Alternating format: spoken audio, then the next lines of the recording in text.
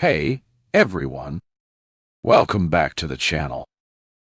This is your go-to spot for incredible audiobooks and stories that will spark your imagination. If you enjoy the vibe and want to support what I do, please subscribe and give this video a big thumbs up. It really helps the channel grow. Thank you so much for listening. And let's dive right into today's story. Chapter 1. Misty Toby Carter stood in the open doorway and waved to get my attention. I dragged myself away from the characters that were coming to life under my fingers, took off the headphones I used to shut out the world when I was working, and dropped them on the desk. London had been struggling in a heat wave for over a week, but Toby looked cool in his summer weight suit, his white shirt still as crisp as when he'd left early that morning, his tie still in the Windsor knot he preferred. As always, his fringe fell across his forehead in an artfully casual way that I knew cost him a fortune to maintain. I was stressed with a looming deadline, but, as ever, the sight of him was the perfect antidote, and as my tense shoulders slumped, the corners of my lips tilted upward in an automatic smile. Hi. Have you been home long? I don't love you anymore. The words were said without inflection, and for a second, I thought I'd misheard. I had to have done. We were perfect together. A tinny, demented bumblebee buzz came from the discarded headphones. I wanted to be distracted, so picked them up and stared at them. Anything rather than look across the room. Anything rather than try to make sense of words that were baffling. I don't love you anymore, he repeated a little louder, each word clearly punctuated. I dropped the headphones, my eyes sliding reluctantly across the room. It was the bulging holdalls bracketing his shiny shoes that I saw first. I stared at them, so that I wouldn't have to look at his face and see the truth written in his eyes. I'm sorry. Sorry. Was that what it came down to? A reduction to that one damn, miserable, pathetic word. I was still staring at his bags as if the answers were in them, struggling to get out. Maybe they were. Maybe he'd packed up all the answers. I should rush over and release them. But before I could move, he bent and slipped his fingers through the handles. Long, strong fingers that had worked their magic on me so many times. He was taking them away.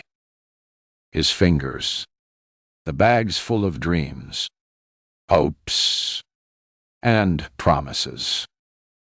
All of it. Leaving me. It was only then that I looked up and met his blue eyes. Startlingly blue and intense-colored lenses. I discovered this the first night he'd stayed over and taken them out. The real color, an unremarkable pale blue. It was a touch of vanity that had amused me. I'd thought it had shown his vulnerability and had found it endearing. Now, I wondered if they were as fake and unreal as his promise to love me forever. Here are your keys. He held out the key ring I'd bought him, the one I'd had made for him. Our initials cut into stainless steel, M&T intertwined together and designed to last forever, like we were supposed to. 2 keys. One for the back door, one for the front, lying together as we'd done, fitting neatly as we had. If he didn't have the keys, he couldn't come back, couldn't slip in beside me in the quiet of the night the way he'd done recently when he'd been delayed by meetings at work. Slip in beside me, wrap an arm around my waist, deliberately disturbing me so that I'd turn in his arms, and he'd make love to me when I was barely awake, knowing the buttons to press to make me moan. couldn't come back and surprise me in the middle of the day when he'd insist I needed to eat. He'd lure me away to a restaurant where we'd eat and drink, and the remainder of the day would be lost in lust and love. Couldn't arrive home unexpectedly, open the door of my office quietly, and slip across the room to wrap his arms around me, making me shriek in fright and dissolve in laughter as he howled with glee, having caught me out again. I stared at the keys and wanted to tell him to hold on to them in case he changed his mind, in case he remembered the words he'd whispered, the ones where he swore he loved me and couldn't live without me. Instead, I held out my hand in an automatic response. My chipped nails were a stark contrast to his perfectly manicured ones. Was that it? Had I let myself go? Too busy to be the perfect woman he'd met that first night, the successful, almost famous girlfriend. Perhaps he'd finally realized that success, like fame, cost dead-eyed. My approaching deadline had meant longer hours recently, fewer expensive dinners out and weekends away. I'd explained and thought he'd understood. Perhaps he hadn't. Or maybe he had and decided the cost wasn't worth his effort. He dropped the keys into my outstretched hand, taking almost exaggerated care not to touch me, as if afraid I'd grab him in a final desperate attempt to hold on. The intertwined M&T were cold. I curled my fingers around them. I'm moving in with a friend. I've sent the address to your mobile so you can forward any post. Okay? Okay? Did he expect me to say yes? That everything was hunky-dory? I suppose he expected me to say something, though. Not simply sit there staring at the keys. The metal cold and hard, like the weight in my chest established. I was a best-selling author. One of my books optioned for a movie, another for a TV series. Words. They were my forte. But, for the life of me, I couldn't find one appropriate thing to say, but the one word I refused to utter. The plaintive, pathetic why I knew would release a dam of tears and recriminations. Better to say nothing rather than that. To remain quiet rather than to beg him to reconsider and stay with me.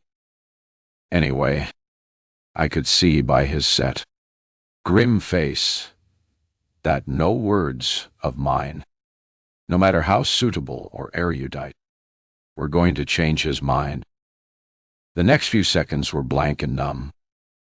Only the pain from the keys and intertwined forever initials pressing into the soft flesh of my palm brought me back.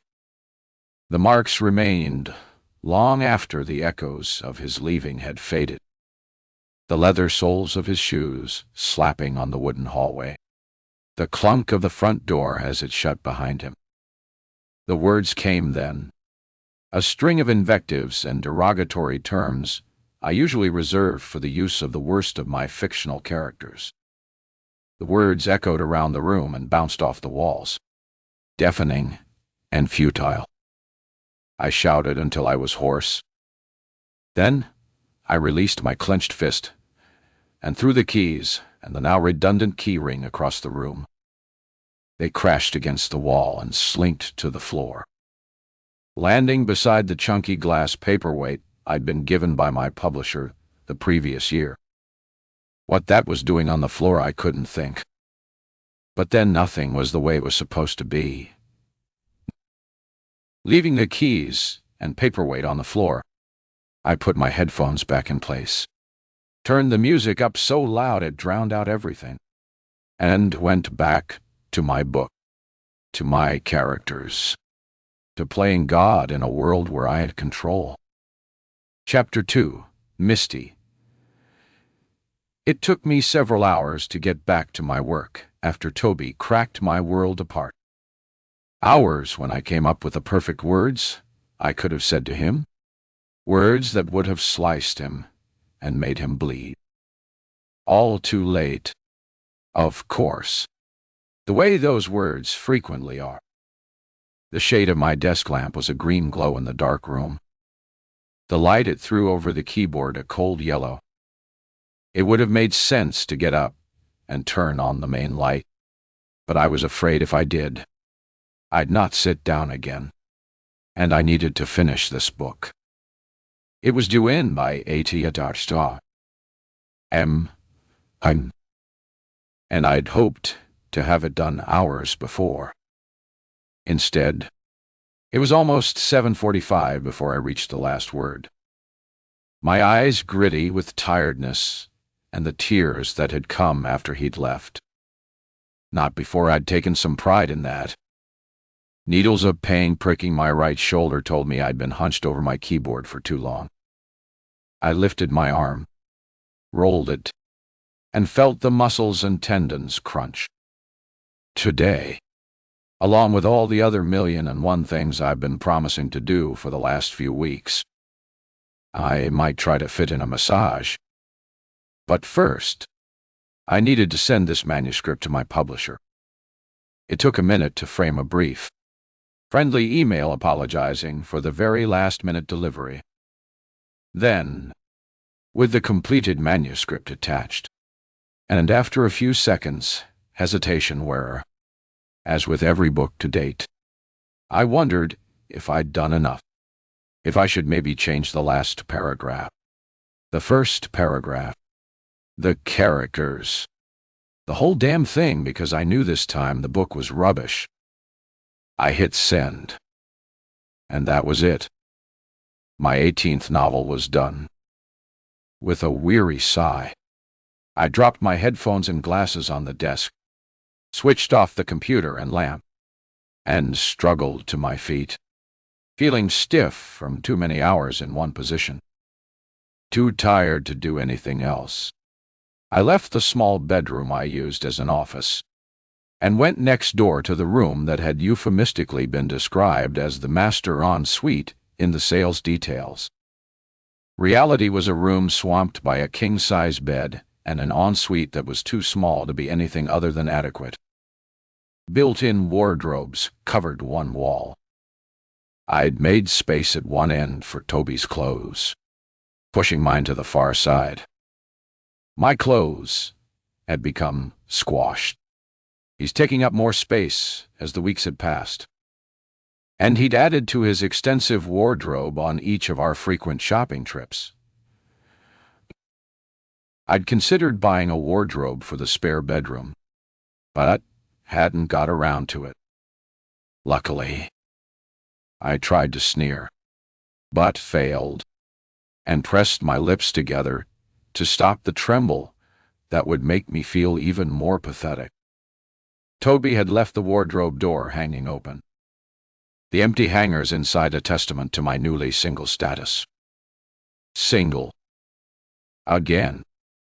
A slam of the wardrobe door set the hangers rattling. I don't think I've ever heard a sound so lonely. I was dressed in what I referred to as my writing garb. A loose, comfortable caftan which didn't constrict as I hunched over the keyboard. I didn't bother to remove it, and dropped onto the bed behind.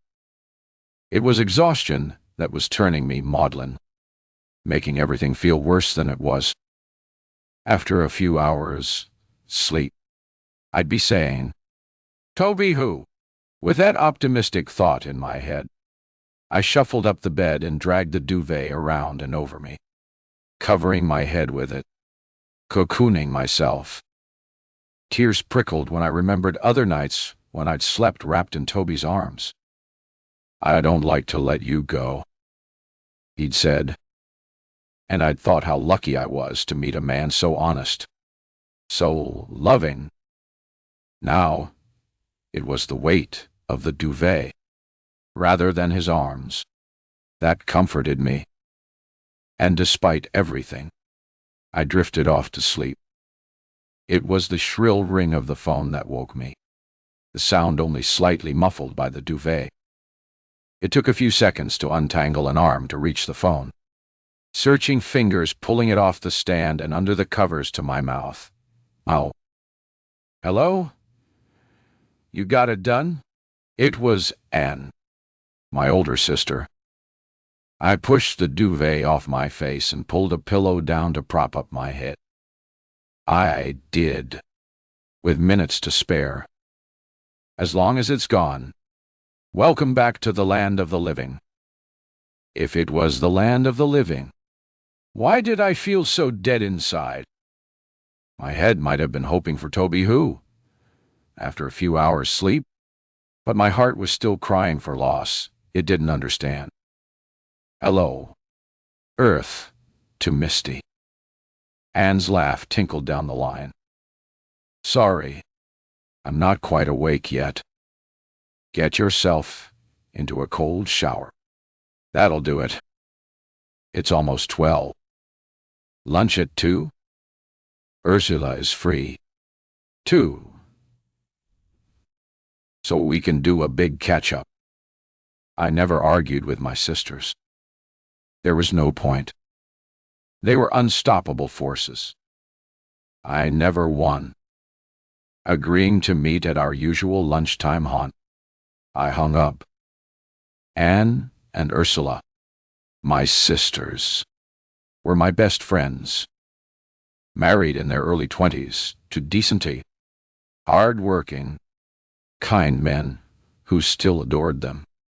They lived only a short drive or a long walk from my home in Hanwell.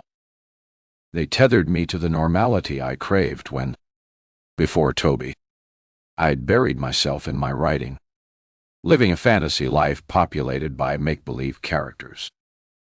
I'd argued with them that it was safer, that the real world could be viciously painful. But then, I'd met Toby. I curled up, pulling the duvet over my head again. I hadn't really wanted to prove myself so spectacularly right. The real world was both vicious and painful. Toby Bloody Carter. I almost spat the words out as I threw back the duvet and scrambled from the bed. It was good to have a reason to get dressed. Otherwise, I'd have stayed in bed drowning in self-pity. The frantic and always last-minute rush to get a manuscript completed by deadline was generally followed by a certain lassitude that would be harder to shake now that I was alone again. Alone. What a horrible word. A minute later, I was under the shower, water as hot as I could stand it, beating down from the large, square shower head. Built for 2. Toby's words were so clear. I switched off the shower to listen for him, shivering foolishly as water cooled on my skin, and memories of our naked, entwined bodies floated on the steam. It's a cliché. I'd said to him the first time when he suggested joining me. Every second-rate romance story has the couple showering together, whereas the reality can't possibly be romantic. He'd laughed, and taken great pleasure in proving that, cliché or not, sex in a shower with the right man was a magically unforgettable experience. The right man? I refused to cry, but neither could I bring myself to sing a chorus of "I'm going to wash that man right out of my hair" as the water cascaded over me. The time would come when I'd accept I was better without him, but that time hadn't come yet. My pixie-style haircut needed nothing more than a rub with a towel and a comb-through to look good, but I spent time choosing what to wear. It didn't matter that Toby wouldn't see me. It was important to show the world what he was willing to throw away so carelessly. Black trousers, white silk camisole, black linen jacket, and, of course, sky-high stilettos. The ones I'd been careful not to wear for fear of towering over the 5'9" Toby, and thereby denting his ego. It was a good look. Classy. Slightly edgy. The dangling chandelier earrings I'd bought in India the previous year, adding an arty touch.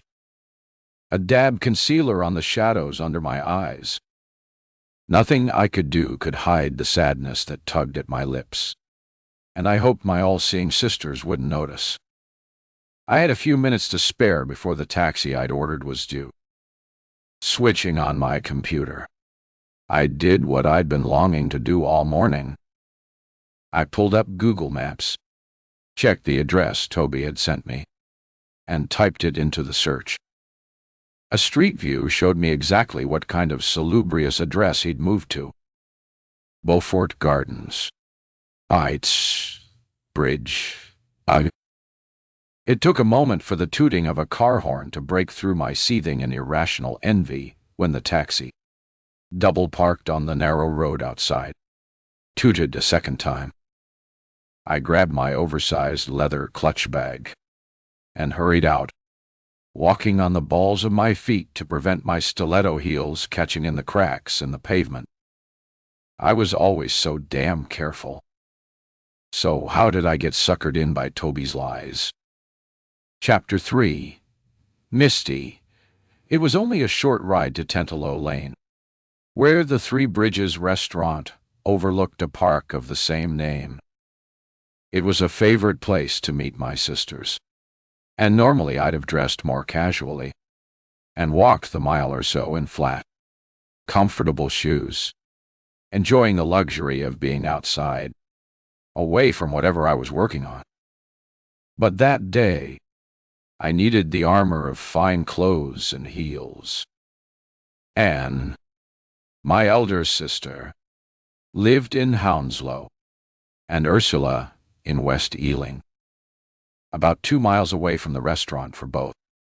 But they'd walk in flats, raise eyebrows when they saw my heels, and shake their heads.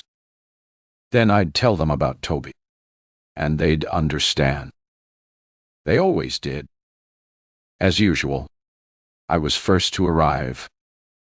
The waiter showed me to a table that overlooked the park, and I sat with the first hint of pleasure in the day. It was the best time of year. The tall trees were in full leaf, with lime-green leaves that shimmied in the slight breeze. I ordered a bottle of Chenin Blanc without looking at the menu, and it came almost immediately. The waiter left it sitting in the ice bucket, as if assuming I'd wait for whoever was joining me at the table for 3. Silly man. I reached for it, tossed the screw cap on the table, poured a glass almost to the brim, and swiftly downed a couple of mouthfuls to reduce it to a more refined level.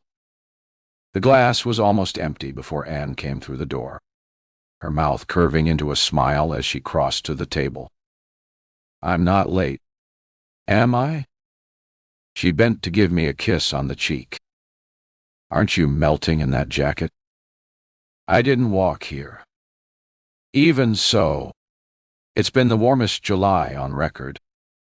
Anne sat on the chair opposite, picked up the menu, and found her face. I walked. Maybe I shouldn't have. She was wearing a sleeveless cotton blouse, the smooth stretch of her upper arm marred by a telltale tan line. Anne was, at heart, a polo t-shirt and chinos type of woman. Guy. She was also a woman of habit. I took the menu from her and wafted it back and forth gently. I bet you left home late and had to hurry to catch up. You know me too well. Anne reached for the wine bottle. If she was surprised to see how much I'd already had, she said nothing, and poured a small measure for herself before holding the bottle towards me. More? Oh, sure. I edged the glass closer to her, amused when she barely caught or filled it. Picking it up, I raised it towards her. Cheers. To the success of your book. Anne tipped her glass against mine, took a sip, and put it down. So, are you taking a break before you start anything new? Maybe I was imagining things, but the question seemed to have undertones. I was about to query it when my other sister arrived. Ursula was a year older than me and the wildest of the three, certainly the most eccentric. Describing her style as bohemian, she strolled across the restaurant in an off-the-shoulder blouse and matching floor-length skirt. Her mousy brown hair was streaked with pink, and multiple bracelets on each arm created a noisy jangle as she waved wildly. Other diners raised their heads, then their eyes. Ursula looked like she should be the artistic one, but in fact, she was an accountant. Her style, she insisted, was a survival mechanism to counteract what she referred to as her daily 9-to-5 drudgery. In a cloud of floral perfume, she enveloped me in a hug before she flopped onto the third chair and reached for the wine bottle. Less reticent than Anne, her eyes widened at the little that remained, and she darted a look at me. "You're knocking it back a bit, aren't you?" Although she was right, I was irritated at the assumption. They thought they knew me so well. It might have been Anne. Ursula laughed. "I bet Misty is still on her first glass." Anne lifted her wine. "You're right. Fine.got. Fine.at.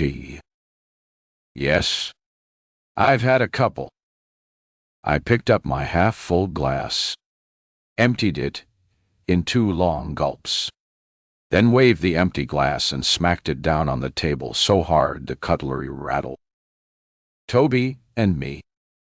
If I said it, it made it real, didn't it? And I'd have to face up to it. We've split up. I expected them to look shocked, stunned, to wail and gnash their teeth, to join with me in mourning my loss. But it was I who was stunned when Anne raised a clenched fist and mouthed, "Yes." And Ursula dramatically wiped her hand across her forehead with a loud phew. "Oh, don't look so surprised. Misty." Anne reached for her glass, and this time took a large mouthful of wine as if in celebration. "You've been a different person since you met him, and not in a good way." She pointed her index finger at me and waved it up and down. "That outfit tin, for instance. Who are you trying to be?" Ursula held the empty wine bottle up for the attention of a hovering waiter, who took it and returned moments later with a replacement. It wasn't until their glasses were full that she spoke. "Toby wasn't good for you." She twirled her hand around in the air, sending bracelets jangling and ruffles flying. "He was a fake. All hot air and waffle."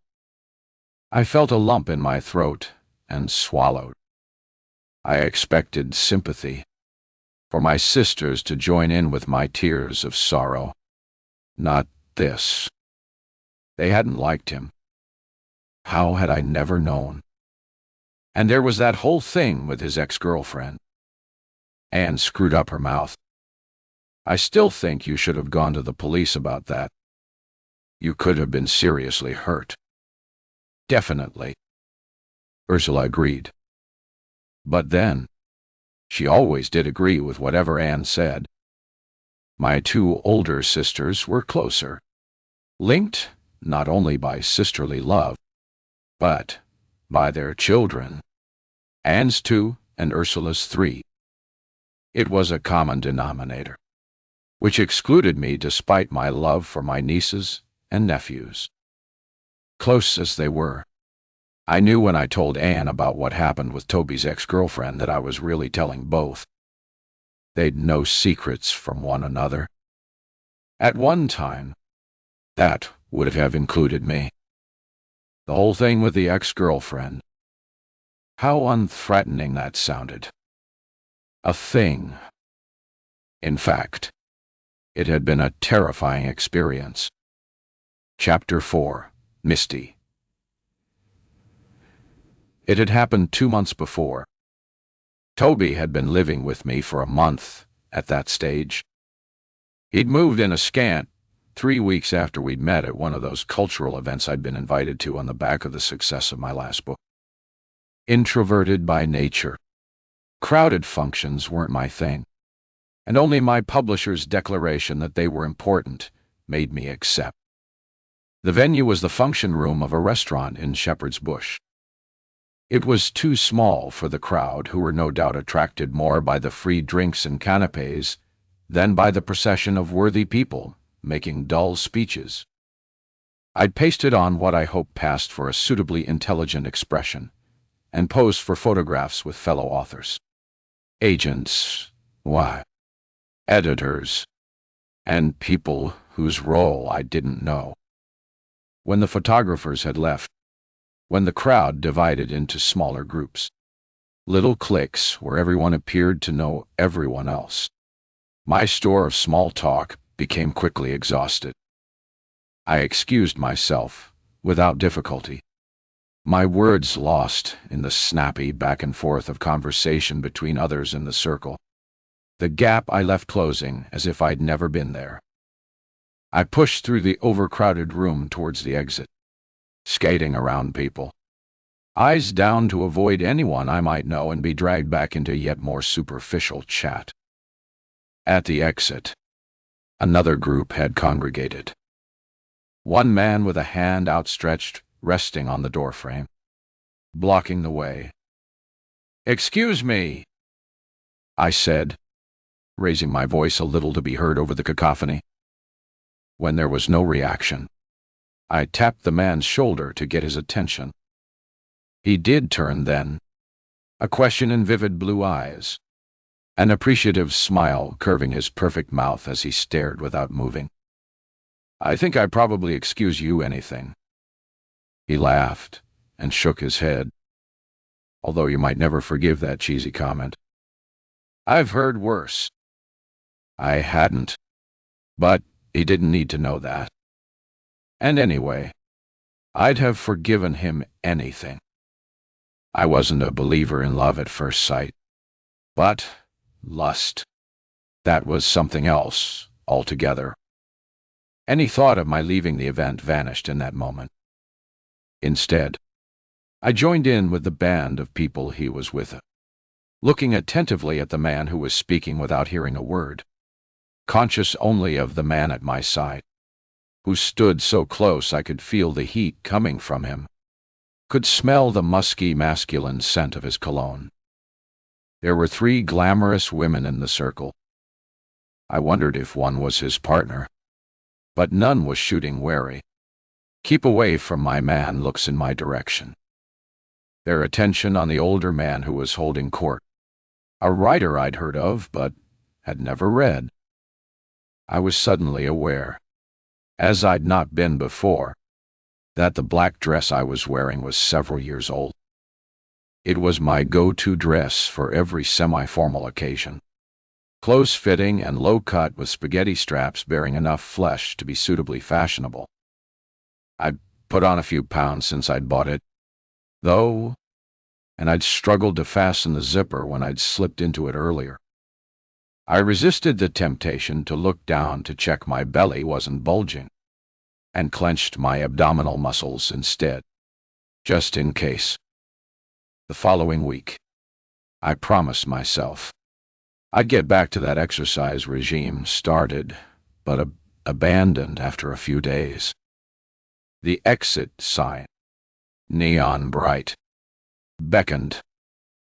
A gap had opened near the doorway, and feeling suddenly foolish, I smiled at no one in particular, turned away, and edged around the man to make my escape into the reception lobby. I handed my ticket to the bored-looking woman in charge of the makeshift cloakroom. She was chewing gum with bovine intensity and looked at the slip of paper as if she wasn't quite sure what to do with it. Then, without a word, she disappeared into the room behind and returned moments later with my coat. It had been so hot inside that I greeted the chill outside with pleasure and left my coat draped over my arm.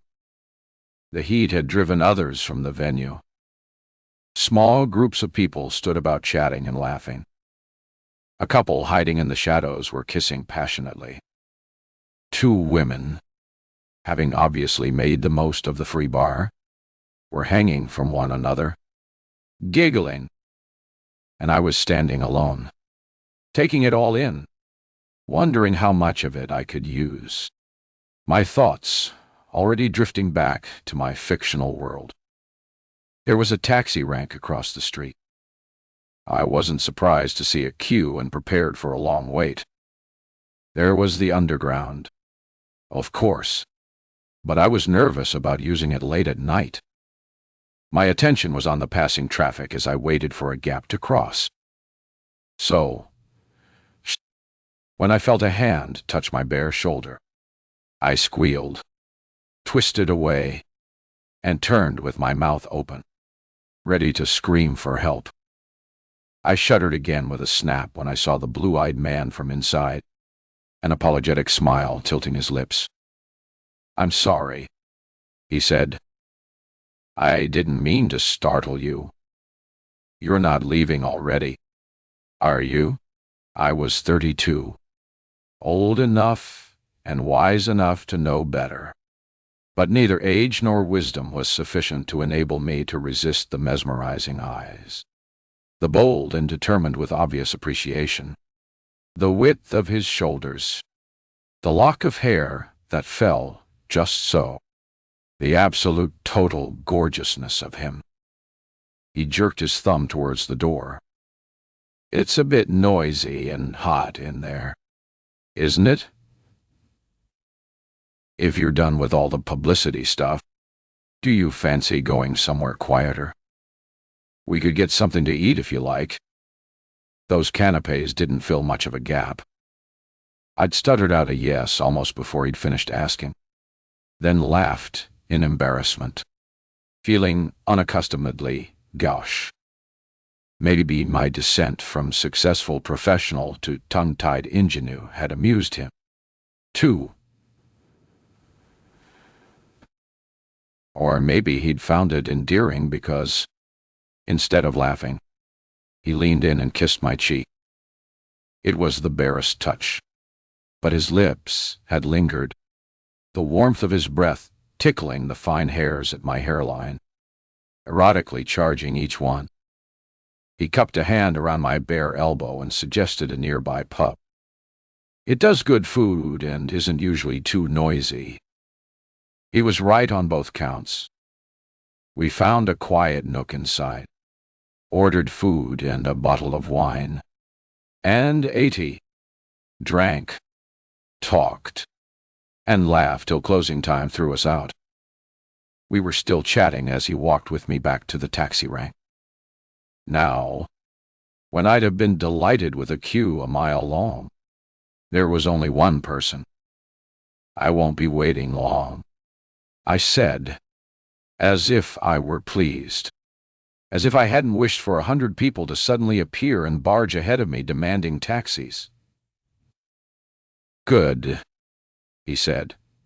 Oh, it's getting chilly." He put an arm around my shoulder to draw me closer. "I'd love to see you again." His warmth, the scent of him, was intoxicating. So would I. "See you, I mean. How about dinner tomorrow?" I pretended to consider it, then laughed. "Dinner sounds good.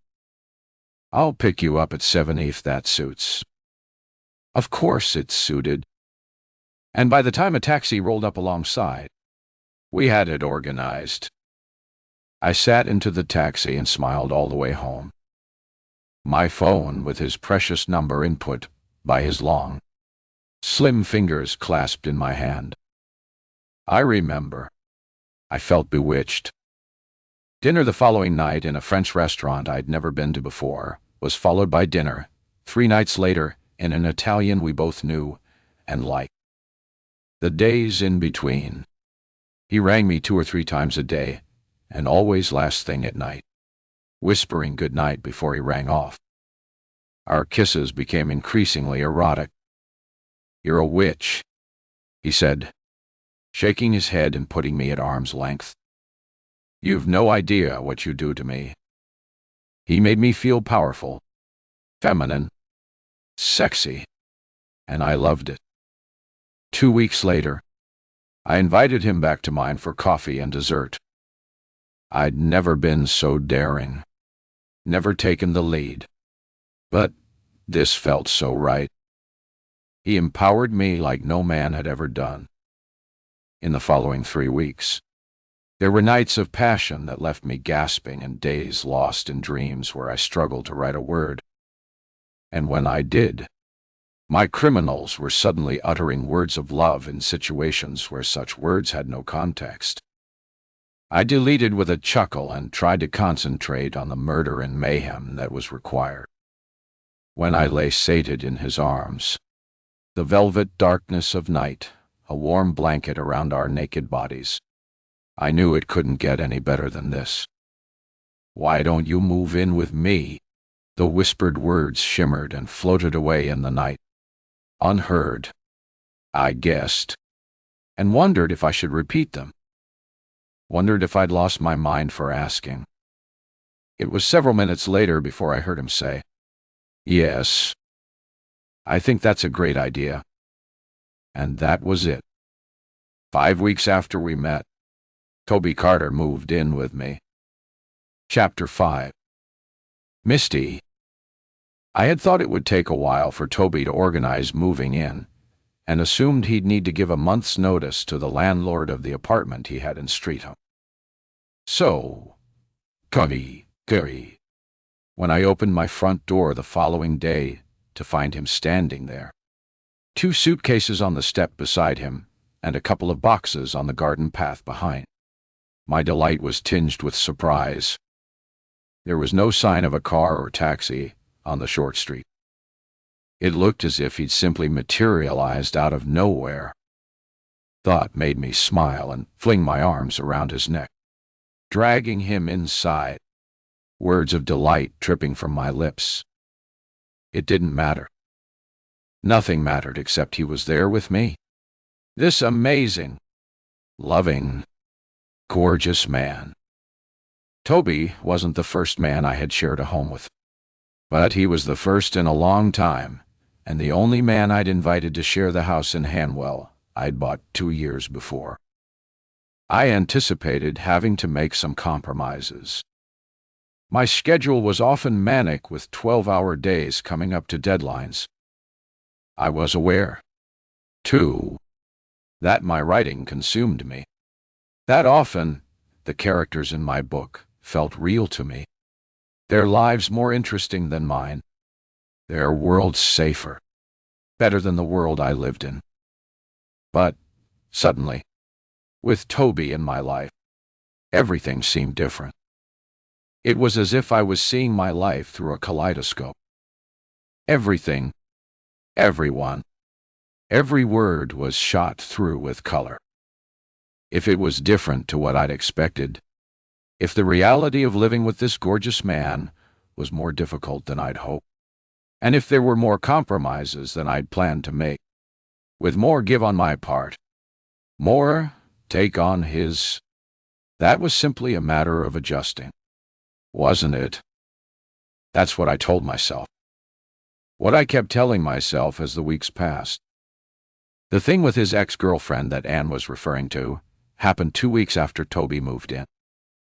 I was engrossed in my writing, headphones in place, classical music calming my brain and oiling the words that tripped off the ends of my fingers. Lost in what I was doing. It was several minutes before the sound of the front door being pounded wormed its way into the music. Drum rolls out of place in a piece which should simply have been strings. I took off the headphones and listened. Maybe I'd been imagining it. But then it came again. Not the polite, if frustrated, knock of a delivery person, but the loud hammering of someone desperate to gain my attention. I frowned at my computer screen and typed 2 words before saving the document and pushing my chair back, the wheels rolling noisily on the wooden floor. The hammering came again, longer and louder. I swore softly and hurried down the stairs, taking the last few steps in a leap while shouting, "I'm coming! Hold your horses!" Twisting the doorknob, I pulled the door open, ready to give whoever was there a piece of my mind. I was completely unprepared for the open-handed blow to my face that stunned me and sent me stumbling backward into the hallway, my arms windmilling as I tried to keep my balance. "You bitch!" A wild-eyed woman stood in the doorway, slightly smaller than me, but bulkier, with long hair loose around her shoulders and brown eyes narrowed in hatred. My first thought was that I was the victim of a misunderstanding. My second, that some reader really hated my books. I lifted a hand to my face, feeling the stinging heat of the slap. "I think you must have confused me with someone else." The woman curled a lip and clenched her hands into fists.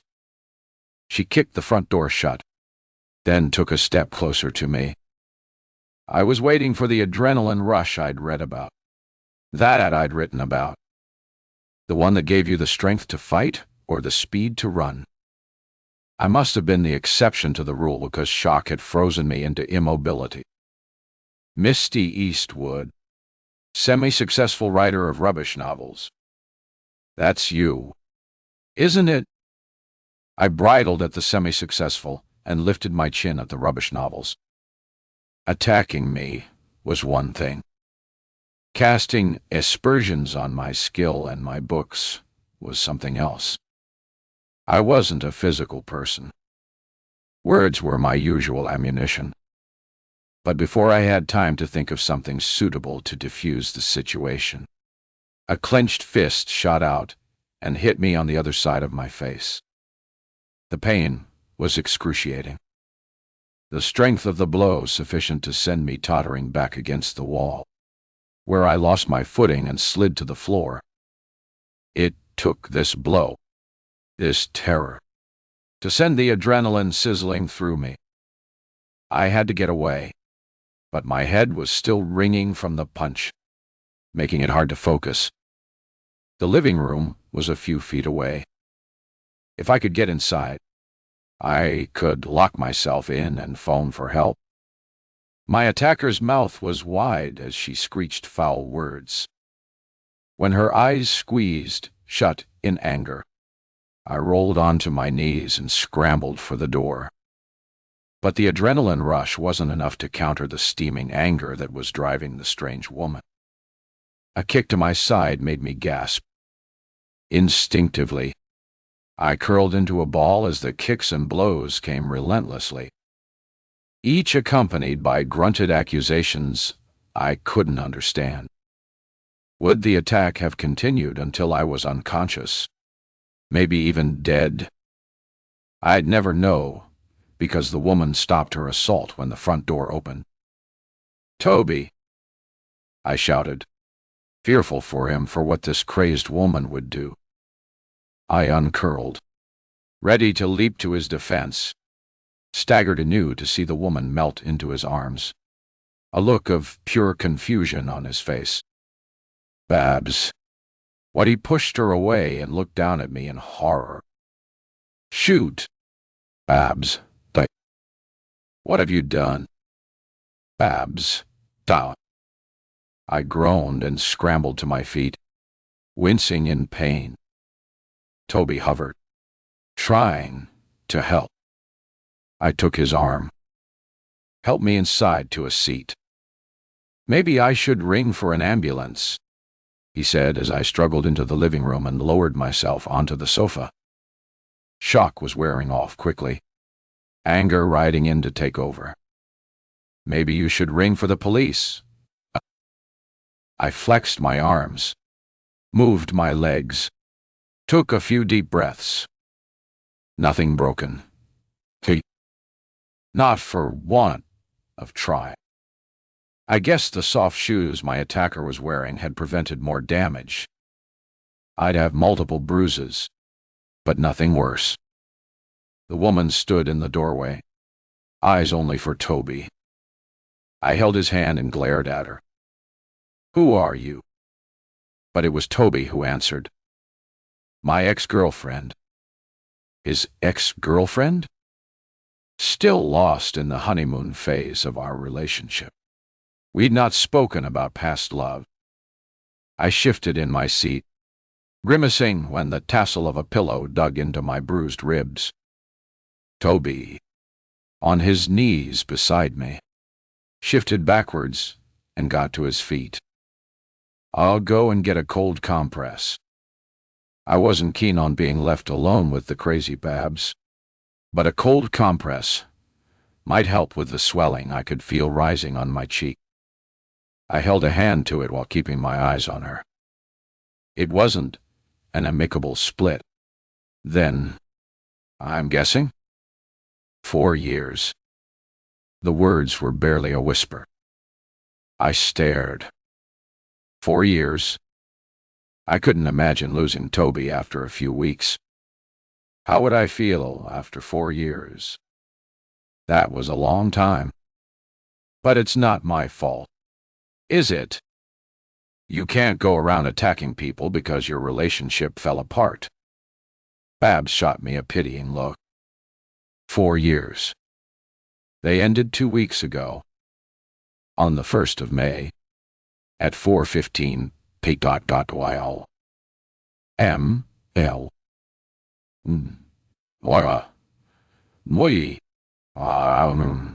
Chapter 6. Misty, I wanted to laugh off the woman's words because it couldn't be true. Could it?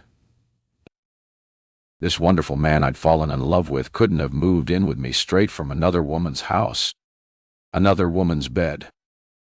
Had he been sleeping with the two of us at the same time? I turned my head to look at him as he came back. The wet towel in his hand, dripping spludges of water onto the wooden floor, where they would mark it and remind me of this moment forever. You came to me straight from her. Toby looked from me to Babs and back again, his free hand creeping to his face and running down it as if to wash the guilt away. I can explain. My head was reeling. The physical attack had been bad enough, but this onslaught of emotions was threatening to overwhelm me.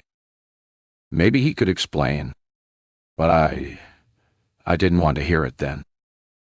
I didn't want to call the police either, although I certainly had cause. But 4 years. Babs was still standing there, staring at Toby with the adoring eyes of a whipped puppy. What kind of a name was Babs? Anyway, a nickname. A lover's name. I reached a hand for the towel and pressed the cold, wet cloth to my face, hiding from the sight of both of them. Get her out of here. From the safety of the darkness, I heard their footsteps recede, his heavier ones, hers a mere whisper. Voices raised in the hallway, angry words fading as they moved away. On the doorstep, on the garden path, the pavement outside, then disappearing into the distance. I lay back against a cushion, lifted my feet onto the sofa and stretched out. Every movement hurt. My cheek was the worst. I opened my jaw wide and felt the swelling. In the morning, it would be multicolored proof of the vicious attack. 4 years. I tried to remember what Toby had said about where he'd lived. He hadn't lied to me. Not exactly. He'd said he lived in an apartment in Streatham. He never said he lived alone. Never said he was living with his girlfriend of 4 years. Either. Too agitated to sit still, I slid my feet carefully to the ground and stood. Time to have a look at the damage. In the hall mirror, I took stock, my fingers gently palpating my cheekbone. It was swollen, shiny, already starting to color. I was going to look a mess. Luckily, we had nothing planned.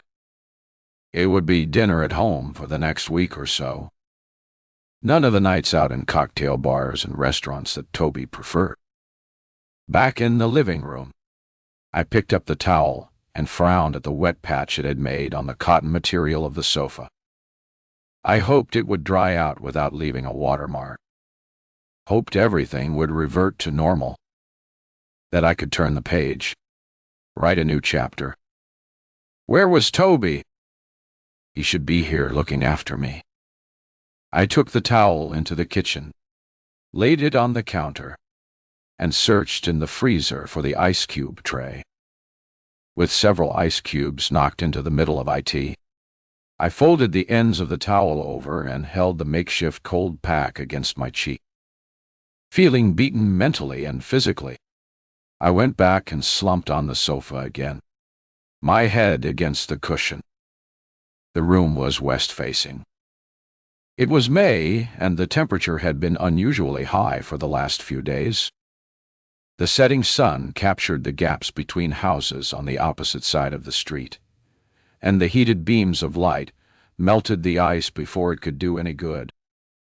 Cold water oozing through the towel ran down my neck and soaked into the cushion. Shock is exhausting. The post-adrenaline dip weighed me down and shut my eyes. Hey!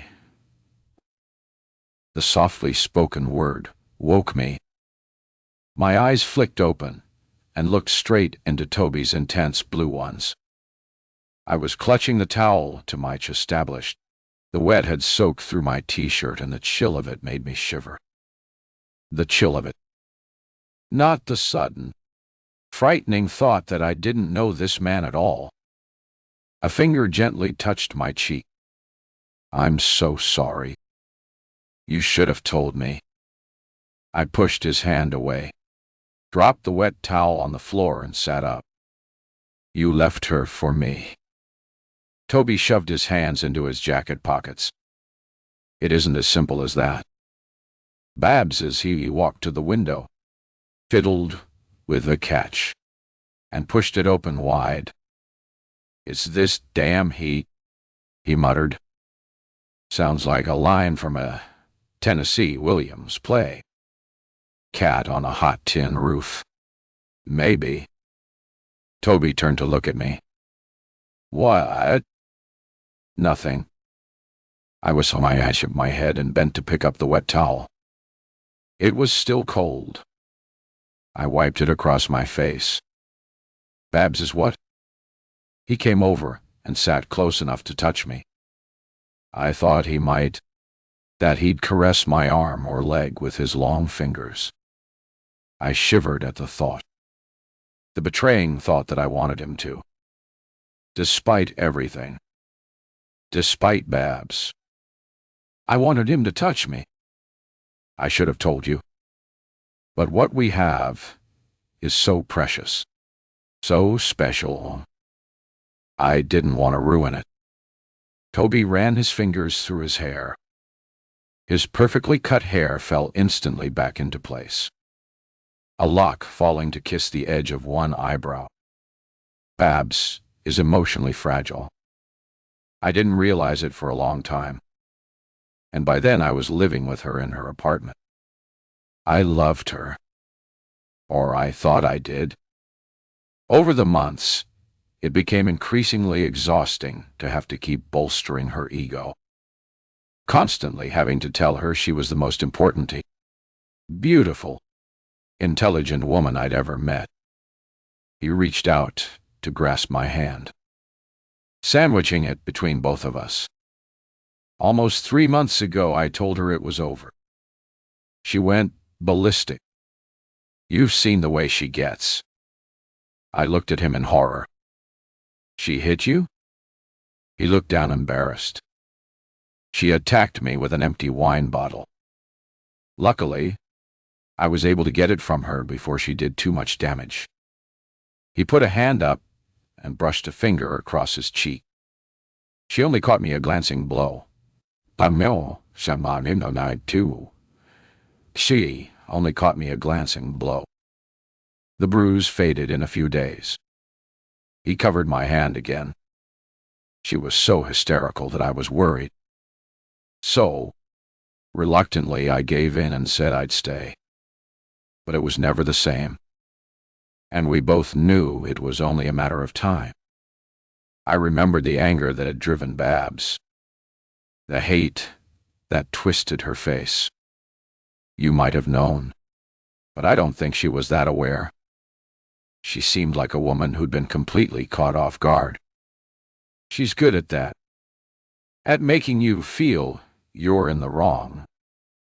It's an art she's cultivated, and she does it so well. I looked at the sensitive fingers that were caressing my hand, fingers that the previous night were caressing more intimate parts of me. I had to know. Were you still sleeping with her? His eyes widened. Wow. Number, how could you think such a thing? I swear I hadn't slept with her for a couple of months before I left. That's why I thought she knew it was over. I even suggested that I pay her rent for goodness sake. As far as I was concerned, we were flatmates. I lifted my free arm to show the dark splotches that already colored my fair skin. Flatmates don't generally beat up the new girlfriend. Toby reached for my arm, leaned closer, and planted kisses on each mark. I'm so sorry, he said, sitting back. I gave her your address so she could forward any post. It never entered my head that she'd come here and make trouble. Make trouble seemed a gross dismissal of what I'd been through. I opened my mouth to say that it was more serious than that, but stopped at the stricken look on his face. It wasn't his fault. Not really. Or not all of it anyway. You should have told me about her. Toby mentioned that your last girlfriend was unstable. You certainly should have told me you were living with her before you came here. I tried to pull my hand away, but he tightened his grip. I don't like the feeling of being the other woman. You're not the other woman. You're the only woman. I love you. I wrote stories, used words every day. I knew how empty they could be. How can I believe you? He pulled me closer, ignoring my wince of pain. I swear to you, she means nothing to me. I felt sorry for her and stayed with her out of some desire to be a decent guy. He pressed his lips to my cheek. Then, ever so gently brushed them down that angle of my neck where every nerve in my body seemed to wait for his touch to explode in a dizzying mix of sensations. And in that second, I didn't care if I believed him or not. Chapter 7. Misty. Time see while Adia. I looked out the window of the Three Bridges restaurant, ignoring the exchange of worried glances between my sisters. Getting beaten up by Toby's crazed ex-girlfriend had been a terrifying experience. But it hadn't left me feeling as defeated as I did now that he'd left me. Did he go back to her? Ursula reached across and laid a hand on mine. Is that it? Would it have been better if that had been the case? If he'd suddenly decided he couldn't live without the unstable Babs? It might have been better than the truth that was becoming glaringly obvious. No, he didn't go back to her. I think he's moved in with someone else. I could feel the corrosive bite of bitterness. Was this how Babs had felt? Perhaps my next step was to go around and launch an attack on this unnamed woman. Nice though my home is, I was under no illusions. The salubrious-looking apartment Toby had moved to in Beaufort Gardens was a huge leap upward. His designer suits would fit right in with the Knightsbridge clientele. He'd enjoy fine dining in the local restaurants, drink cocktails and expensive wines in the chic bars. and he'd never put his hand in his pocket for any of it. Reality. It was a cold awakening. I wasn't sure how it had happened. How it had changed from his insistence on paying for everything the first few times we'd gone out to my paying every time since. I had a vague memory of laughingly demanding to pay one night and his reluctance to let me. Then I wanted to pay to celebrate my last book hitting the #1 spot. Then to celebrate signing a new contract. And suddenly, it was every time. I hadn't minded. It was the 21st century after all. And I earned more as a writer than he did as a marketing executive. No, I'd not mind it. And it was only in retrospect that I realized how much money I'd spent on him. He encouraged me to buy new clothes. Smarter. More chic. Sexier. And every time we went shopping, it seemed natural for him to buy clothes. Too. And instinctive for me to pay. I felt Ursula's hand tighten its grip, and I looked up with a smile. It'll be fine. It was a bit of a shock. I thought, what had I thought? That this was it? Happy ever after?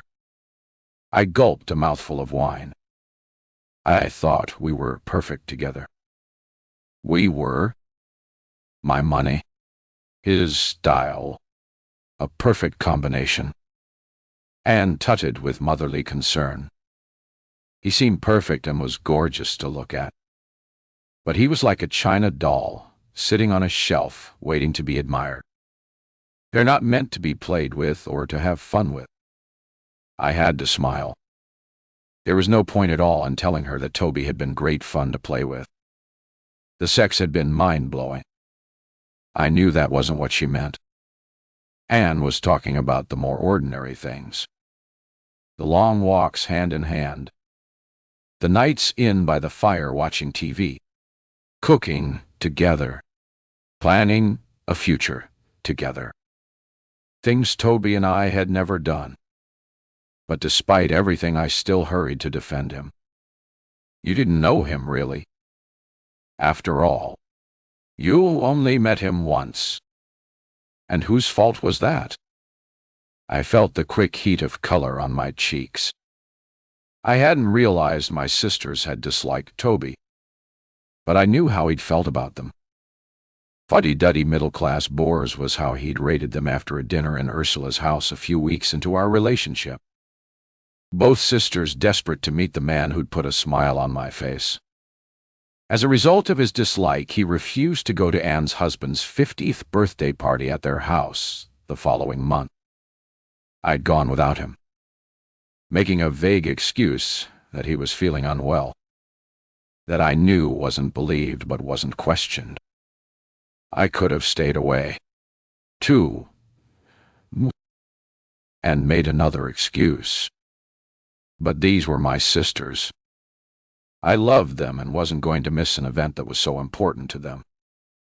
Ursula, the middle-class peacemaker, jumped into the uneasy silence that followed Anne's remark with a change of conversation. Now you can go back to writing romances.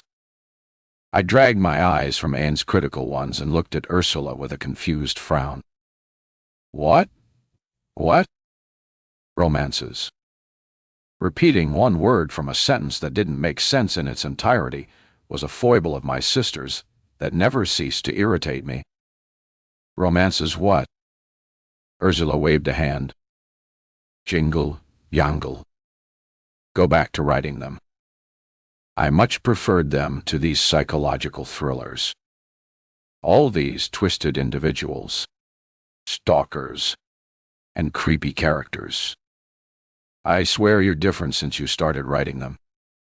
I tried to laugh, but it came out wrong, sounding forced and fake. Honestly, you too.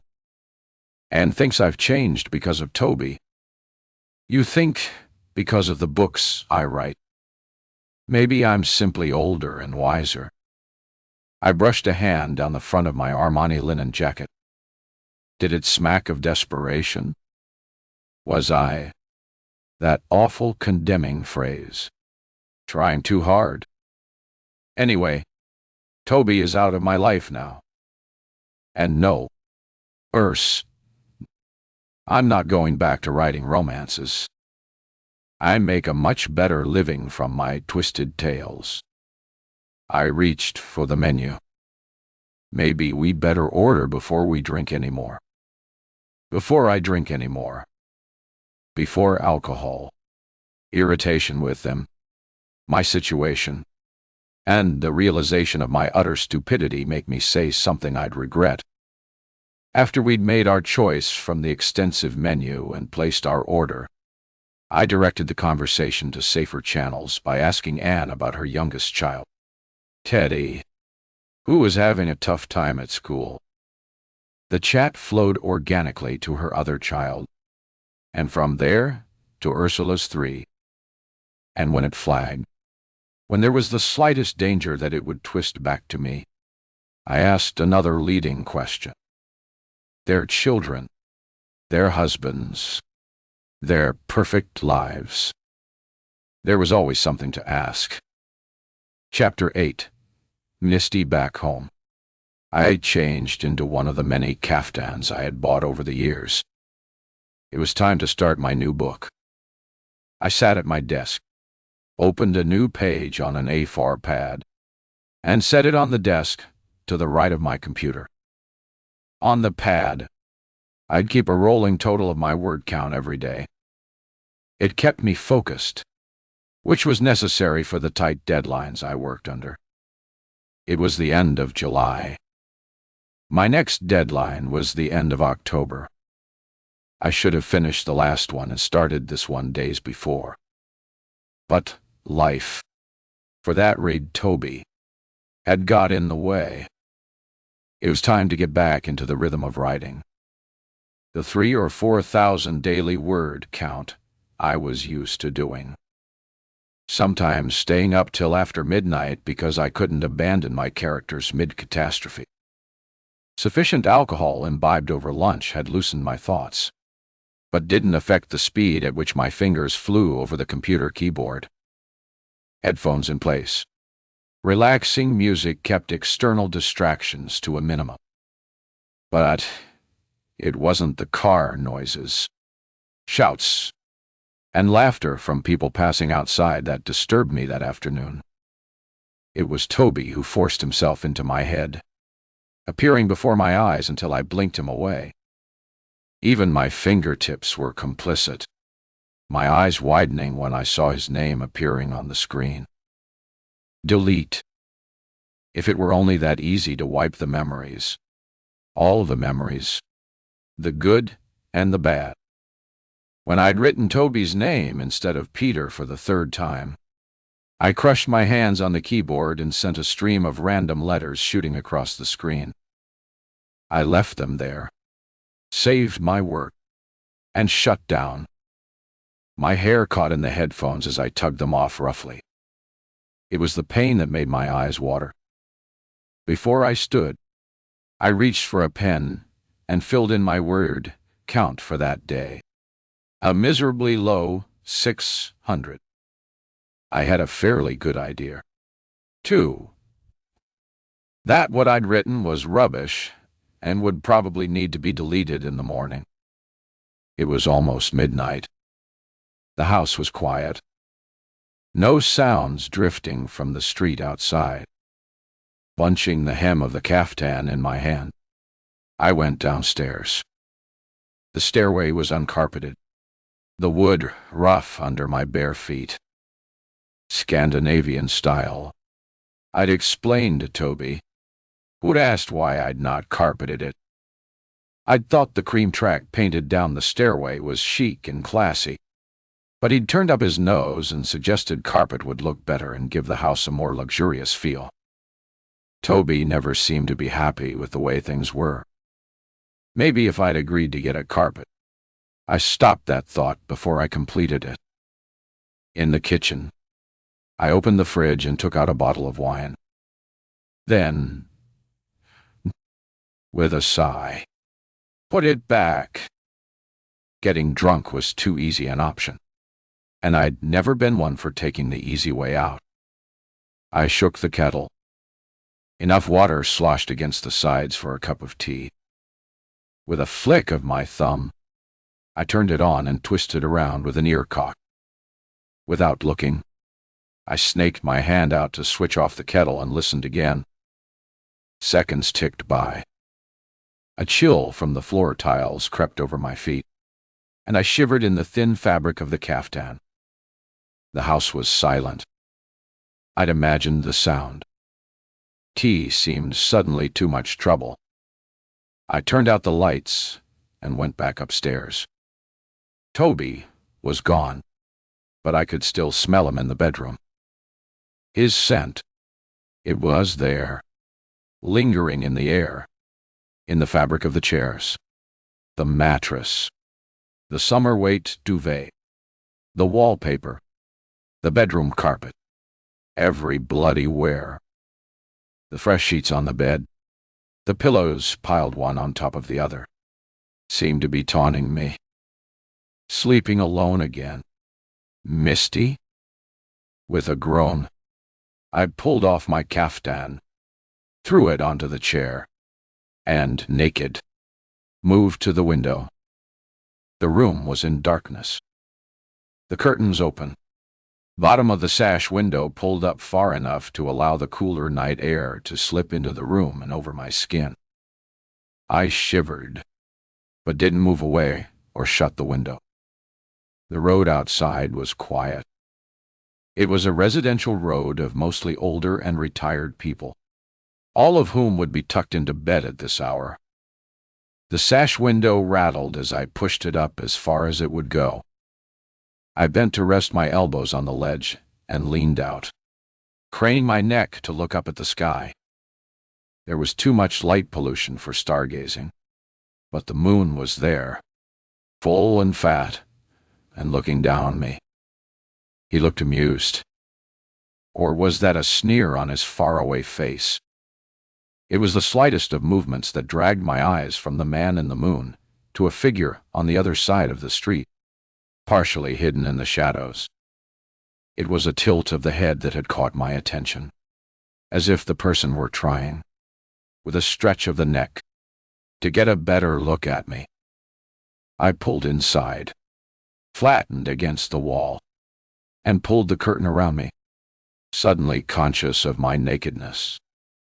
Myrtle Road wasn't a shortcut to anywhere. Wasn't a road to attract a late-night footfall. There was no reason for anyone to stand there, and none to be standing there staring up at my bedroom. I took a steadying breath, kept the curtain wrapped about me, and peered around the edge of the window. The figure was gone, pulling the drapes with me. I moved to look up the road. Apart from the bumper-to-bumper cars, there was nothing to be seen. I reached for the other curtain, stepped back, and pulled the two together, overlapping their edges, cutting out all the light from outside. The darkness held no comfort. There were no arms waiting in the bed to wrap around me and offer solace. No lips to whisper reassurances. No words to fill the emptiness. And outside, had I imagined a figure? I didn't think so. There'd been something vaguely familiar about it. Then it came to me. It was the woman who'd attacked me. Babs Dodge. Was she looking for Toby? Perhaps I should go out, run after her, naked, apart from my tears, and tell her he'd moved on. Tell her that they had, at last, something in common. Chapter 9. Misty sleep came tantalizingly close, but bounced away each time. My eyes flying open at every real or imaginary creak as my old house settled for the night. Daylight brought its own set of sounds. The pigeons landing noisily in the gutter outside the window. The early risers starting their car engines. leaving them to idle and pump out noxious gases as the drivers faffed with rearview mirrors and seatbelts. By that stage, I'd given up any attempt to sleep and lay with my arm resting over my eyes, listening to the sound of the world waking. Normality. My new normal. I thought about the figure I'd seen outside in the early morning darkness. Had I imagined it? Was it a figment conjured by the guilt I'd never really acknowledged? The real reason I'd not wanted to call the police following Bab's vicious assault. I'd seen the way she'd looked at Toby. The love in her eyes. The disbelief that made her clenched lips quiver. The beseeching hand she'd stretched towards him. I'd listened to Toby's explanation. His insistence that it had been over with Babs months before, and his argument that he'd done right by her. Thinking back, I couldn't remember if I truly believed him or not, because I hadn't really cared. All I knew was that he'd chosen me. That was what I deemed important. I'd been consumed by him and nothing else. Nobody else mattered. Was that what the unknown woman in Knightsbridge was thinking now? Perhaps she didn't even know about my existence. Toby, after all, had a history of keeping his previous life in the dark. He'd said he intended to tell me about Babs. What would he have done if she hadn't arrived with her fists swinging that day? I threw the duvet back and got out of bed. It was foolishly pathetic to be wasting time thinking about Toby. We'd only been together 3 months. A blink of an eye. Not 4 years. If it had been Babs outside, she'd soon realize Toby had moved on and would leave me alone. I picked up the caftan I'd discarded hours before, slipped it over my head, and crossed the landing to my office. The curtains were shut. I pulled them back, put the heel of my hand against the top of the lower sash window, and shoved it up. It went too far. Flies would come in, buzz around, and drive me crazy. I lowered it until I had the optimum half-inch gap that would allow air in and deter bug intrusion. Only then did I head downstairs for the first coffee of the several I'd drink through the day. I drank the first one in the kitchen, resting my head in my hands between sips. The mug was half empty when I heard the doorbell peal, and I lifted my head with little enthusiasm. At that time of the morning, it was likely to be the post. I wasn't expecting anything, but my publisher often sent gifts, as did my agent. Usually alcohol or chocolate. They knew me too well. It was tempting to ignore it and wait for the card slipped through my letterbox to say I'd missed a delivery. But that would entail getting dressed and a journey to the post office, where parking was often a nightmare. The bell pealing again made my mind up, and I pushed to my feet. The bell sounded again before I reached the door, more insistent, as if someone was determined to get a response.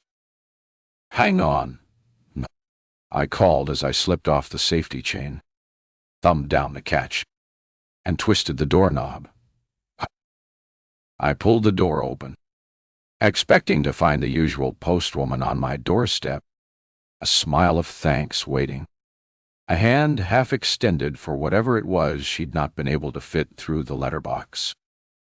It took a few seconds to realize I was wrong. Time to take in the elegantly dressed woman on the doorstep, and to regret my own creased caftan and uncombed hair. I shut the door over slightly in a vague attempt to hide my unkempt state. Yes, unexpectedly. The woman stepped back and looked up at the house, a frown creasing her brow. "What's going on?" "I don't understand." She brought her gaze back to me and took a step forward. "Who are you?" I'm the owner of the door you've been pounding on. I wasn't in the mood for entertaining some lost female. You've obviously got the wrong address. So if you'll excuse me. I stepped back, my hand on the door, pushing it shut. No. Wait. The woman put her hand out to stop me. I'm looking for Toby Carter. Do you know him? No. Is he here? I stared, and I couldn't help it. I laughed. The Knightsbridge woman. It had to be. He's left you already. That didn't last long. I pushed the corners of my mouth down and made a big deal about letting my eyes drift from the expensive hair to the slim stiletto shoes. If you think he's coming back to me, you're wrong. I wouldn't take him back. I would have done. Oh, I would have done without hesitation, without question. The thought that I would be so foolish sent anger shooting through me, and I clenched my hand on the door. He's not here. The woman's expression morphed from aggressively demanding to pathetic desolation. No. I looked at her face more closely. She was an attractive woman, but older than me. It looks like he's moved on quickly this time. Has to be a record. 2 nights. No, T. You don't understand. He never arrived. The woman held a hand over her mouth, red manicured nails glaringly stark against her porcelain skin. I wanted to shut the door, wanted to close the woman and her pathetic, desolate face from my view. Pathetic and desolate. Wasn't that exactly how I'd felt? With a sudden dart of understanding, I opened the door wider. You'd better come in. The woman passed in a whiff of perfume, but guessed it was expensive, like everything else about her. I waved a hand towards the kitchen door and waited till she walked forward, her red-soled shoes click-clacking on the wooden floor. I shut the front door. Sorry I'd not followed my first instinct to ignore the doorbell. With a loud sigh, I ran fingers through my hair and followed her. She was standing in the kitchen, staring out the window, or maybe she was admiring her reflection. When I coughed to draw her attention, she turned. He's really not here? I wouldn't take him back. Believe me. My voice was firm, my heart chuckling at the lie. But he did leave. Too little sleep. Not yet enough coffee. My brain was mush. I pulled out a chair and sat. Yes. He left night before last. The woman turned then. She folded her arms across her chest, hands gripping the opposite upper arms, long nails digging in. It looked painful. That was when he said he was going to come to me, but he never turned up. I frowned, trying to make sense of what she was saying. Listen, I need some more coffee. I haven't slept well. You want a cup? Yes. That would be good. Thank you. Elegant. Beautiful. And so damn polite. I got to my feet, boiled the kettle, and made a pot of coffee. Sit, I said, putting 2 mugs on the table. The jug of milk in the fridge had solidified. I emptied it into the sink. Glug, glug, dot-j. The nose-crinkling smell of sour milk wafted until I turned the water on to rinse it away. It was the only jug I had. I hadn't the energy to wash it. The Tetra Pak of milk would have to suffice. The woman stood until the coffee was poured, then pulled a chair out and sat. What's your name? She'd probably always been Miss Knightsbridge in my head, but it was better to know who I was dealing with at. The name of the woman who had stolen Toby away. Who was better than me? Sexier. Richer. Richer. That was the key. That's what would have counted the most with him. Gwen. Dort. Gwen Marsham. Well, Gwen Marsham. If Toby isn't with you, and he's definitely not with me, then where is he? Chapter 10. Misty. I watched dispassionately as Gwen's gray eyes filled with tears. What right had she to cry for his loss? She couldn't have known him long. After all. Could she? Could she? It was better to know. How long did you know him? Gwen's fingers were wrapped around the mug. She lifted it to her lips, but put it down without drinking, staring into it. 2 weeks. No. She looked up then. You probably think I'm crazy asking him to move in with me after such a short time. To be honest, I thought I was myself. But her sigh seemed to deflate her. I've never met anyone like him. I've never laughed so much or felt so carefree. He made me feel so special. And the sex. Well, it was incredible. A smile quivered. Sorry. You probably don't want to hear that. I stared at her, my hands curling into fists. Was this the same emotion that had surged through Babs and driven her frenzied attack on me? I shook my head, trying to dislodge the image of Toby, naked with this woman. A full-color image with a surround sound of moans and his whispering words of love. My voice cracked as I said, "Don't want to hear that my boyfriend was sleeping with another woman at the same time he was sleeping with me." Seriously? Would any woman want to hear that? Gwen had lifted the mug to her lips again, but my reply seemed to startle her. She jerked, sloshing coffee in an arc of liquid that hit her chestablished.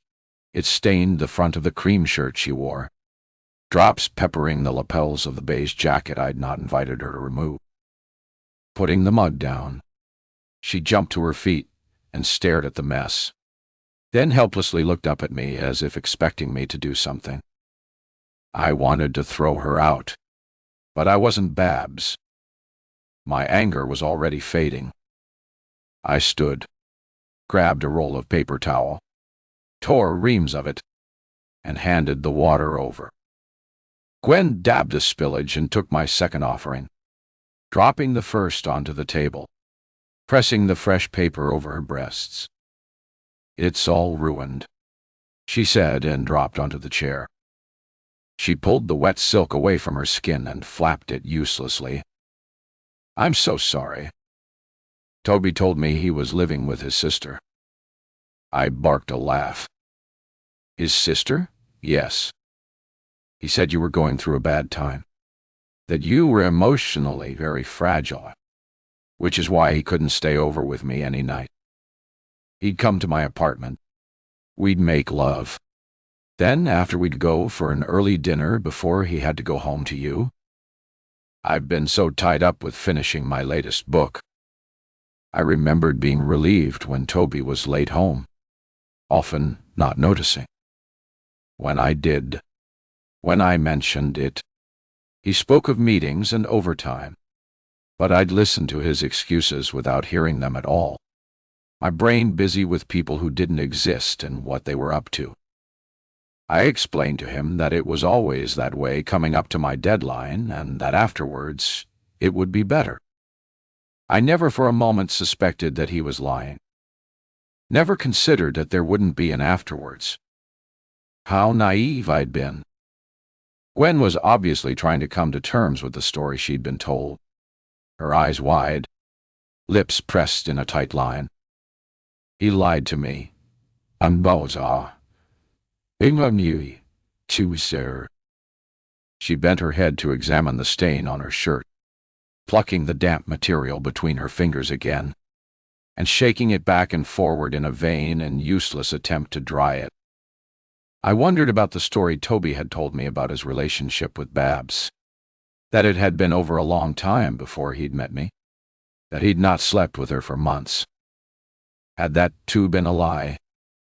Had I been as gullible as the woman who sat opposite it, looking as if the bottom had fallen out of her world? "Where did you meet him?" Gwen gave her stained shirt a final flap before taking her hand away. "I have an art gallery on Knightsbridge High Street. He came in to inquire about a painting that was on display in the window." It was so unexpected. It dragged a reluctant laugh from me. "Seriously?" I held my hand up. "Don't tell me." He talked about buying it, but decided it was too big, too small, too something or other, too big. "And you didn't persuade him to buy something else?" Gwen reached for what was left of her coffee and took a sip. "He came in a few minutes before we shut for lunch. So he suggested I join him for something to eat, so we could talk about it." Very smooth. I imagined Toby's smile. That way he had of tossing his head to send his fringe flying back, dragging your eyes to it as it fell so perfectly into place. The smile in his blue eyes, the curve of his lips. I swallowed the memories with a gulp and concentrated on the woman opposite. "I bet he took you to an expensive restaurant and insisted on paying." "Yes, an Italian near the gallery."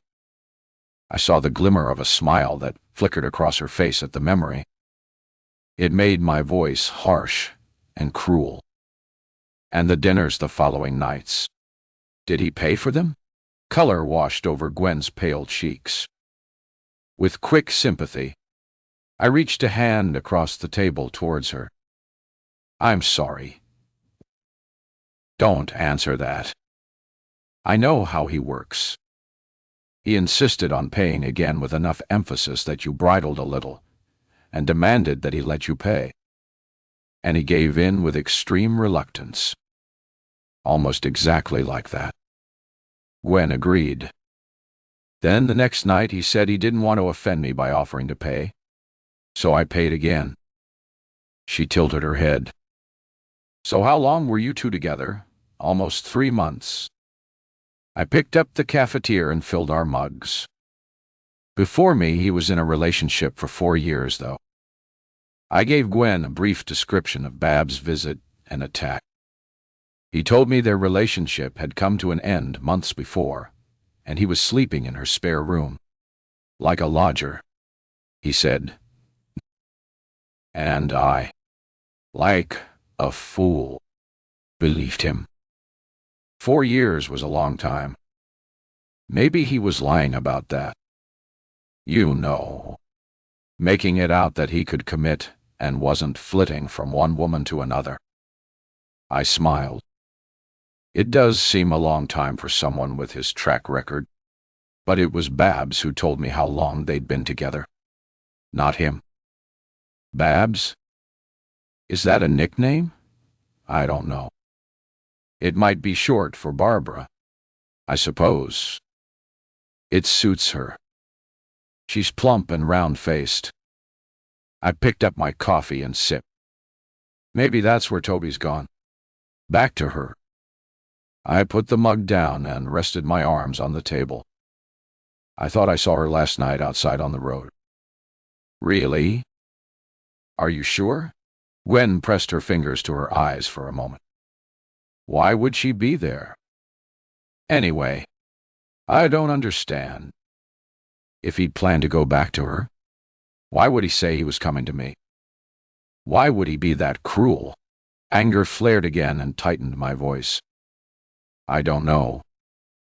I don't know anything. Up to 2 nights ago, I thought we were perfect.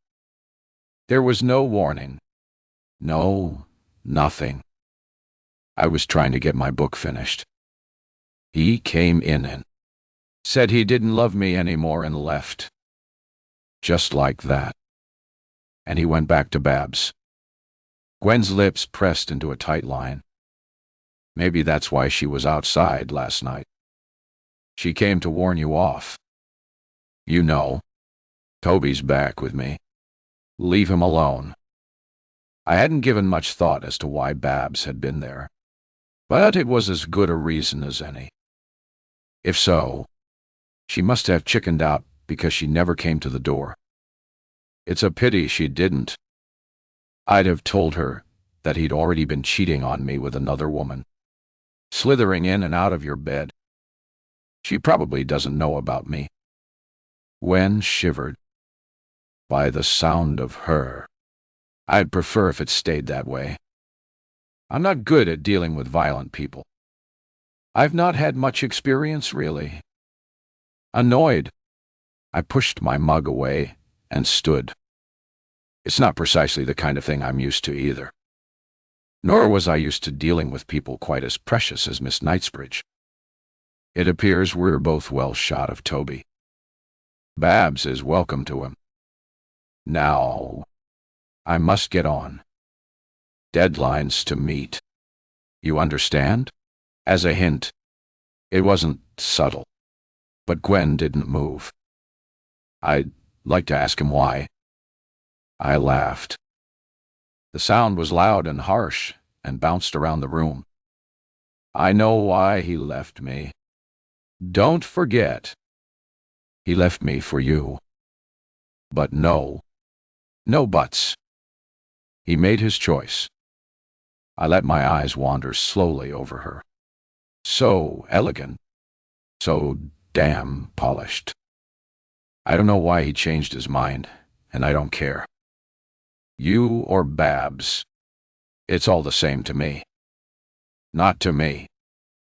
I need to find out why he lied. Babs, do you have an address for her? I pulled open a drawer, took out a notepad and pen, and scrawled an address.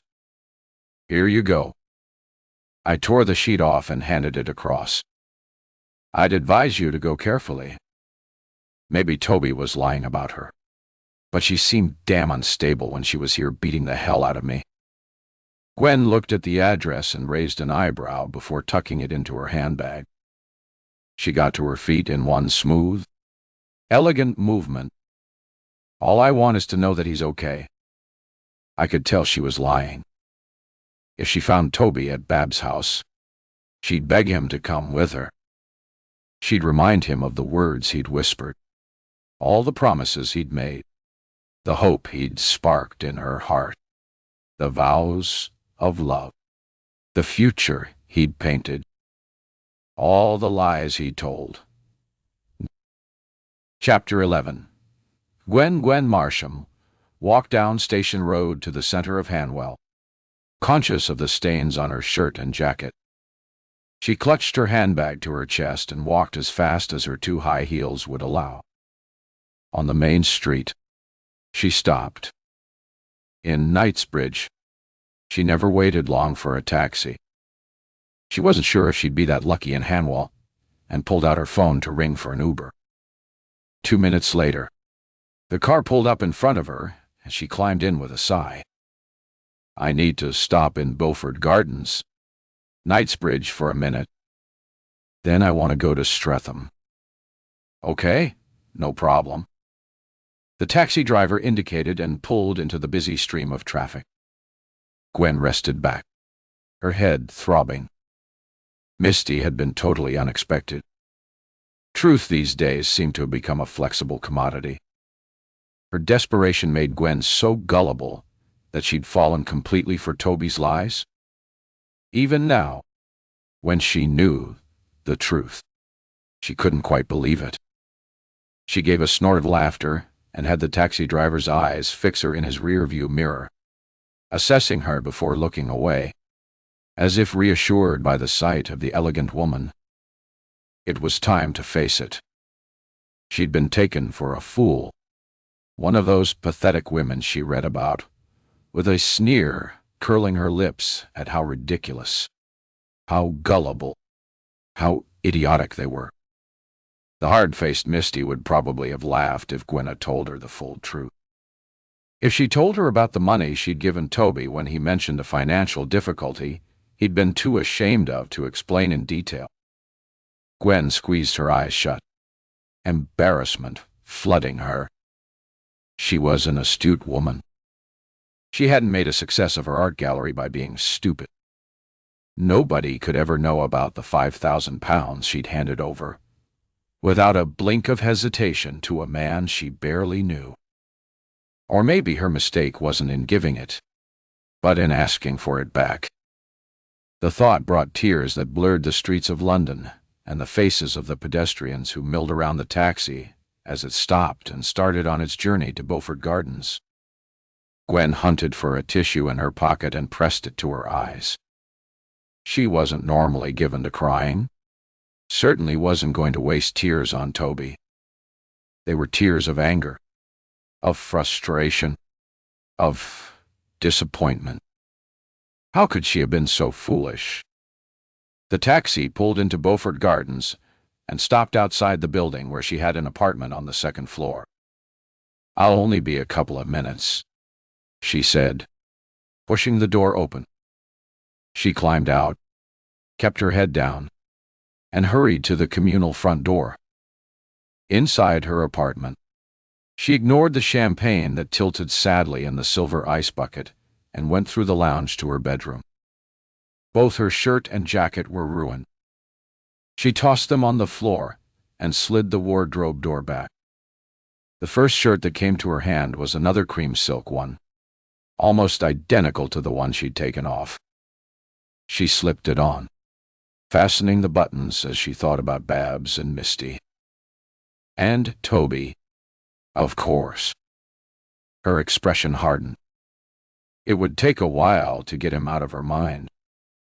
5 minutes later, she was back in the taxi and on her way to Streatham.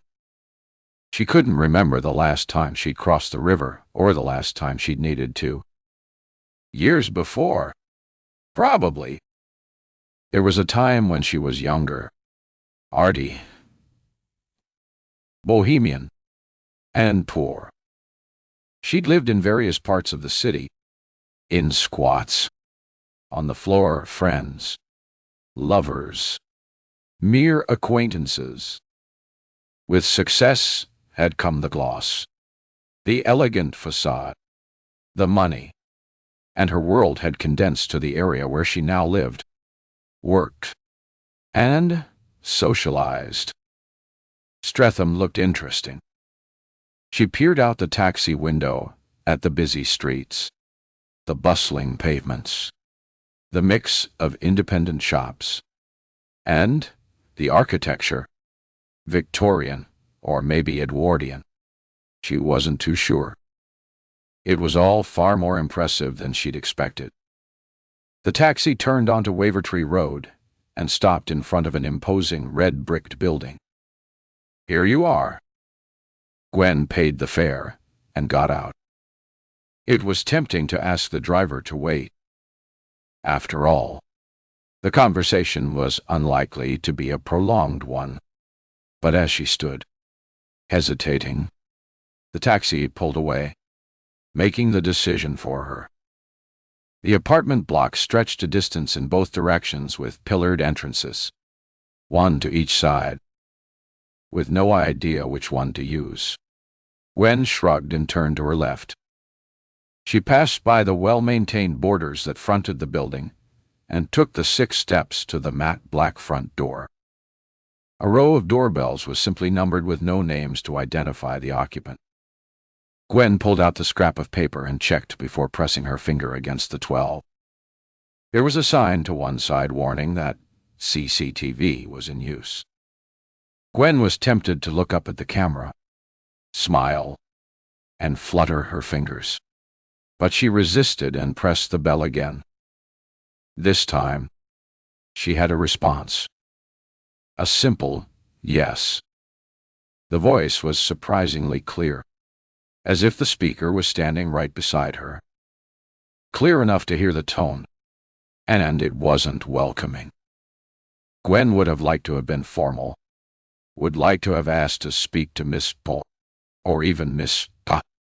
But Misty hadn't known the woman's surname, so she was stuck with asking, "Is that Babs?" The reply was less than encouraging. "Who wants to know?" Gwen wasn't surprised. It would have been similar to what she'd have said if their positions had been reversed. "My name is Gwen Marsham. We have a friend in common. Toby. Dot." She hoped his name would be the key she needed, but the reaction wasn't what she expected. Laughter pealed through the intercom, a raucous sound. It made her pull away, and when the buzzer sounded, allowing her access, she debated the wisdom of entering. This was, after all, the woman who'd beaten up Misty. And whereas Gwen considered herself to be tougher than she looked, she wasn't interested in coming to blows with anyone. But she'd not gone there to turn away at that point, and before the buzzing stopped, she pushed open the heavy door. The entrance lobby was an unwelcoming, nightmarish, green and black-tiled space that hurt her eyes. A floor directory on the wall next to the lift door indicated that apartment 12 was on the 4th floor. Gwen pressed the button to call the liftie, and when the door slid open, stepped inside, holding her breath as it shut, feeling instantly claustrophobic in the tiny space. On the 4th floor, the door switched open onto a quiet corridor. On the wall opposite, ornate arrows painted above a row of numbers directed her to the right. Her stiletto heels clicked loudly on the tiled floor, and as if listening for a sign, a door opened halfway along the corridor, and a woman stepped out, hands on her hips. When the scowling face came into focus and brown eyes under heavy, unplucked brows stared, assessing her, Gwen raised a perfectly arched eyebrow in response, refusing to wilt under their scrutiny. She was older, and with age came the advantage of experience. Babs sniffed and waved a hand inside. "You better come in, I suppose." Inside, a small dark hallway opened into a surprisingly spacious lounge. A pleasant room. It was obviously furnished for comfort rather than style. Gwen looked around the room and couldn't imagine Toby in such a domestic setting. Couldn't picture him slumped on the sofa, his feet up on the shabby footstool to watch the overlarge TV that dominated the room. Gwen wasn't entirely sure what she was doing there. Was she seeking an explanation? Or simply trying to put the pieces together, hoping that when the last piece was in place, when she could see the whole picture, it would all make sense and she could let it go? She walked across to the window and stared out at the street below. Closure. A much abused and overused word. But maybe, all the same, it was what she was seeking. When she turned, Babs was sitting on the sofa, arms tight across her chest, eyes narrowed and focused on Gwen. "I assume you're going to tell me why you're here." "I was hoping to talk about Toby." "I was hoping to talk about Toby." Babs imitated her accent, her mouth twisting in a sneer. "And what was it you wanted to talk about, eh?" She lifted an index finger, holding it up as if testing which way the wind was blowing. "No. Let me guess." Pressing her lips together, she hummed off-key for a few seconds. "Let me guess," she said again, bringing her gaze back to Gwen. "You didn't know him long, so you probably haven't spent a fortune buying him new clothes, expensive dinners, exotic holidays. So," Babs tapped her finger against her lip, "I bet you fell for some idiotic sob story and loaned him money. Am I right?" Seeing Gwen's expression, Babs grinned. I'm right, aren't I? Toby was nothing if not predictable. Gwen sank onto a small bucket chair. He left you for a writer called Misty Eastwood. Babs tilted her head. I didn't think much of his taste there. To be unestablished. She let her eyes slide over Gwen. You're older, but at least you look as if you've got a bit of style about you. He lied to me. Told me he was living with his sister. Babs waved a dismissive hand. That was the thing about Toby. He was gorgeous to look at. Could charm the birds from the trees. But he didn't bother with things as inconvenient as the truth if a lie was necessary to get him what he wanted. And that was? Babs shrugged. Money. Status. Excitement. And you were with him for 4 years. Whatever Gwen was going to ask was lost in the howl of Babs' laughter. 4 years? Are you crazy? Toby lived here for 6 months. I spent a fortune on him in that time. Even if he'd wanted to, I couldn't have afforded to have him stay longer. But you attacked Misty for stealing him from you. Babs got to her feet and crossed the room. She vanished through a doorway, returning moments later with a bottle of red wine and 2 glasses. It's red or nothing, she said. She put the glasses on the coffee table, twisted the cap, and poured, filling both almost to the brim. Flopping back onto the sofa, she reached for her wine and gulped almost quarter in one mouthful. Toby was an addiction. Like any. You know it's bad for you. That you should stop. Give it up. But you simply can't. She took another drink. He made me feel like a better version of myself. Slimmer. Prettier. Sexier, Dadashuer. Her laugh was bitter. He had a way of asking for money. No. Not asking, really. More insinuating in such a way that I'd be begging him to take it from me. Gwen reached for her wine and took a sip. It was cheap plonk, but she drank it anyway. Yes, I can understand that. Like when he asked me for 4 pounds. Zero and I ended up giving him 5 to make sure he didn't have big mistake. Yes. A bigger mistake asking for it back. But Gwen didn't mention that.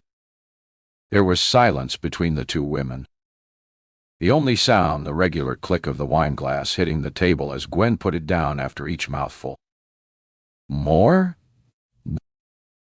Babs reached for the bottle and wagged it in the space between them. She filled both glasses at Gwen's nod and sat staring into her wine. Eventually, she looked up and sighed. I hadn't spoken to Toby since that night in Misty's house. She smiled a little. It wasn't from want of trying, but he'd blocked me and told the staff in his office not to put my calls through. She tilted her glass, making the wine seesaw and slop over the edge. Switching hands, she shook the spillage away. Gwen watched as red drops fell on the pale wood of the coffee table, where they sat and shimmered in the sun that came through the window. Drops that fell on the cream carpet immediately soaked in. They'd leave a stain that would be there long after Toby's memory had faded. Gwen guessed that Babs hadn't noticed. Or if she did, she didn't care. I don't drink every day now, Babs said, taking another mouthful. I did the first few days after he left. When I had a verbal warning at work, I knew I had to get my act together. One further tiny sip of wine, and she put it down. I didn't, and I'm on suspension. To be brutally honest, things are pretty much falling apart. She sat silently for a moment before shrugging dismissively. Enough about me. Toby hadn't moved in with you, so your addiction should be less. Count yourself lucky. Lucky? Wood clears throat. Gwen stared at the younger woman. Das. Babs reached for her wine before answering. Yes. Lucky, Dottie. Toby may have disappointed you, but he didn't ruin you. No? Bah. Gwen hadn't been ruined. She could easily absorb the loss of the 5 pounds. Dot. Numsiro. The dent to her self-esteem, her anger at being taken for a fool yet again, would take longer to recover from. But she would in time. She felt a smidgen of sympathy for Babs. But when she thought of Toby, it was easy to brush it away. There's one thing I wanted to ask. No wouldn't. Babs' free hand sliced the air. No questions. Of course. She was right. Gwen nodded, put her glass down, and got to her feet. I'd better go. There's no reason for us to meet again. There was no reason for us to meet today, either. But Babs' voice was sharp, her eyes critical. True. I made a mistake. It won't happen again. We know where we stand with each other. Gwen was being polite. What she really wanted to say, and what she hoped Babs understood, was that she never ever wanted to see her again. Chapter 12. Gwen, Dottie. Back in the garishly tiled entrance hall, Gwen took out her mobile to ring for a taxi, then reconsidered. Her head felt woolly after the 2 glasses of cheap wine. A walk in the fresh air might be a better plan. The walk through Streatham didn't clear her head as she'd hoped, and 10 minutes later, she was feeling decidedly shaky. She'd pulled out her mobile again to ring for an Uber when she saw a taxi approaching, its vacant light a beacon of hope. It pulled up when she waved frantically, stepping out into the street to do so, jumping back when the irate driver of another car blasted his horn at her. You need to be careful. Mrs. The taxi driver, as she half climbed, half fell onto the back seat. Beaufort Gardens. Knightsbridge. She shut her eyes and rested her head back. Traffic was heavy, and it was nearly 45 minutes later before the taxi pulled into her street. She leaned forward to address the driver. Anywhere here is fine. She paid, got out, and crossed through the line of trees that separated one side of Beaufort Gardens from the other. Her side of the street suited her better. The evening sun hit the small balcony that opened from her living room where she'd sit and have a cup of tea, or maybe the occasional glass of wine. It was where she'd planned to have the champagne with Toby the evening he arrived. The champagne that was still waiting sadly for a celebration that wasn't going to happen. Maybe she should pop the cork and drink it herself. On her own. A sad celebration of her lucky escape. Because it had been an escape. Her head knew it, even if her heart lagged far behind sulking. She understood exactly what Babs had meant about how Toby made her feel. What was it she'd said? He'd made her feel slimmer. Pretty, eh? Sexier? Gwen had barely known him. Hadn't, as it turned out, really known him at all. But she could clearly remember how he made her feel. Younger. Sexier. Irresistible. He'd sent her emotions swirling. A chaos that washed away common sense. Being old enough to know better. Being successful. Intelligent. And experienced. None of it had stopped the rise and fall and pounding. exhilarating gallop of horses on the merry-go-round her life had become when Toby had stepped into it. Her life now seemed to be shaded and faded. Muted tones. She pushed open the front door of her apartment and dropped her bag on the hallway floor. Toby had never lived there. Just an hour or two spent mostly in the bedroom. Then, a litany of promises as he departed to spend the night with his fragile sister.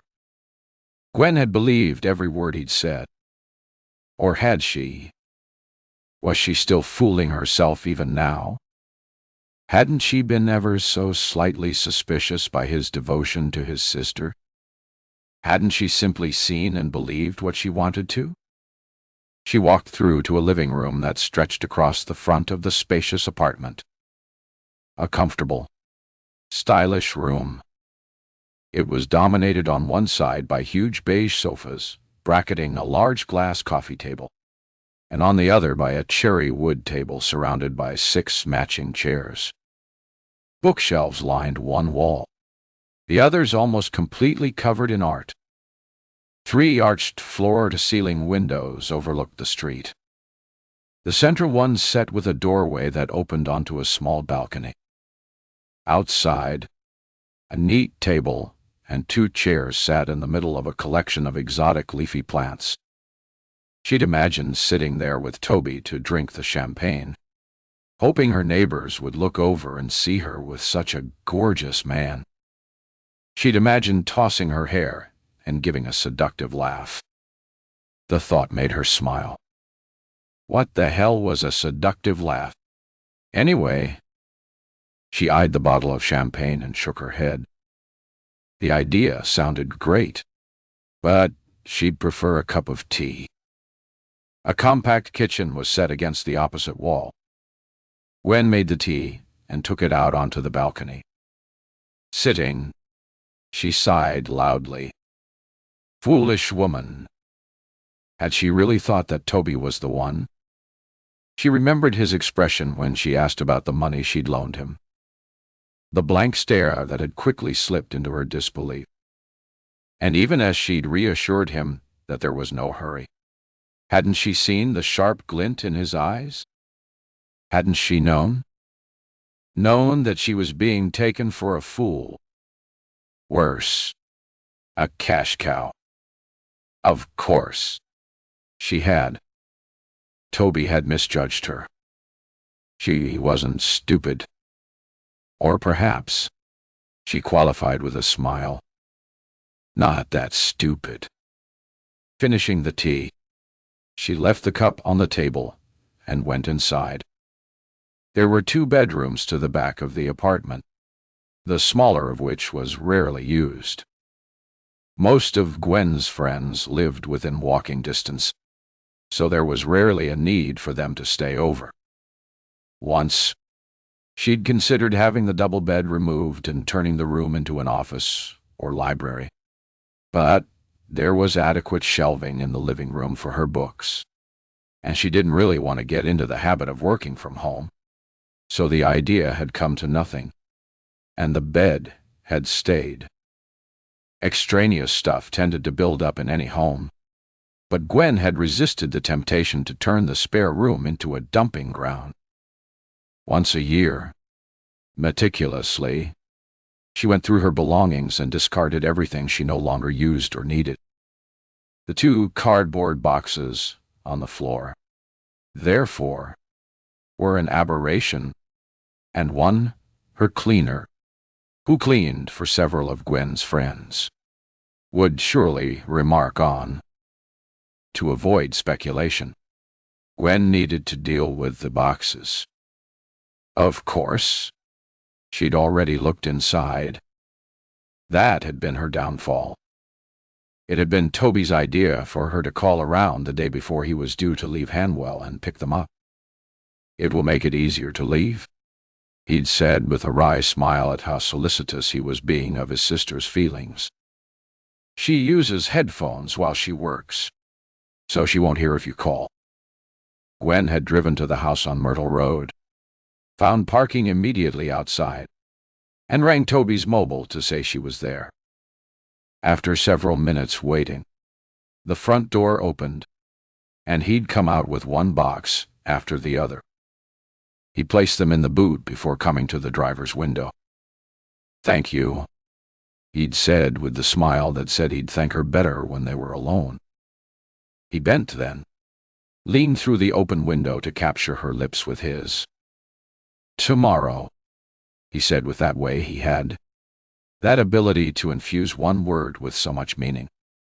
She'd reached up and laid a hand against his cheek. "Tomorrow. I'll be waiting.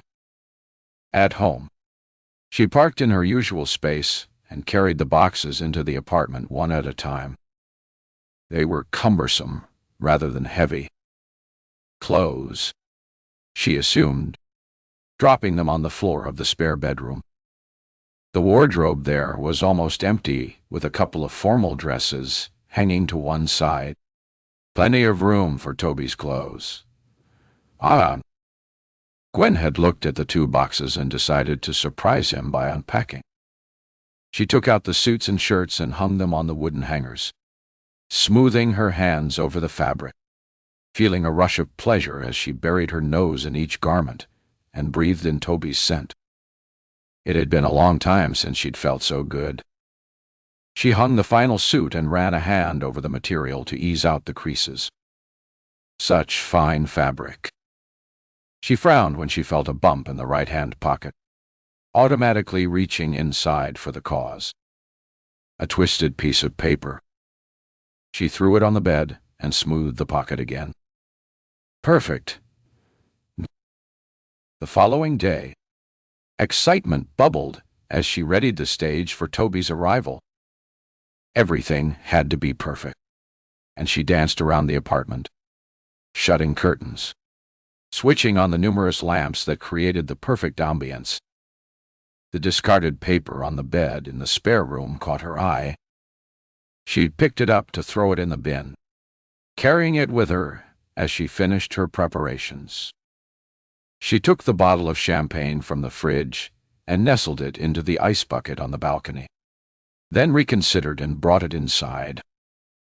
Finally satisfied it all looked the way she wanted, she sank onto the middle of the sofa, where a pool of light from the lamp on each end overlapped. The stage was set. She was smiling in anticipation, her fingers playing with the twist of paper she'd forgotten she was holding. It was disintegrating, and a tiny piece fell from it to the sofa. Tooting. She picked it up and stood to put it into the kitchen bin. She pressed her foot on the bin pedal. The lid gaped open to devour whatever she was dropping, and held the screwed up over it. Then took her foot away. Later, when she had all the time in the world to think about things, she remembered that moment, wondered what had made her stop, and laughed at how different her life would have been if she'd simply let go. But she didn't. She untwisted the paper and read what was written there. The name and the phone number that had changed everything. Gwen stared at it, a sour taste twisting her mouth. Toby's sister's name was Misty Eastwood. He'd mentioned it a couple of times. Who then was Dee? Carter. His mother.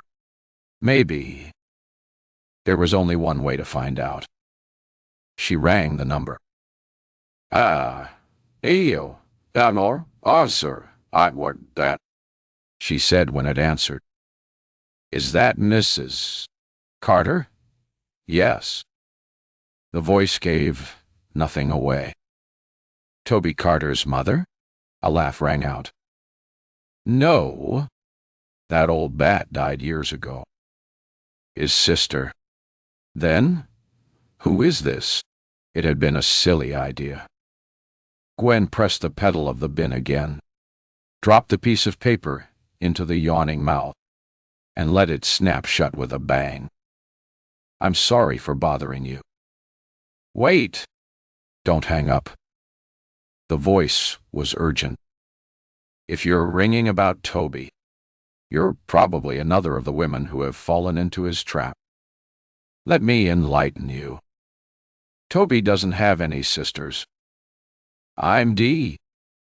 Carter, Toby's long-suffering wife. Chapter 13. Babs stood at the bay window of her Streatham apartment. The side window gave a good view of the entrance, and a few minutes later, she saw Gwen leave the building and hesitate before walking down to the main street, tottering in those ridiculously high heels, her butt cheeks rising and falling in that too-tight skirt. Mutton dressed very expensively as lamb. Babs was under no illusions. It was Gwen's money that had attracted Toby's attention, and before that, Misty's. But for 6 incredible, magical months, Toby had lived with Babs. They'd been unbelievably happy, and she thought it would be forever. That Toby was her happy ever after. Her job as a physiotherapist brought in a good salary, but she was a long way from wealthy, and the mortgage on the apartment ate up the bulk of her take-home pay. Her glamorous life with Toby was built on a shaky foundation of credit cards. All 3 of them. They were maxed out, and she'd not paid the minimum repayment on any of them last month. Red print screaming her crime across the top of the one statement she'd foolishly opened. She'd scrunched it up and tossed it in the bin. She ignored the letters from the bank piling up on the hall table. There was no point in opening them. She knew they'd simply tell her what she already knew, that she was in arrears with her mortgage repayments. Knowledge, in this case, wasn't power. The thought of pulling her head from the sand to face it all terrified her. So, she didn't. Her salary from the clinic was due in a few days, but it wouldn't go anywhere towards paying off the arrears. It might cover the minimum payment for her credit cards. Might. She wasn't really sure. She drained the end of the wine into her glass. It was the last bottle. She should have charged Gwen per glass. She looked like a woman who could afford it. Babs had seen the sharp look in Gwen's eyes and guessed Toby had underestimated her. Rich, but not a complete pushover. Not like Babs had been. Not as foolish or incredibly, unbelievably stupid. Babs and Toby had been good together before Misty had lured him away. She was to blame for everything that had gone wrong. Babs drained her glass and threw it across the room.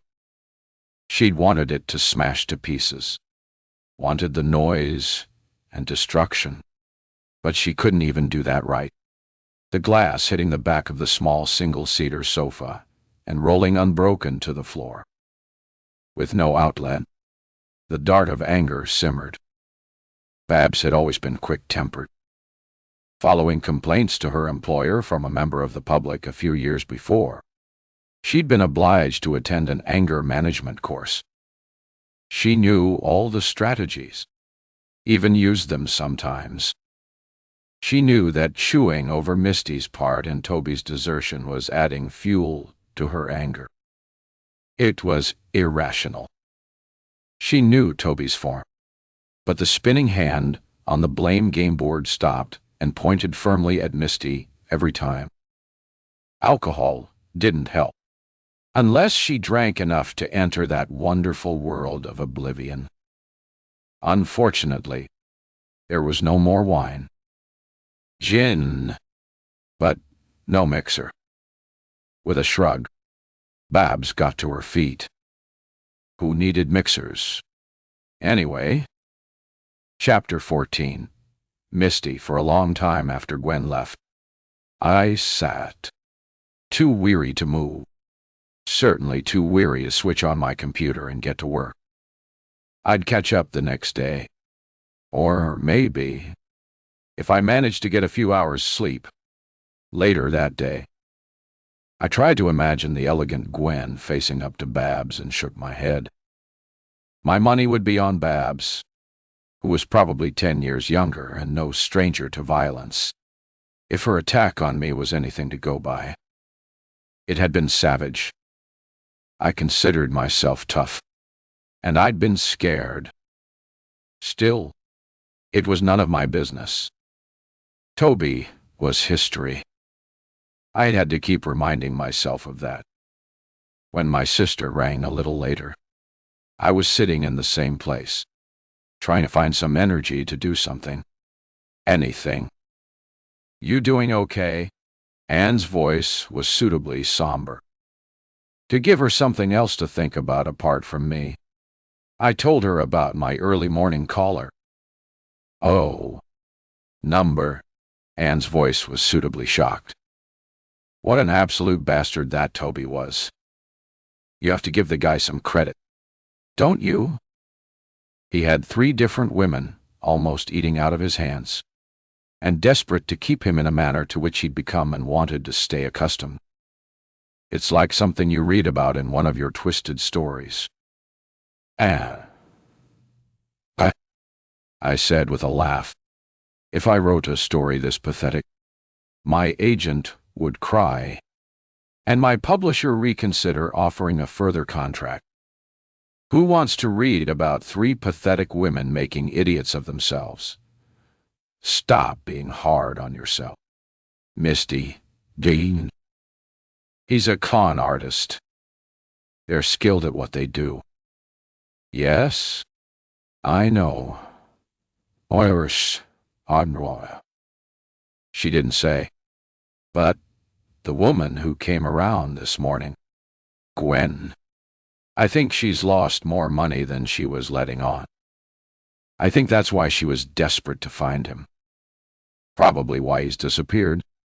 2. He got what he wanted and scarpered. Yes, you're probably right. It's the last you'll see of him. I bet. Anne said firmly. He's probably sunning himself in Barbados. You had a lucky escape. After arranging to meet for lunch later in the week, I put the phone down. A lucky escape. I had to keep reminding myself of that. I climbed the stairs, my hand heavy on the oak banisters, bare feet flap-flopping on the wood. It seemed too much effort to shower, almost too much to turn on my computer. I flopped onto my office chair, sending it rocking, and pressed my feet into the floor to keep the motion going. Then, resting my head back, I let my mind wander. Toby reached a hand towards her, his eyes imploring. "It's only ever been you, Misty. All those other women, they meant nothing. I didn't mean what I said. I was overwhelmed by my feeling for you, by a love I'd never felt before. I woke when my head fell forward, the cry of despair at the end of the dream, a cry of frustration at my sniveling stupidity. I dug my heels in, pulled my chair closer to the desk, and switched on my computer, diving into my writing and the characters I'd brought to life would take me away from reality. This story had the type of strong female characters I like to write about. They'd not put up with men like Toby. I disappeared into my writing, taking solace from spending time with women who had more gumption than I, wondering once again why I could write them so well, so believably, when I was so weak and pathetic. Sometime during the morning, I put on my headphones. Music, the final step to separate me from reality. Darkness had slipped into the room before I stopped. Thirsty, hungry, and tired, my eyes prickling. I looked to the corner of the screen, and surprised to see it was nearly midnight. It worked like that sometimes, the words flying from my fingertips as if desperate to escape. It was why living alone suited me, why I'd been foolish to think of sharing my home with anyone. I leaned back in the chair and stretched my arms overhead, flexing my fingers. Toby. That episode had been a crazy aberration. Writing had soothed my agitation, eased my confusion, and settled me back into being who I was. A writer who was far happier with her fictional characters than with men who scuttled around as they sniffed the air for their next victim. Too hungry and thirsty to sleep, I went downstairs and raided the fridge. Bread and jam and a glass of water filled the gap, and I retraced my steps. It was almost 1 before I reached to pull the curtains across the bedroom window, surprised to see it was raining heavily, drops pitter-pattering the glass. But it wasn't the rain that had me draw a noisy breath. There, across the road, a figure stood silhouetted in the streetlight. Light caught the shine of eyes focused in my direction. Could they see me suspended between the curtains? Slowly, I released my grip, and, with my arms still raised, I moved backwards, 1 step at a time, until I knew I was safe in the darkness of the room. Then it came to me. I knew that hat and that ridiculously expensive Burberry raincoat. Toby. I rushed forward to stare through the rain to the street below. There was nobody there. But there had been, hadn't there? Chapter 15. Misty. I stayed peering out the window until my eyes hurt, then crawled under the duvet and tried to sleep. But, despite exhaustion, my brain was too rattled to switch off, and there was no comfort behind my closed eyes. With a grunt of frustration, I threw back the duvet, blinked in the early morning brightness, and swung my feet to the floor. Maybe my sisters were right.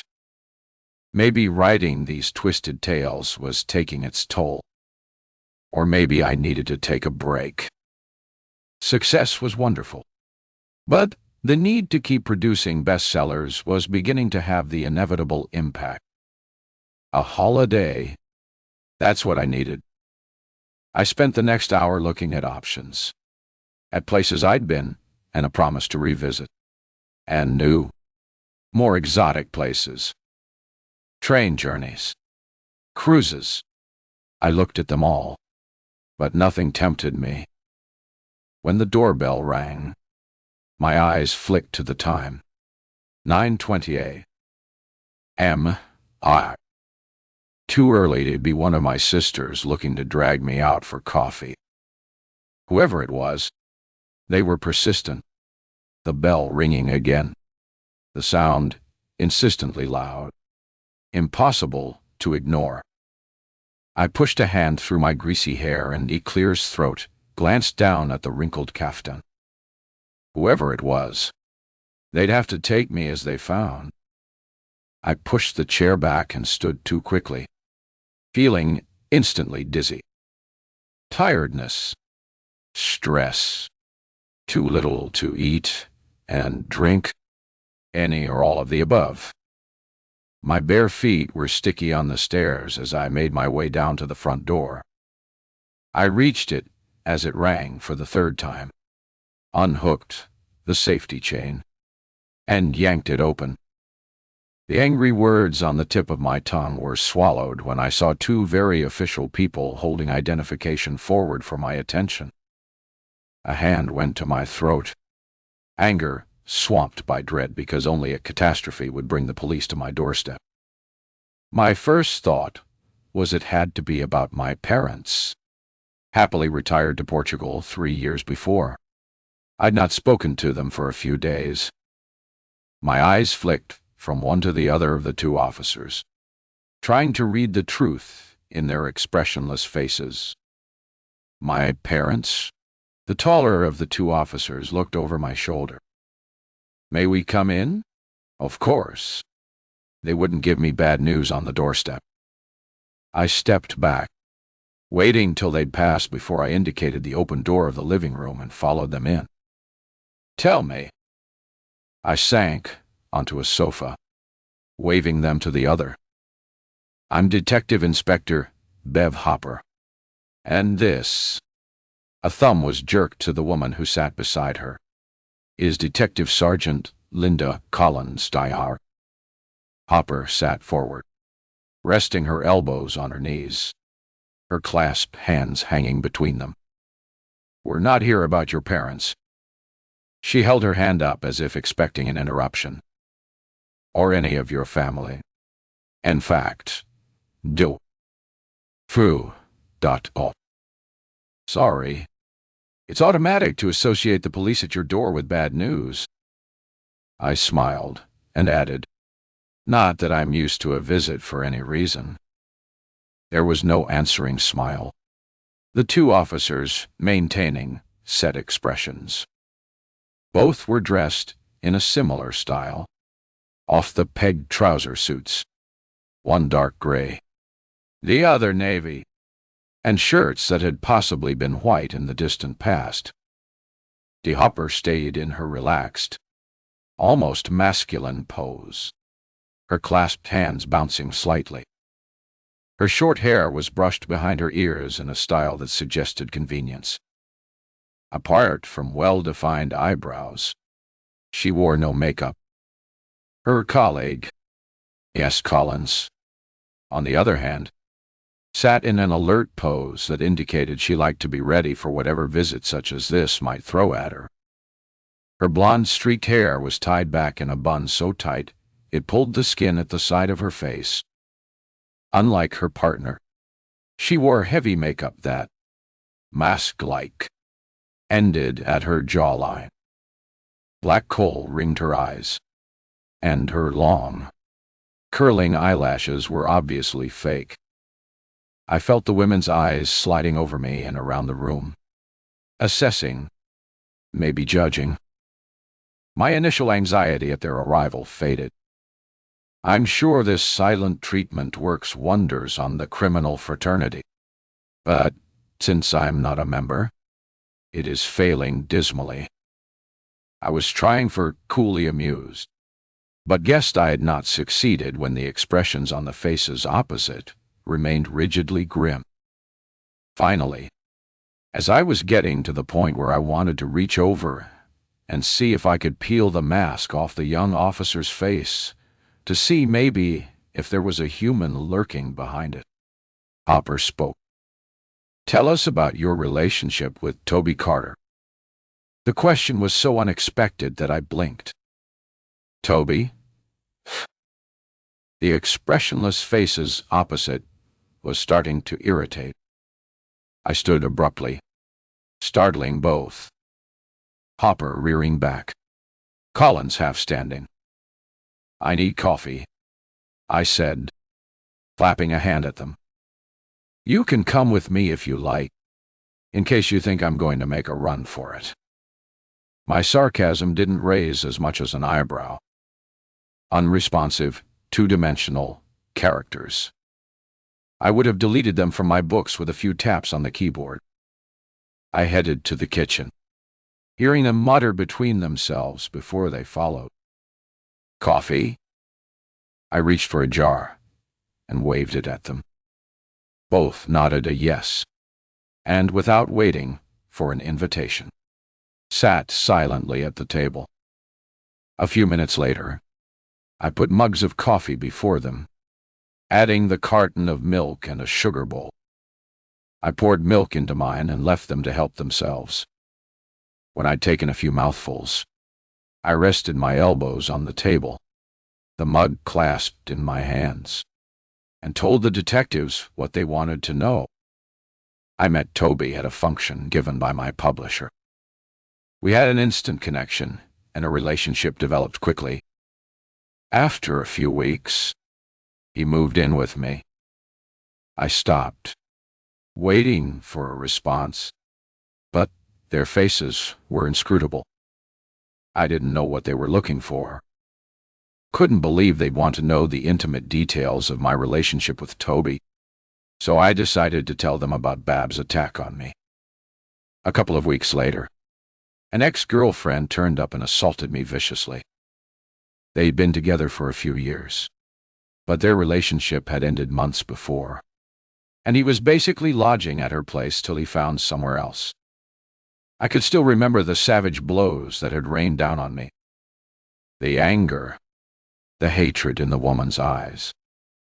Thankfully, she never returned.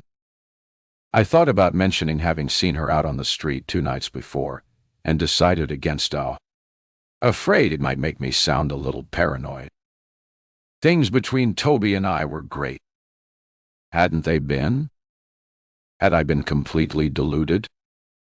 I thought so anyway. But a few nights ago, he told me he didn't love me anymore and was leaving. I couldn't hide the catch in my voice as I said the words and saw the first hint of interest on the faces opposite. It was a surprise, I explained, and took a sip of my coffee. But we'd not been together that long, so he didn't leave much of a hole in my life. So you wouldn't take him back? I would. Of course I would. In a heartbeat. No, I wouldn't. He was a bit demanding, if you know what I mean. No. Hopper said. Explain demanding. I wish I'd kept my mouth shut. Look, why are you asking these questions? Is it that woman, Gwen? Did she report him missing? Is that it? I could see the wheels turning Hopper's brain as she considered whether to tell me or not. Maybe she decided she'd get more information if she gave a bit. Toby Carter has been reported missing, but it wasn't by a woman called Gwen, who I'd like to know more about. Please. It was his wife. D. Chapter 16. Misty. I felt my jaw drop in a cartoon-like expression of surprise. Toby's wife? They've been living apart for almost a year, but it seems they're still close, and he rings her almost every day. She was hoping he was, as she put it, going through a phase and would eventually go back to her. Hopper raised an eyebrow at my but continued without comment. When she hadn't heard from him for a couple of days, she rang his mobile, but there was no answer, and he didn't reply to the messages she left. Finally, she rang his place of work and was told he'd not been in for a few days. Neither had he rung in sick, which, according to his employer, was out of character. But almost a year? I frowned, trying to fit this new piece of information into what I knew. His ex-girlfriend, Babs, died, so that they'd been together for years. Or, if I remember correctly. No. Hopper frowned and reached into her jacket pocket for a small red notebook. She flicked it open, eyes narrowing as she read. Mrs. Carter said her husband moved in with Barbara Sanderson a little over 9 months ago. I rubbed a hand over my mouth. I must have misunderstood. You say, Mr. Carter left here a few nights ago. Can you be more specific? Yes. It was Saturday night. Hopper looked up from her notebook. At what time? Lated. I shrugged. I was writing. When I'm engrossed in my work, I don't keep track of the time. Try. One word. Blunt. Demanding an answer. My mind drifted back to that night. When he came to tell me he was leaving, my lamp was on, so it must have been dark. If that helps. Hopper scribbled a line in her notebook. Sometime after 9th. You didn't see him during the day? For lunch or dinner? Maybe? No. I saw lines of disbelief crease both their foreheads and sighed. I'm a writer. I can lose hours if the writing is going well. I use headphones to shut out distractions. Once I have them on, I don't hear anything unless it's very loud or persistent. I saw Toby early that morning, and he mentioned going to the gym, but I've no idea if he went or what time he got home if he did go. He may have been home hours or might have come in only moments before. I wouldn't have known. Collins looked around the kitchen. What about food? You must eat. Toby knew the pressure I was under recently with my deadline. I'd snack while I worked, and he'd get himself something to eat or pick up a takeaway. It was only for a few days. He understood, and he knew not to disturb me unless it was urgent. Like when he came to tell you he was dumping you. Collins's lips curved in the first emotion I had seen her express. Amusement or derision. I wasn't sure. Maybe it was funny. Maybe in a few days, weeks, months, I'd find it all bloody hilarious. And then he left. Hopper asked. I put my mug down and ran a hand over my head, inwardly grimacing at the greasy stickiness. Did these two hard-faced women think that I was falling apart because I'd been tossed aside? I clasped my hands together and lifted my chin. Then he left. I watched from my office window as he walked down the street, a hold hanging from each hand. I thought you said it was dark outside. No smile on Collins's pinched face now. This is London. It's never really dark. You should know that. He walked. Hopper tapped her notebook against her hand. Where was he going? He didn't say. I didn't ask.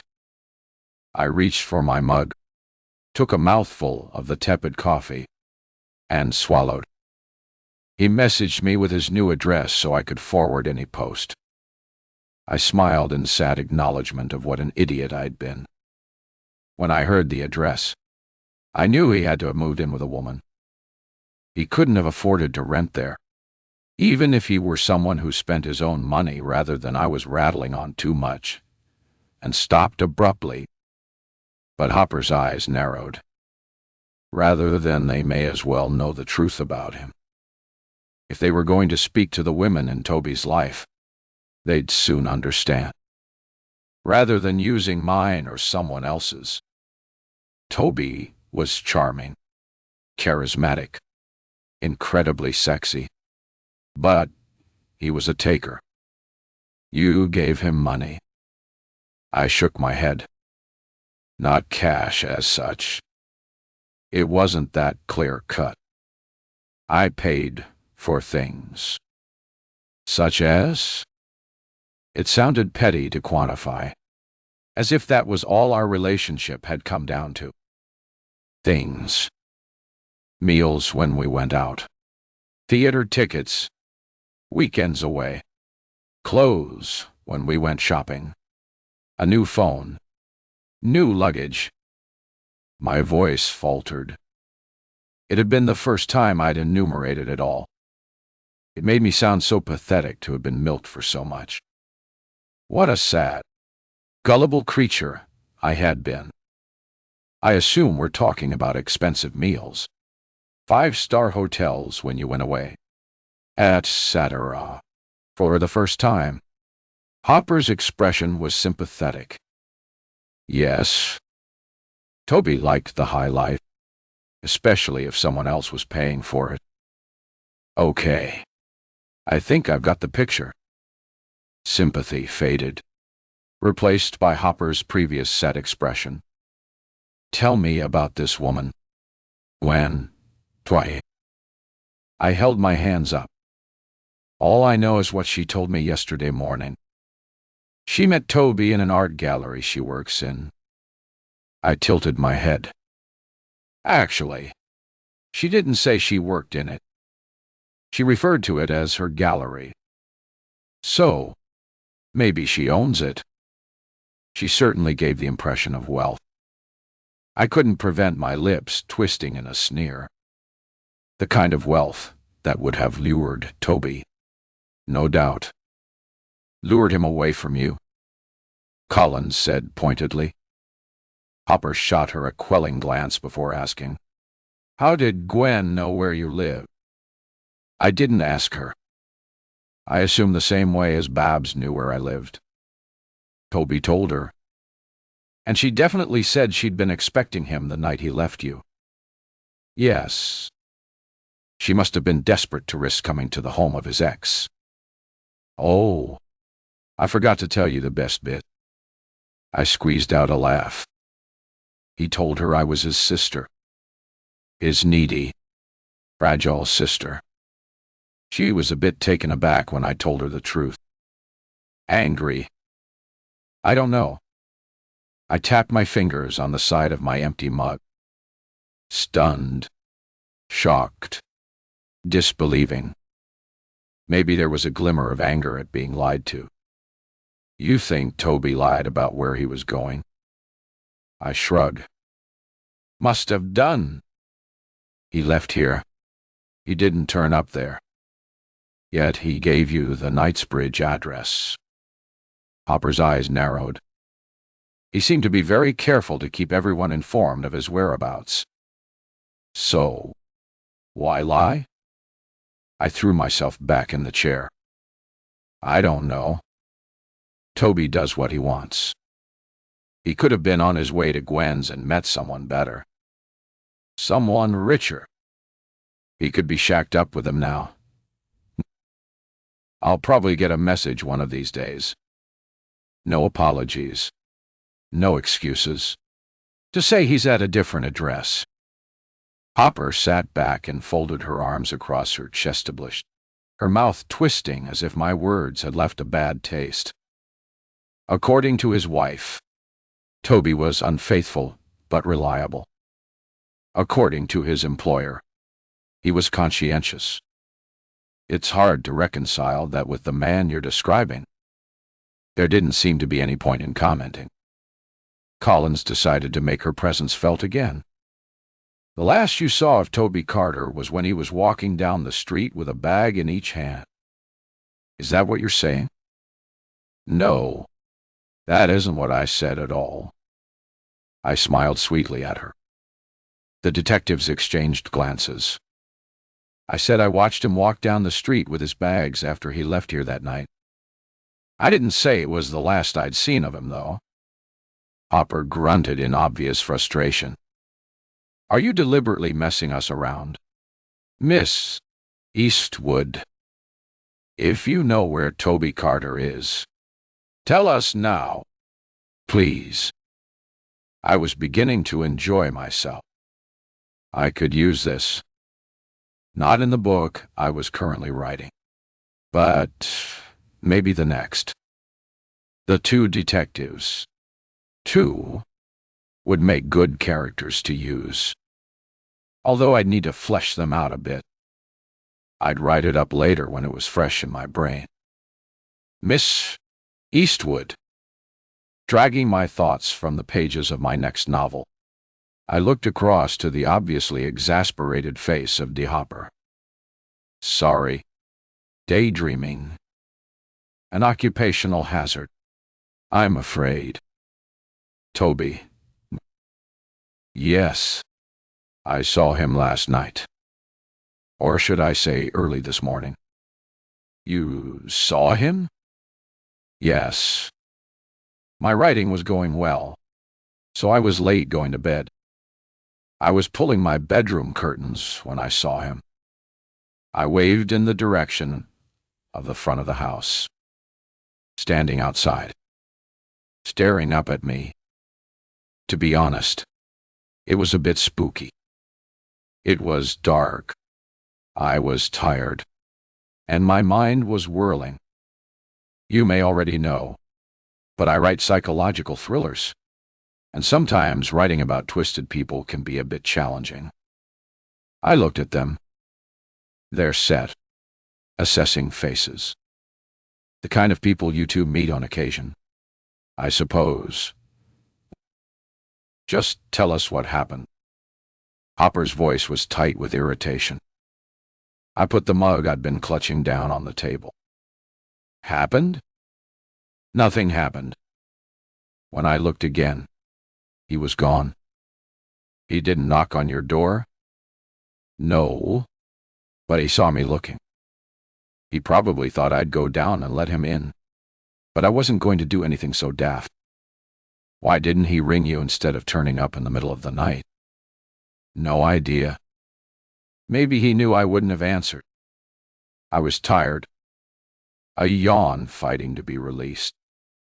I wondered, after all, whether I should mention that Babs had been outside the house the night before. But there was a skeptical light in the detective inspector's eyes. If she didn't believe I'd seen Toby, telling her that I'd seen his violent ex-girlfriend in more or less the same place might convince her I was paranoid. Chapter 17. Gwen died. Gwen was having a satisfying morning with the sale of an expensive and hideously ugly painting to a man who had, thankfully for the gallery, more money than taste. It was a painting she'd been trying to persuade the obstinate artist to remove from the gallery for several weeks, insisting it would never sell. So, she was delighted for him, and for the gallery finances to be proven wrong. It's sublime. The man was staring at it as Gwen was hastily writing out an invoice, wanting to get the deal completed before he changed his mind. She felt no guilt. She tried to lure the man towards more aesthetically pleasing work to no avail. Short of telling him that he had no taste, and that the piece he was buying was terrible, she couldn't have done more. Business, after all, was business.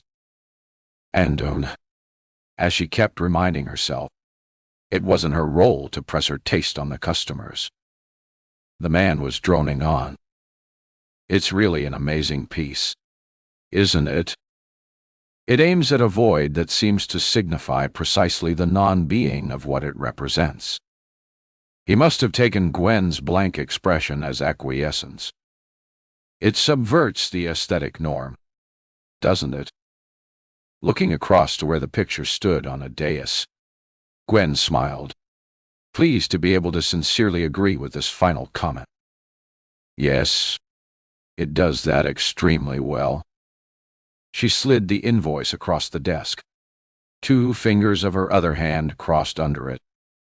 But he barely glanced at it before he shoved it into his pocket and reached inside his jacket for his wallet. Gwen took the proffered credit card and started the process, handing the card reader over for him to input his PI number. A tinkle, as the gallery door opened, drew her attention to the 2 official types who entered. Her eyes flicked from them to the man. Was this it? He'd escaped from somewhere? An institute of some sort? It explained everything. She sighed, expecting the credit card to be declined, surprised when it went through without delay. He took his card back and continued to extol the artistic merits of the painting he'd bought.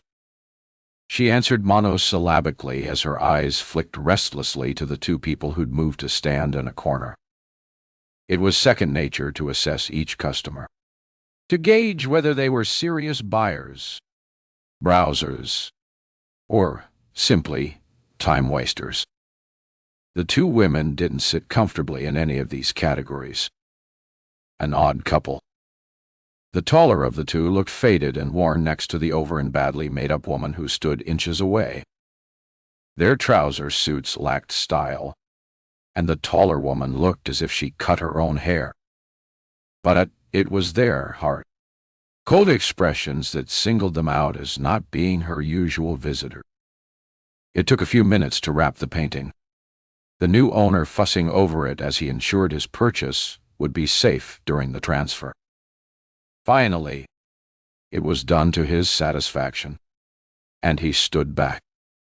It wasn't heavy, but it was awkward and cumbersome. and after lifting and putting it down several times, he agreed to do what Gwen had suggested from the start and have it delivered. Another 5 minutes of paperwork, and the customer was heading out the door with a satisfied smile. Gwen moved the wrapped painting to a back room before crossing the gallery floor. The grim, fixed expressions on the two women didn't alter as she approached. Used to dealing with the public in all their many guises, Gwen was able to hold her smile in the face of their rather intimidating stares. "Can I help you?" Her smile faded when the older of the two held identification forward. "I'm Detective Inspector Hopper." "Oh." "And this," she indicated the heavily made-up woman beside her, "is D.S. Collins. Is there somewhere we can talk?" Gwen swallowed. "The police?" It had to be Toby. She pointed to the front door. "I'll put the closed sign up and we can talk here." The sign was changed and the catch on the door released, Gwen's fingers fumbling as she did both, conscious of the eyes that followed her. She turned and waved to the desk at the back of the gallery. "Let's sit, and you can tell me what this is all about." Gwen sat behind the desk, her forearms resting on the arms of the chair, manicured fingers dangling. Relaxed, professional, efficient. It was the impression she liked to give her customers to convince them she was reliable, that she'd only ever tell the truth. "Toby Carter," D. Hopper said, without elaborating. Gwen wondered what reaction the detectives expected. Surprise? Shock? Was she supposed to wail? She did nothing but sit and wait, her eyes unwavering. "His wife is reported in missing." "His wife?" Gwen concentrated on keeping her pose relaxed, spreading her fingers to stop them curling into fists. "I didn't realize he was married. Neither did his other girlfriend. It seems Toby was rather selective with the truth." Hopper raised an eyebrow. "We spoke to Mr. Eastwood earlier. I'd say Toby Carter was a whopping liar myself." "It's deemed poor form to speak ill of." Gwen stopped abruptly, and her hands gripped the edges of the armrests. "Of the dead. Was that what you were going to say?" Hopper leaned over the desk, reducing the distance between them. "Now, why would you say that?" Gwen released her grip and took a breath. She needed to be careful. "You've been speaking to Mr. Eastwood, so you'll know that he was leaving her to be with me on Saturday. But he never turned up. It's a sad but logical conclusion that something happened to prevent his arrival. This is London. Bad things happen to people all the time. Misty hasn't heard from him. I've not heard from him. Ergo, my remark." Hopper sat back, but her expression said clearly that she wasn't convinced. "Tell us about your relationship with Mr. Carter, Dodge-Tor." Gwen blew a noisy exclamation of frustration. "As I'm sure you already know from Miss Eastwood, my relationship with Toby was built on a foundation of lies. He told me he was living with his sister. Pah." That was all she needed to tell them. But it wasn't enough for the detective inspector, who leaned forward again, his eyes fixed on Gwen's face. "Mr. Carter has a history of being, let's call it, high maintenance. Was that your experience? He liked nice restaurants, expensive wine." Gwen shrugged. "I had plenty of money. It didn't bother me paying for things." "For everything?" Hopper pushed. Gwen forced a laugh. "Toby and I were only together for a little more than 2 weeks. Detective Inspector. There was only so much I could pay for in that period. especially since I believed he was rushing home to be with his unstable sister. You must have been upset when he didn't turn up as promised, D.S. Collins said. Gwen turned to look at the younger detective, who up to then had sat quietly. Really, someone should tell her not to wear so much makeup, or at least advise her how to use it correctly and blend that unseemly line along her jaw. But you know nothing about me, do you? She held the detective's gaze for a second before looking back to the inspector. I don't invite men to move in with me on a whim. I'd given it some thought. I thought he had, too. You knew him such a short time. Hopper held her hands up as if in apology. That sounds very much like a whim to me. Gwen lifted her chin and met the detective's gaze without wavering. Well, it wasn't. It was a considered risk. She tilted her head a little. One, as it happens, that didn't work out. To be trite, that's life. You seem very philosophic about it. Yet, you went to Miss Eastwood's house trying to find him. What? Did you think I'd gone to throw myself at his feet and beg him to come with me? I'm 40, not 20. Inspector.I. At heart, I'm a businesswoman. I'd obviously miscalculated, and I was interested in knowing why. That's all. I do the same in any business deal. Gwen waved a hand around the gallery.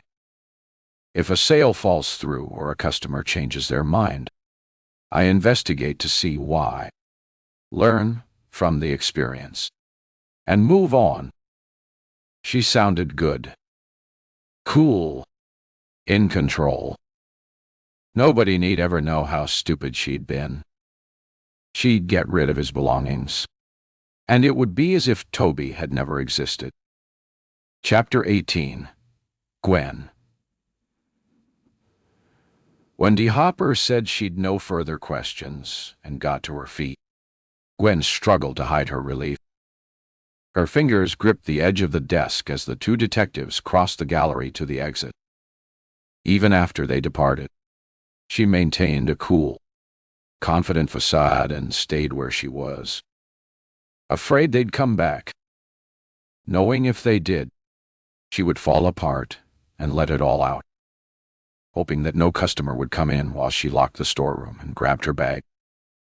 She put the alarm on and left the building. The gallery was only a 10-minute walk from her apartment.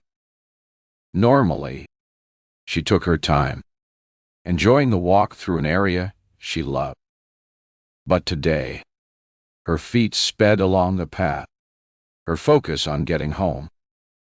The police had never mentioned calling to her apartment, but she couldn't take a risk that they would. She'd brought one of the boxes of clothes to the recycling area the previous night.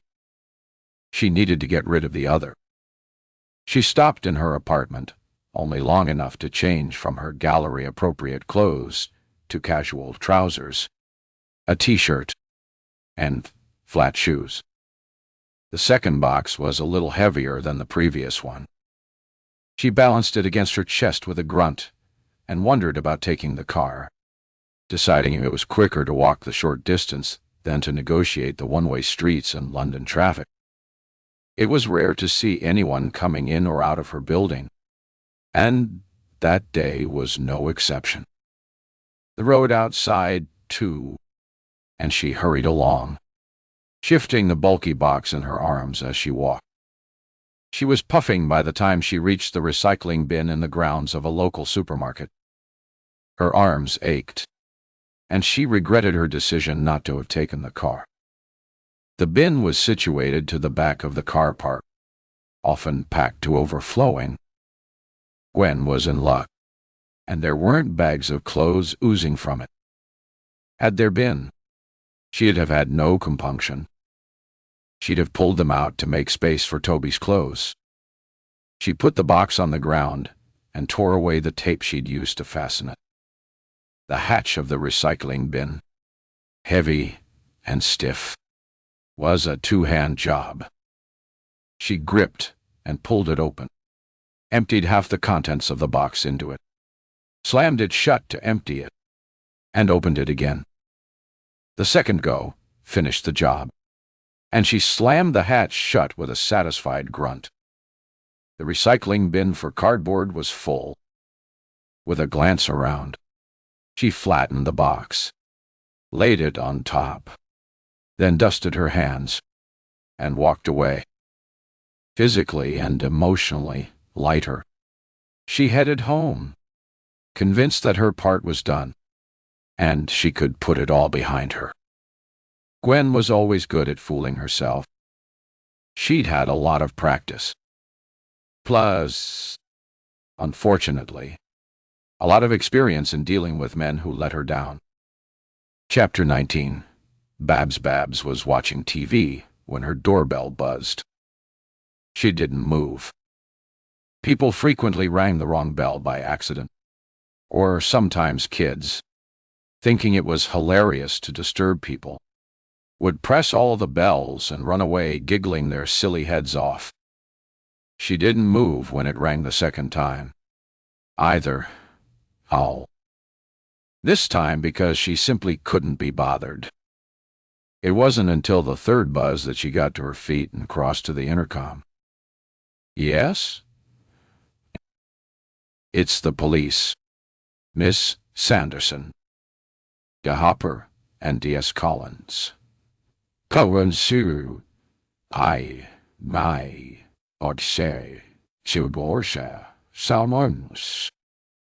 We'd like to have a word with you about Toby Carter. Babs' ragged breath fogged the stainless steel surround of the intercom. The police? Why, she answered the buzzer. Too late now. Refusing them entry would simply make them suspicious. Come on up. 4th floor. Apartment 12. They'd rung her bell, so they already knew this. How much more did they know about her? That she was off work? But did they know why?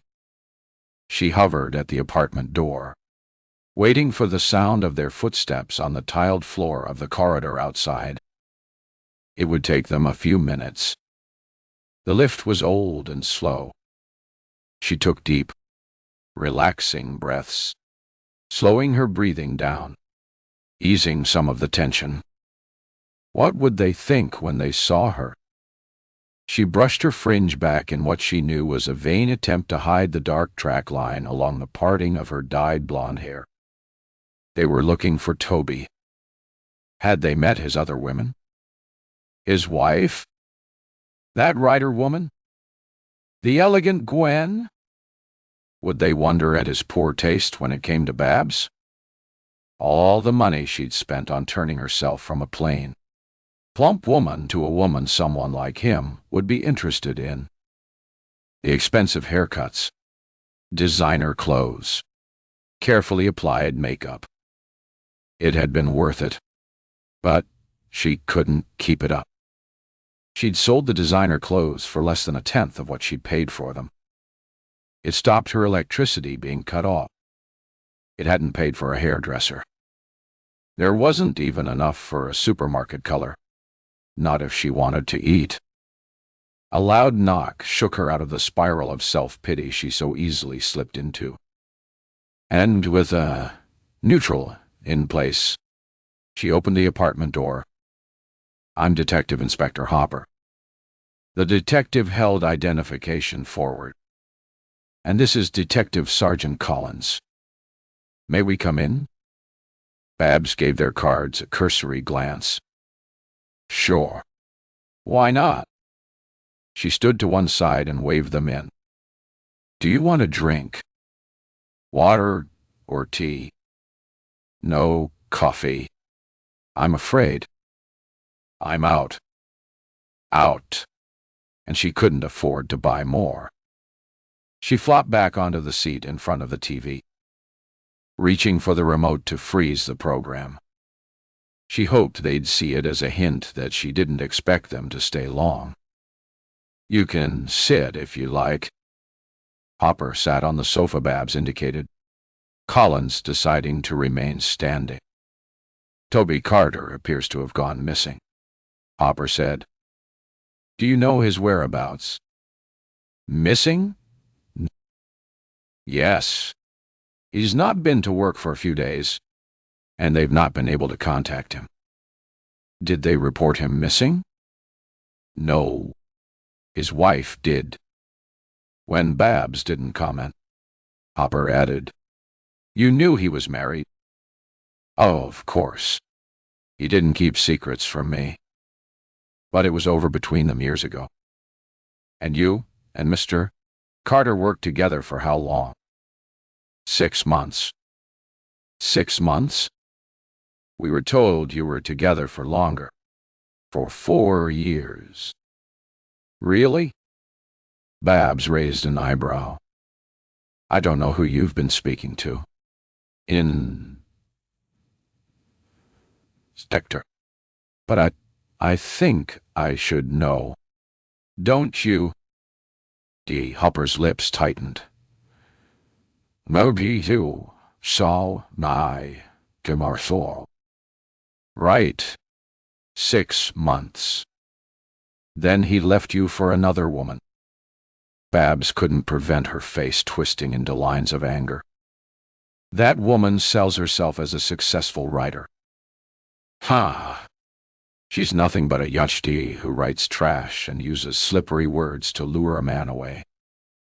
Women like her. Babs shook her head, as if to say, That said it all. Not men like him, Collins said with heavy sarcasm. Hopper darted a shut-up look at her. But Babs wasn't letting it go. You've made up your mind about him, have you? And you've never even met him. You've made up your mind that Toby Carter was a gigolo, a leech, a blood-sucking monster who would always find one more vulnerable woman to prey on. You have no idea.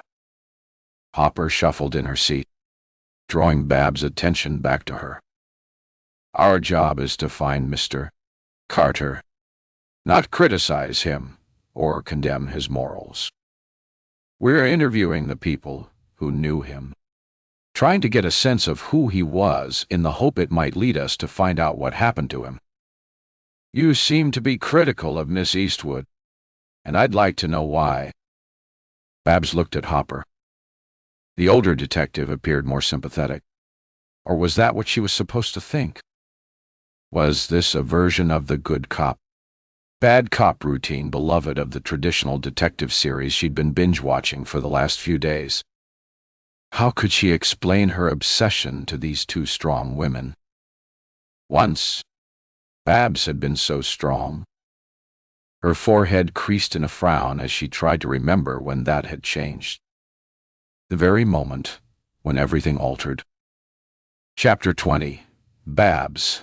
Babs hadn't lied to the police. She'd only been with Toby for 6 months. She'd not lied to that writer, Misty Eastwood, either. Oh. Babs had known Toby for 4 years.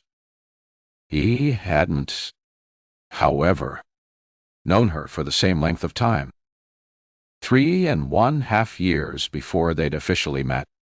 Babs had gone into the waiting room of the private clinic where she worked as a physiotherapist.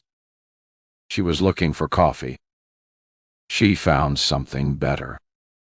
Toby Carter was sitting staring into space, a folded newspaper in one hand, the other tapping on the arm of the chair in time to music he was listening to on headphones.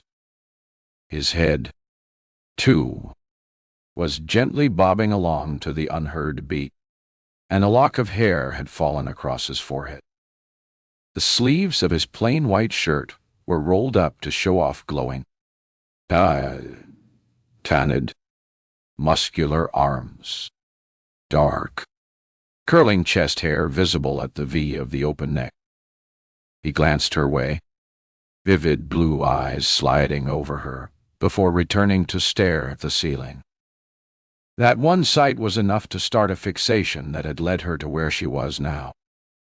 She'd left the waiting room without her coffee and gone to the reception desk. It wasn't unusual for her to check the list of clients due in over the day, so it caused no raised eyebrows as she flicked down the page.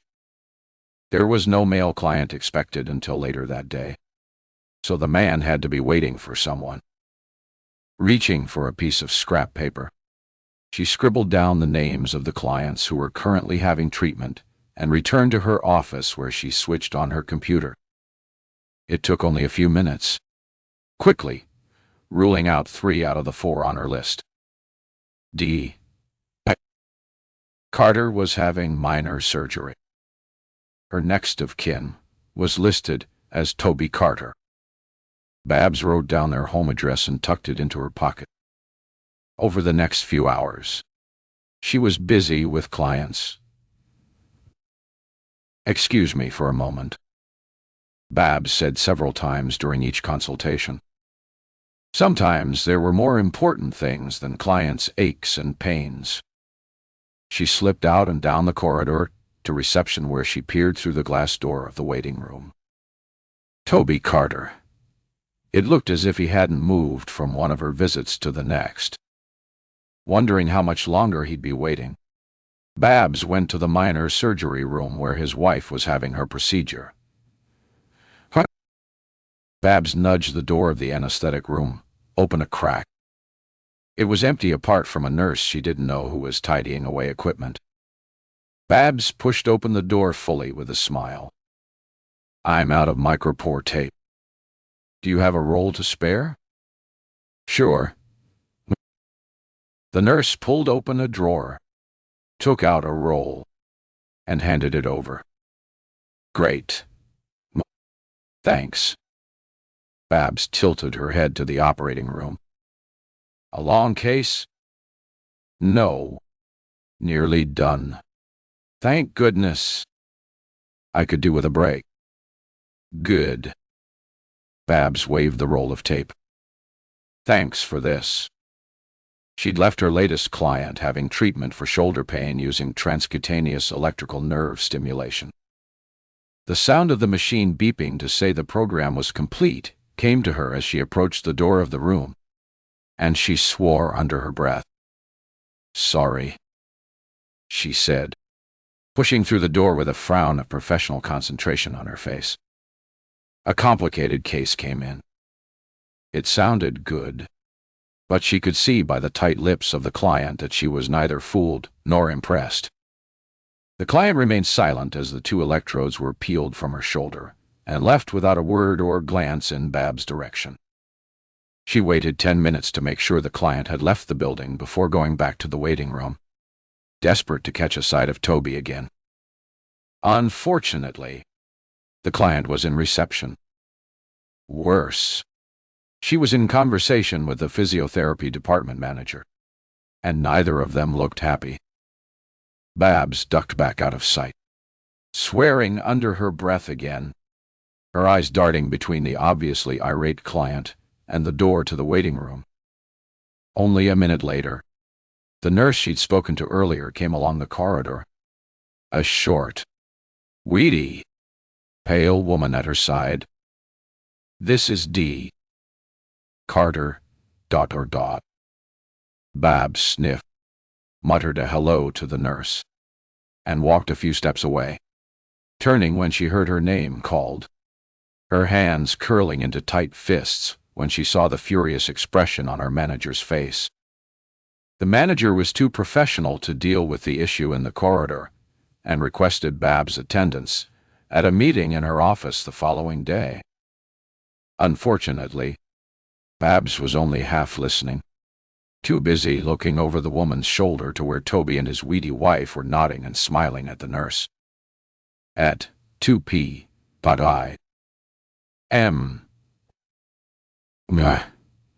Team. The acid sarcasm brought Babs' attention reluctantly back. "Sorry. What? Have you been listening to a word I said?" "Of course," Babs said, trying to infuse her words with sincerity. I'm sorry. It's been a stressful day. The manager's downturned mouth didn't indicate sympathy, and her next words were staccato sharp. Tomorrow at 2 p.m. I'm on, Lauren. She gave Babs a scathing look and walked away. As soon as she'd gone, the following day's meeting was forgotten. Babs hurried to the floor-to-ceiling windows at the front of the reception area to scan the car park, her eyes narrowing against the glare of the sun as she searched for one more glimpse of Toby. Over the next few weeks, Babs found out as much as she could about Toby Carter. It wasn't hard. It simply took persistence and dedication. She used some of her previous annual leave to hang around outside his house in Croydon, followed him when he left for work, then hung around there gathering more information. She found him on Facebook, drolled over the few photographs that were public. Unsurprisingly, her friend request was denied, so she made do with what she had, and copied and printed out the few photographs available, cutting his wife and friends from them. She had them blown up to poster size and hung them on her wall, adding other photos over the years, the ones she snapped with her mobile phone when he wasn't looking. Her obsession became her passion. But, eventually, looking at him from a distance wasn't sufficient. She wanted much more. It required weeks of careful preparation and planning to arrange an accidental meeting. She knew where he worked, which gym he visited, the shops he liked to frequent, the cafe near his office where he liked to stop for coffee. The cafe seemed the most suitable venue for her plan. Sometimes Toby stopped for coffee on his way to work in the morning. Sometimes he'd call in for one mid-morning or at lunchtime or very occasionally later in the afternoon. But it was a rare day when he didn't go in at some stage. Years of observing him had given her an advantage. She knew he liked the finer things in life, and in preparation for their meeting, spent a fortune on herself. It was, she decided, an investment in her future. When the day she'd planned for came, she arrived at the cafe early. She sat with her Armani jacket hanging over the back of a spare chair, her Gucci handbag on the tabletop beside her, and her legs crossed, one foot swinging to show off the red sole of her Louboutin shoes. Her mousy brown hair had been cut and expertly dyed, shades of blonde shining in the overhead lights. The stage was set. She had her Kindle with her and was willing to wait the whole day, reading book after book, if that was what it took for the meeting she knew would change her life. When Toby walked through the doors of the cafe mid-morning, she took his early arrival as a good omen, and struggled to keep a smile of pleasure from curving her lips. Her eyes flicked from the book she wasn't reading to where he stood in the queue. He'd order a macchiato. He always did. She waited until he'd taken a seat on the other side of the busy cafe before getting to her feet, and with her Gucci bag over her arm, she weaved around the tables to the exit. She stopped to slip on her jacket, turning as she did so to let her eyes drift around the room. Then she gave a loud gasp, lifted a hand in greeting, and rushed over to his table. Peter. Her voice was pitched, husky, sexy, as she bent down to press a kiss against his cheek and her breasts against his shoulder. It's been so long. She pulled back then and let a look of horror appear. Open mouth, wide eyes. Oh my goodness. I'm so sorry. Gosh. Please forgive me. You are so like an old colleague friend of mine. She held both hands over her chest, careful to emphasize the Gucci logo on her bag. Lucky friend, Toby said with relaxed gallantry. I'm so embarrassed. Babs flopped a hand before her face. Do you mind if I sit a moment? Of course he hadn't minded and offered to get her a drink. Babs, who'd drunk enough coffee that morning to last a lifetime, nodded. That's so kind of you. A macchiato would be lovely. Thank you. And that was the start of what she had hoped would be the rest of her life. She didn't give the skinny whip of a wife a second thought. If she couldn't hang on to Toby, someone else would, and that would be Babs. She'd hang on to him and keep him so happy he'd never want to leave. When, after only a few weeks, Toby left his wife and moved in with Babs, she'd thought this was it. Happy ever after. Her life became a whirl of dinners in fancy restaurants, weekends away, shopping trips to top up her and his expensive wardrobes, nights wrapped in his arms, days when her face ached from smiling. Her life, so dull and lifeless before, sizzled. Then Misty had slithered in and stolen Toby away. Chapter 21. Babs died. Miss Sanderson. D. Hopper's voice dragged Babs back to her Streatham apartment. I will tell you, I'm a sure or more. I asked you, was that why you called around to confront Miss Eastwood? You held her responsible for Mr. Carter leaving you. We were happy together until he met her. So, what do you think? That day, Babs remembered the absolute pleasure she'd felt as her clenched fist had connected with the writer's cheek. I was having a bad day. Had a bit to drink and lost my temper. There was no point in telling the police that she'd spent hours outside the house in Hanwell, hoping to catch a glimpse of Toby, and even more time staring up at the window where Misty sat, hating her with a fury that had finally driven Babs to act. There was no point in telling the police that she still went every day. Sounds like you have a nasty temper. You were lucky, Miss Eastwood didn't call the police. She was lucky I didn't kill her. Babs grinned as if to indicate she was joking, but she wasn't sure she was. She'd often wondered if Toby hadn't returned.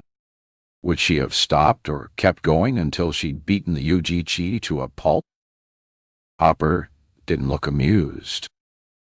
She made a note in her notebook and sat back. According to Miss Eastwood, Mr. Carter was leaving her for someone else. How did that make you feel? Babs stared at the detective for a moment before releasing a sigh. I didn't know about that until that woman called here yesterday looking for him. Gwen, something or other. Glamorous but old. Anyway, in the last few weeks, I've come to my senses. You faced reality. Reality? Hopper queried when the silence stretched. That I'm broke. Behind in my mortgage. Maxed out on my credit cards. Babs ran a hand over her hair. I can't even afford to go to the hairdresser. You gave him money. 50 quid now and then, when she made inverted commas in the air. Forgotten his wallet. But that wasn't the problem. Really. It was all the other expenses. Toby liked the good life. Expensive restaurants. Fine wine. A whiskey to finish off a meal. He liked to get gifts, too. Babs' voice faded. He was very amorous and attentive afterward. The more costly the gift, the more amorous he became. Plus,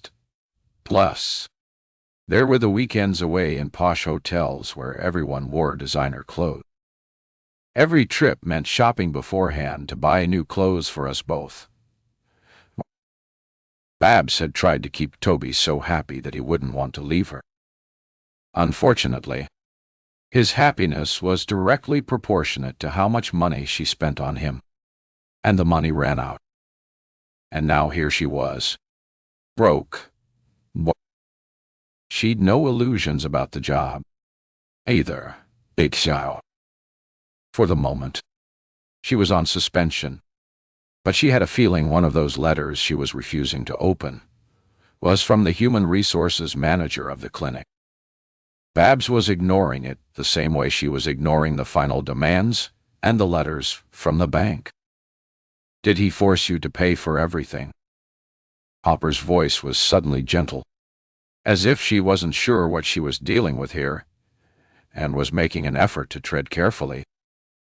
Babs brought her thoughts back from her money woes and looked at the detective with wide eyes before snorting a laugh. What? You think I was gaslighted or something? You don't understand. She laughed again, but this time the sound held thick layers of sadness. Toby's charisma personified. He has the ability to make you feel like you're something special, something amazing. She held her arms out. I mean, look at me. I'm not exactly a beauty. Her voice dropped to a whisper. But when I was with him, I felt gorgeous and charming. Everything I ever wanted to be but wasn't. I would have spent every penny to hold on to that. She slumped back with a loud sigh. I did spend every penny. All my savings. All my salary every month. I'm sorry. The sympathy on the older detective's face looked genuine. Babs nodded in acknowledgement and decided to ignore what she took to be an expression of derision on the painted face of the younger detective. Babs pressed her lips together to hold back the tears she felt building. You know what the saddest thing is, Detective Inspector Hopper, is that despite this reality, despite waking up to my situation, I'd take him back tomorrow and sell my soul to keep him. Chapter 22. D. Carter lived in a small terraced Victorian house on Cedar Road in Croydon. A blackened terracotta tiled path led from a wrought iron gate to an unattractive up-VC front door. But the windows, one down and two above, were original wooden sashes. The area between the front wall and the house would no doubt at one time have been a pretty garden, but necessity had caused it to be concreted in. Now all that bloomed in it were a proliferation of recycling bins. Dee had been waiting anxiously for someone to call with news since she'd reported her husband missing early that morning. Mug after mug of tea was downed as she sat on the sofa in the living room with the phone beside her, afraid to turn on the TV in case she missed something. Fine voile curtains at the windows gave a soft focus view of the road outside, but the fabric didn't soften the edges of the two women who arrived and stood at the gate staring at the house. Police. Panic jolted Dee to her feet. Wasn't it only bad news that was delivered in person? She heard the mumbling outside before they pressed the doorbell. Maybe they were practicing the words they were going to use to impart the news. Dee swallowed a sob, and before the echoing chime of the doorbell faded, she wrenched the door open. A petite woman. She was immediately intimidated by the tall officers who stood shoulder to shoulder on the doorstep. She glanced blankly at the proffered identification, stood back, and waved them into the narrow entrance hall. Their grim, set faces increased her nervous anxiety. She wanted to bark out, "Tell me." But she was a woman used to waiting, and convinced as she was that the news was bad. She wanted, contrarily, to put the words off as long as she could, to live in ignorance a little longer, to pretend that everything was going to end happily ever after as she had for so many years.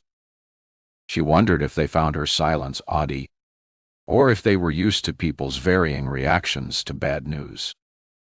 Bad news. Toby, my love. She finally found words to use. Please, go in. She pointed to the doorway of the living room. Have a seat. Can I get you coffee, tea, or something? She saw them look around, their eyes assessing. She'd done her best with the small space. When they'd bought the house almost 15 years before, there'd been shelving to both sides of the chimney breast. She had it removed from one side to fit one of the two sofas they'd brought with them from their previous home. But they still overpowered the room.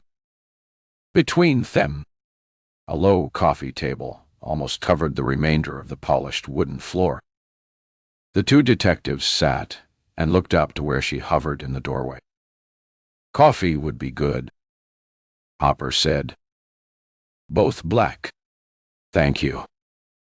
Dee returned minutes later and set a tray down on the table. Here you go. Coffee and biscuits. You can't have a cuppa without something to eat. Can you?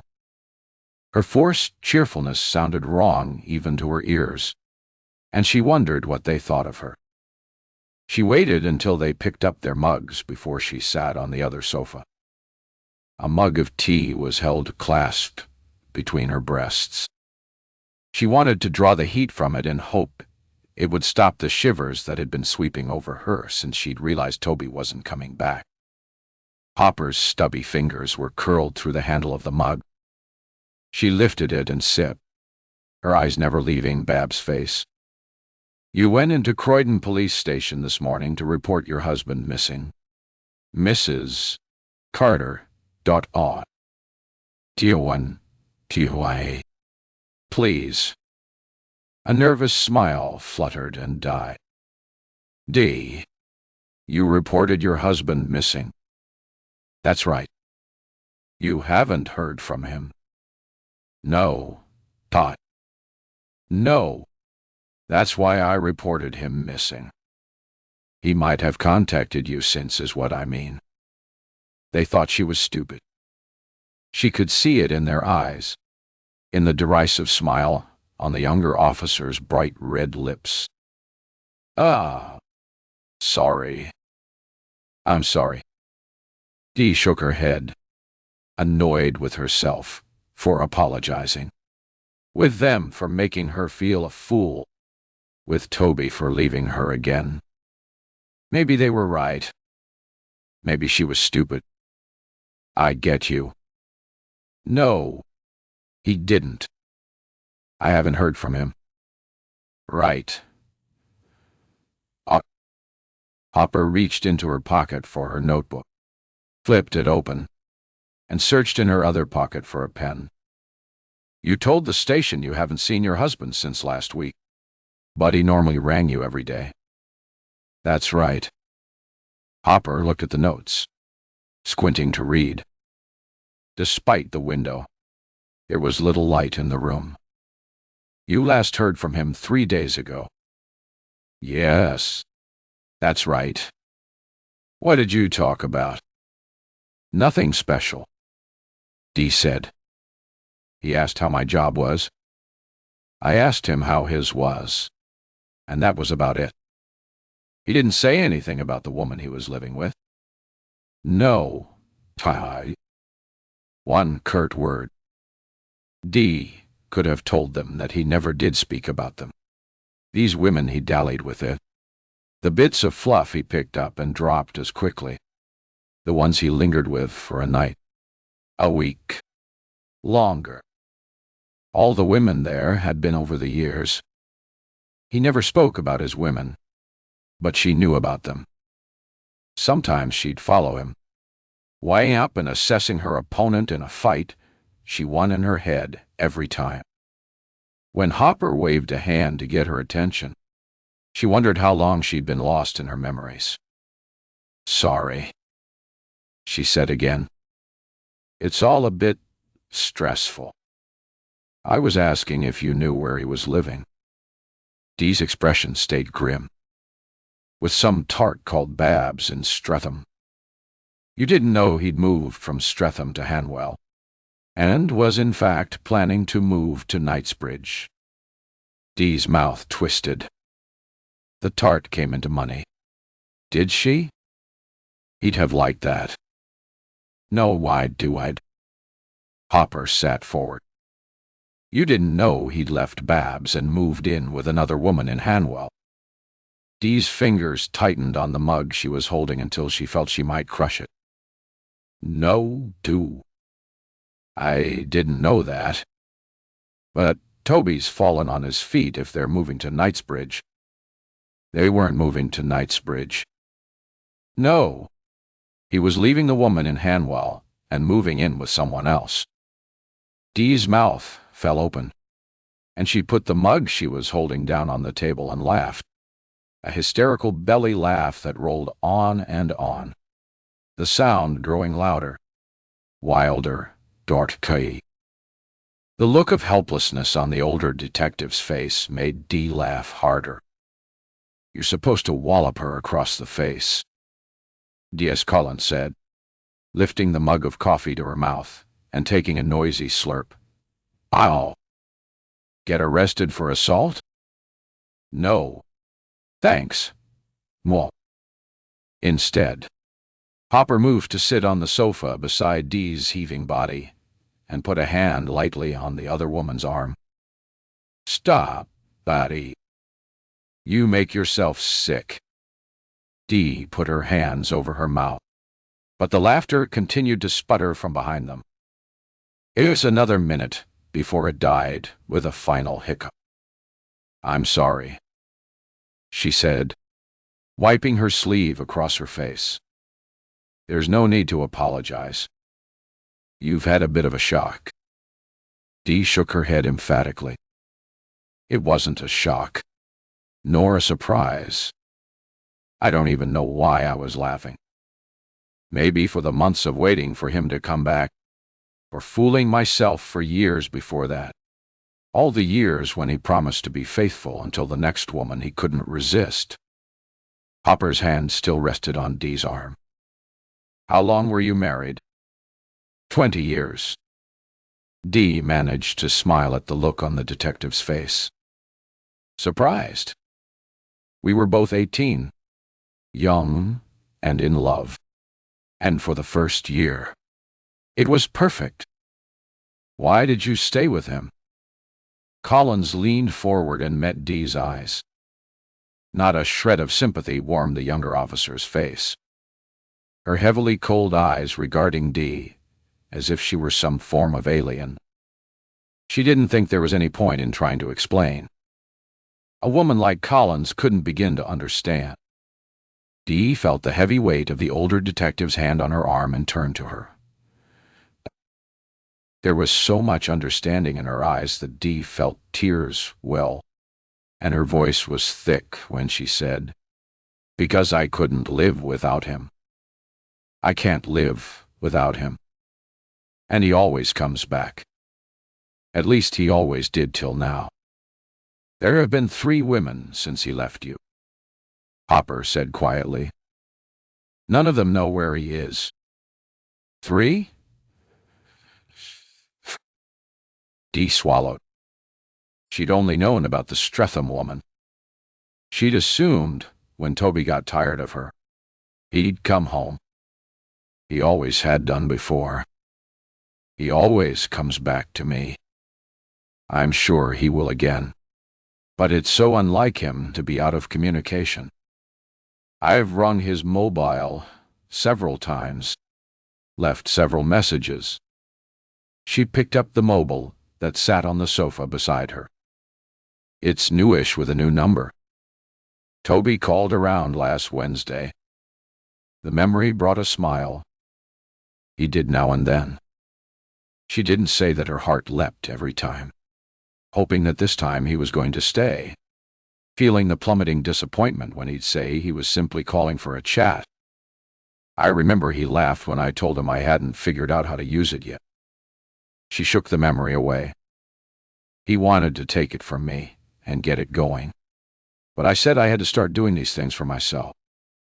I'd written the number down and I gave it to him. He'd laughed when he read what I'd written on the scrap of paper. "You've put your name on it. Did you think I'd forgotten?" I wanted to ask if he had. If he'd forgotten me and how much I loved him. I'd wanted to beg him to come home. "Mrs. Carter." Dee blinked and shook her head again. "Sorry."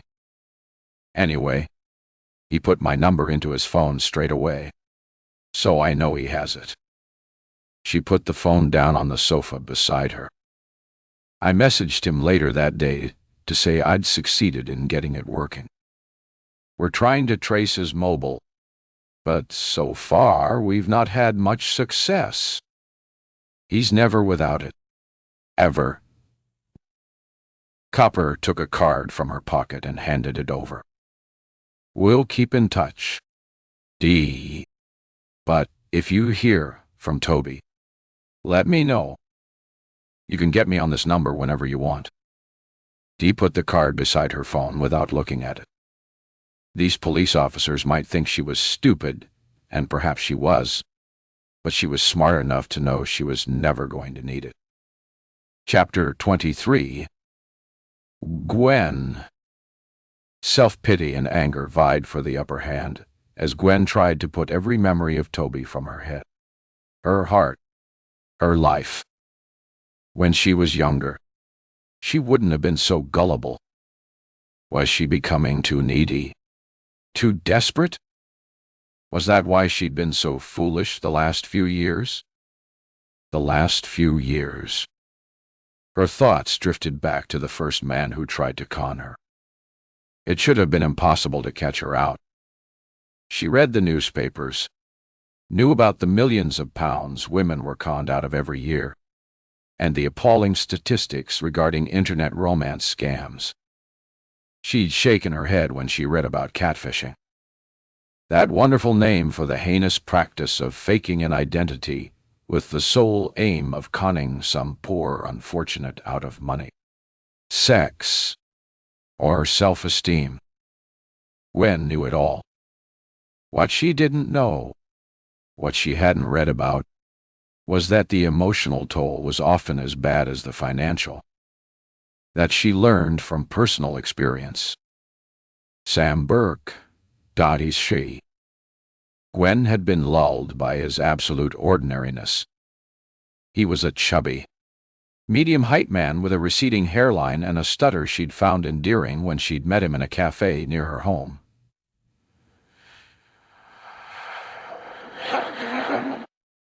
Looking back, she could see how it had been the perfect setup. It had been a year since her previous relationship had ended, and she'd been alone. Maybe she'd looked lonely, even sad.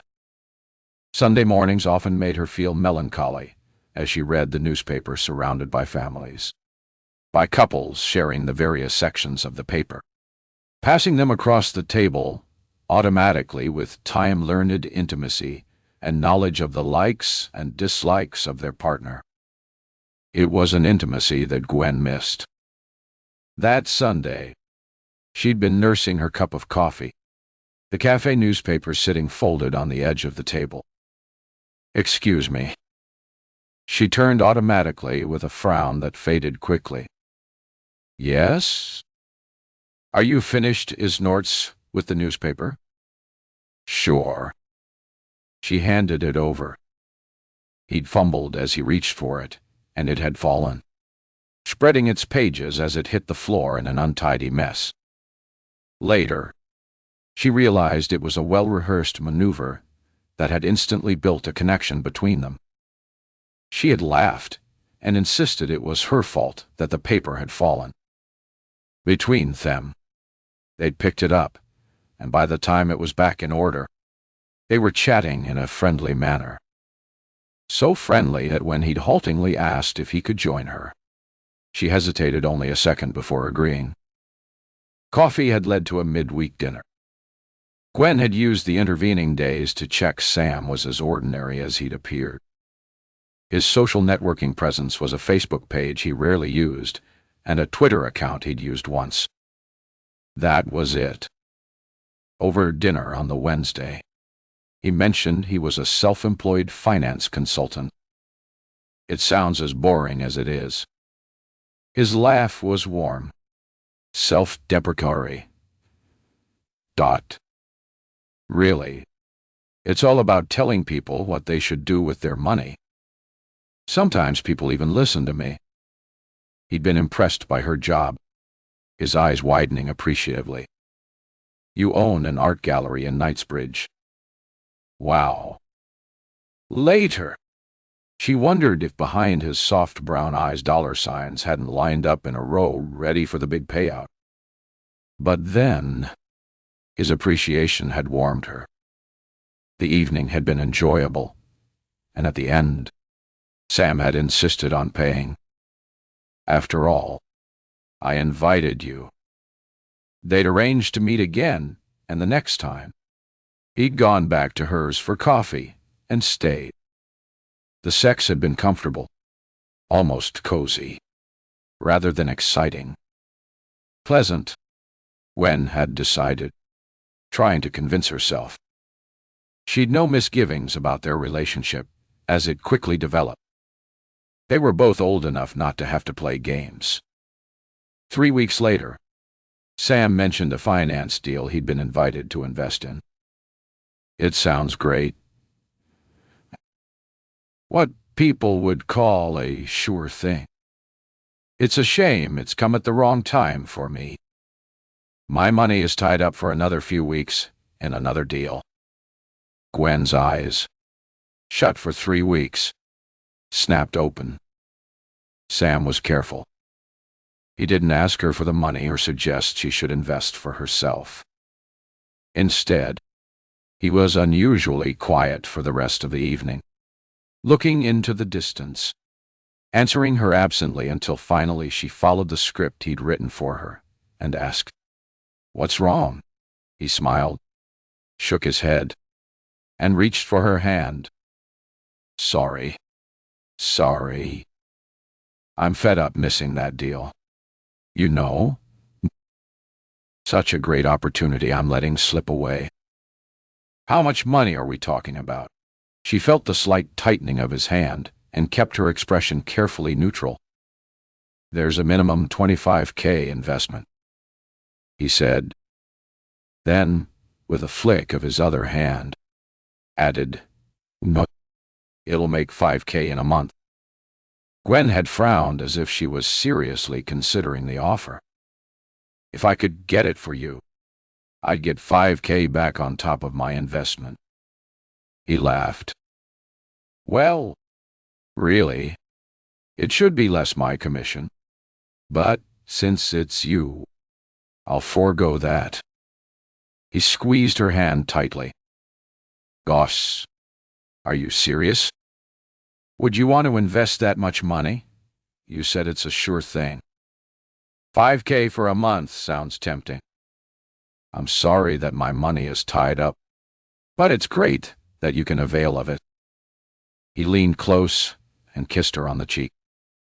"I'm pleased for you." He sounded so sincere. His gaze was steady, his smile so warm.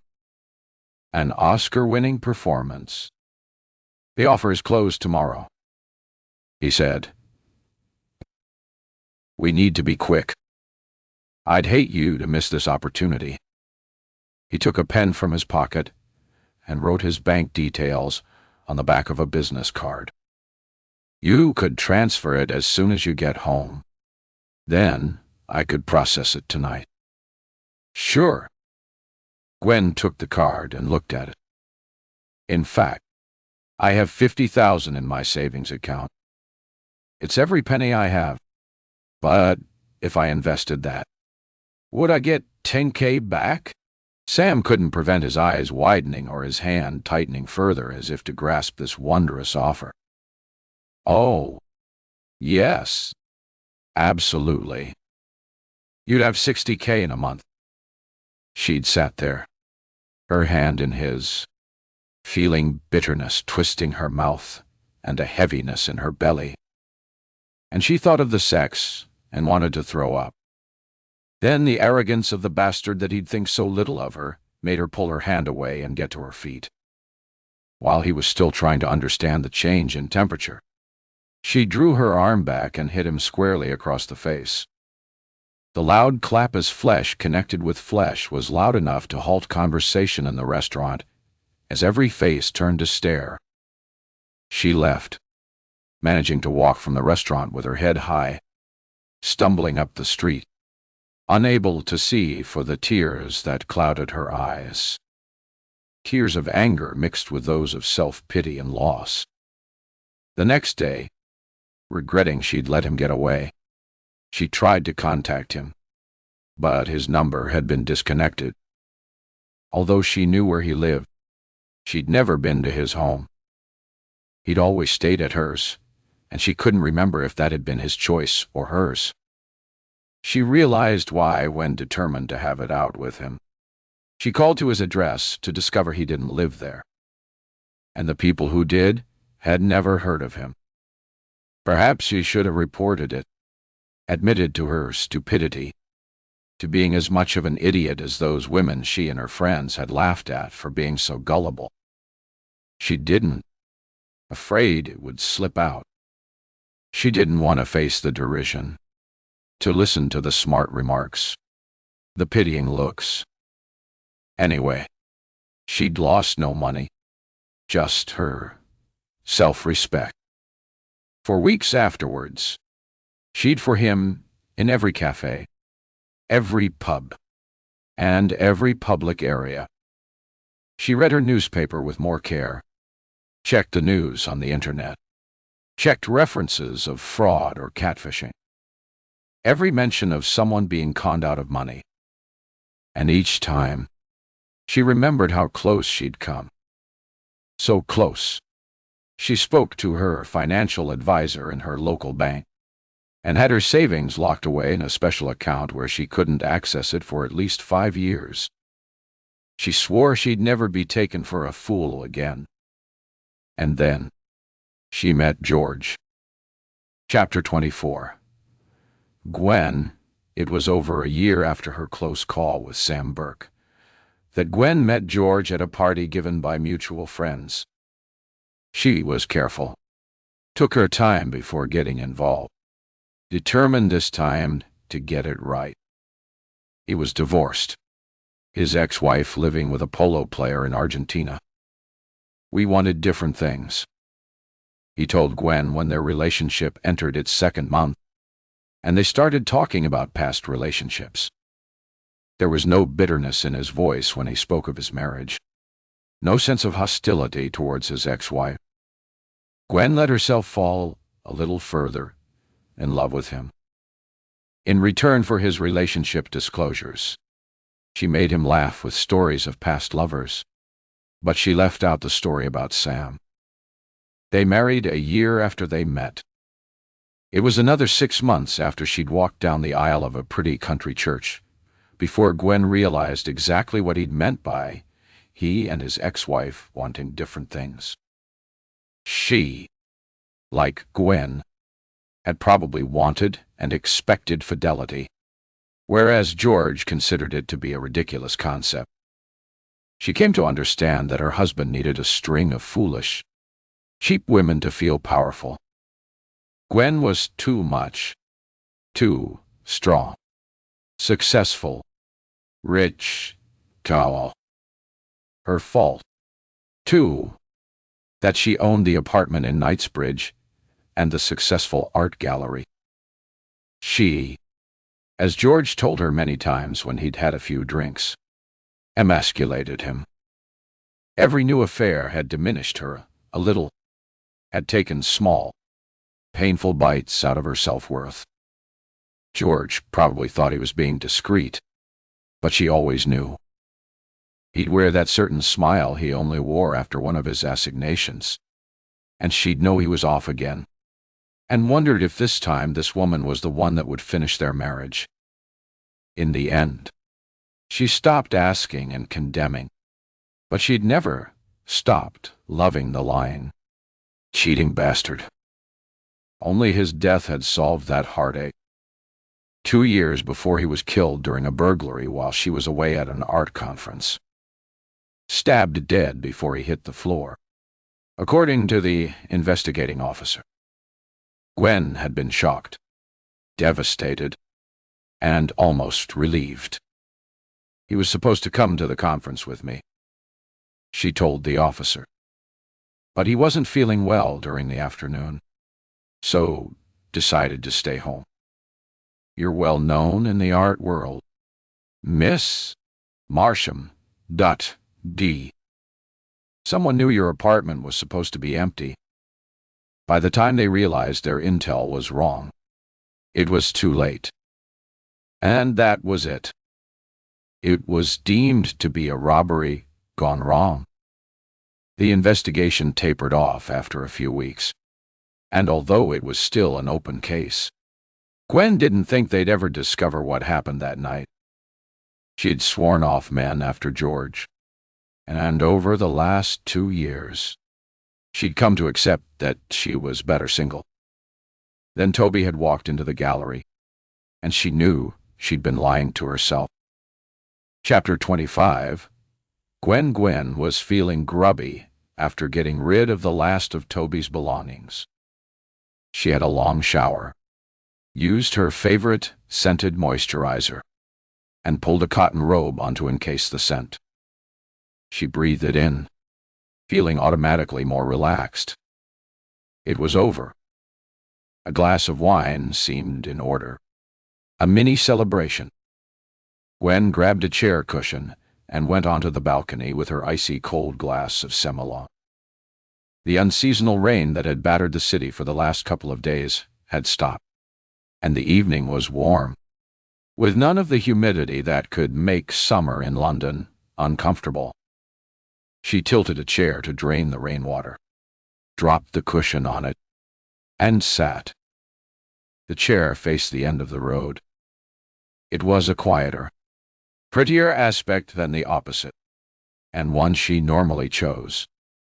If she'd been facing the other direction, she'd have seen a car stop halfway along the street, and the 2 detectives who'd visited her earlier at the gallery get out and walk towards her apartment.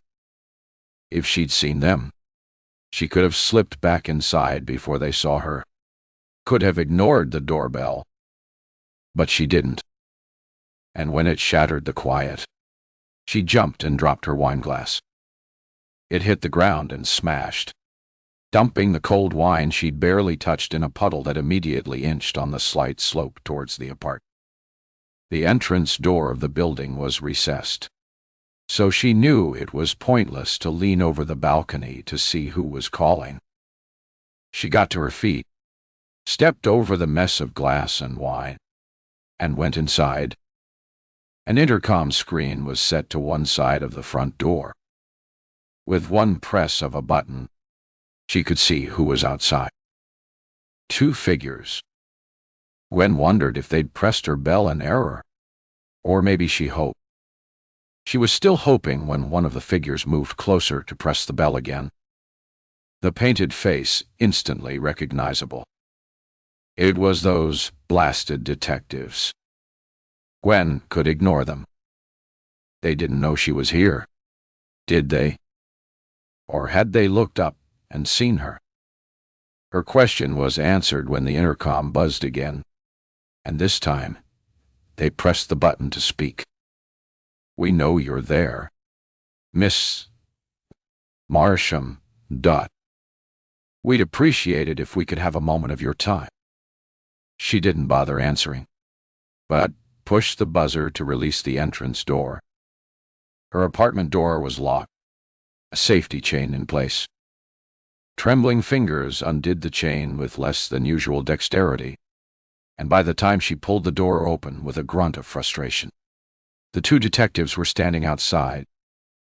"I'm sorry," Gwen said. "I always put the lock and chain on when I come home. They can be fiddly to remove." She was babbling, showing her unease.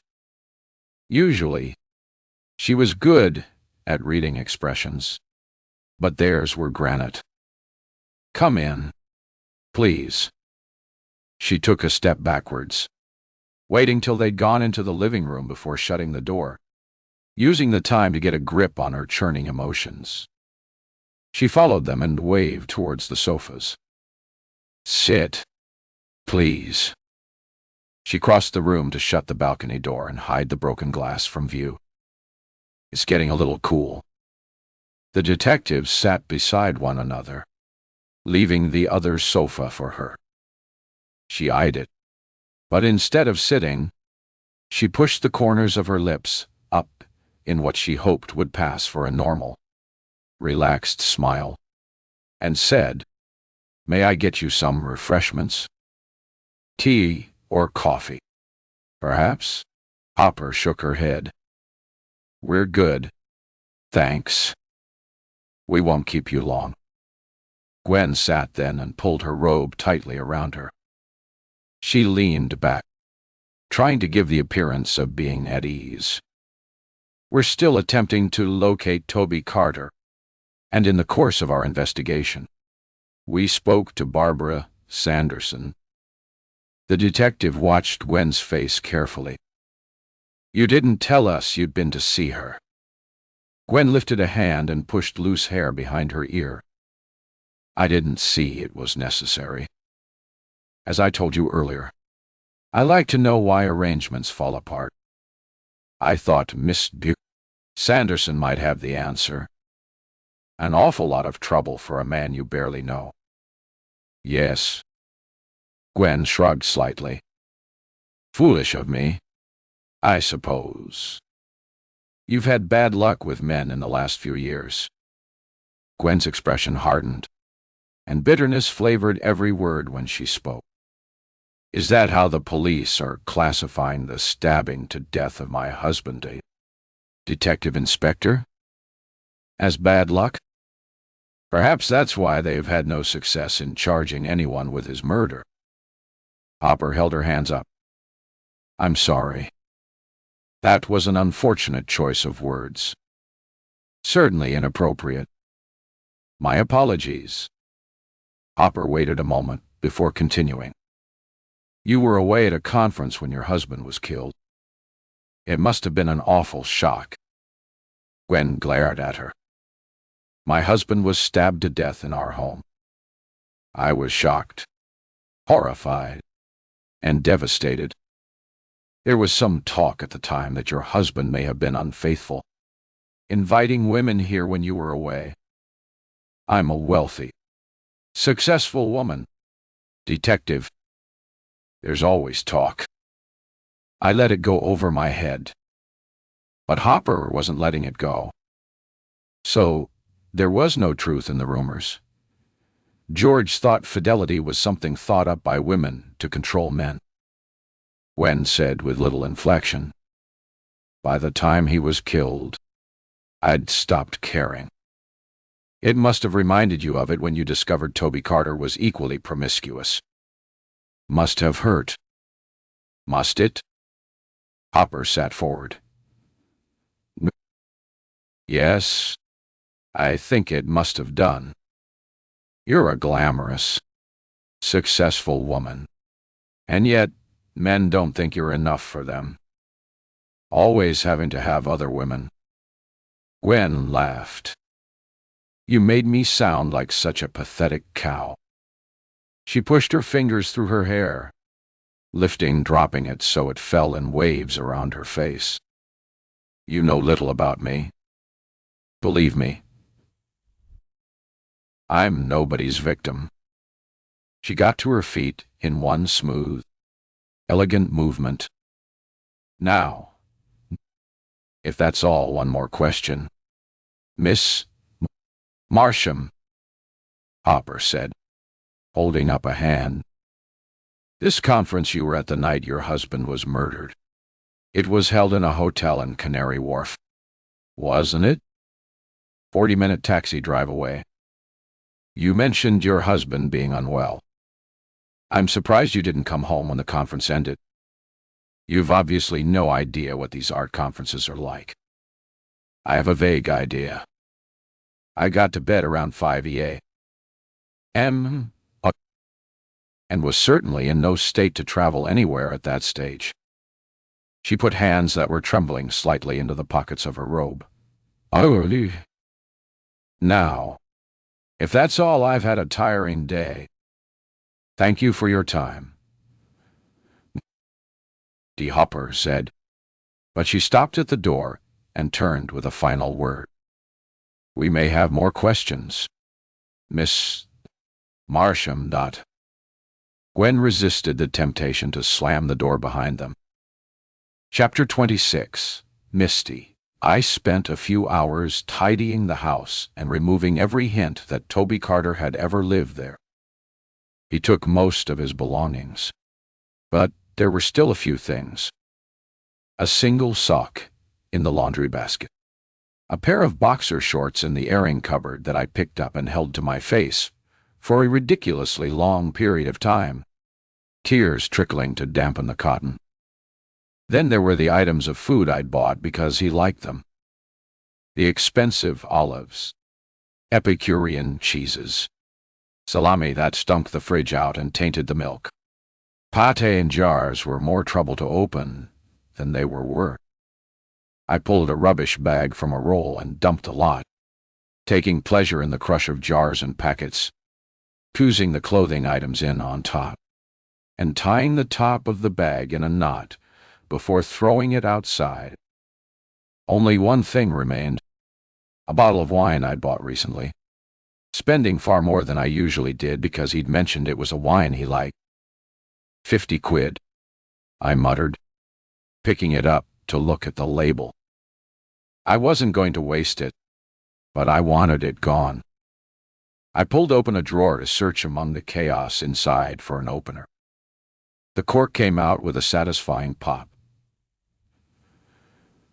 Needy.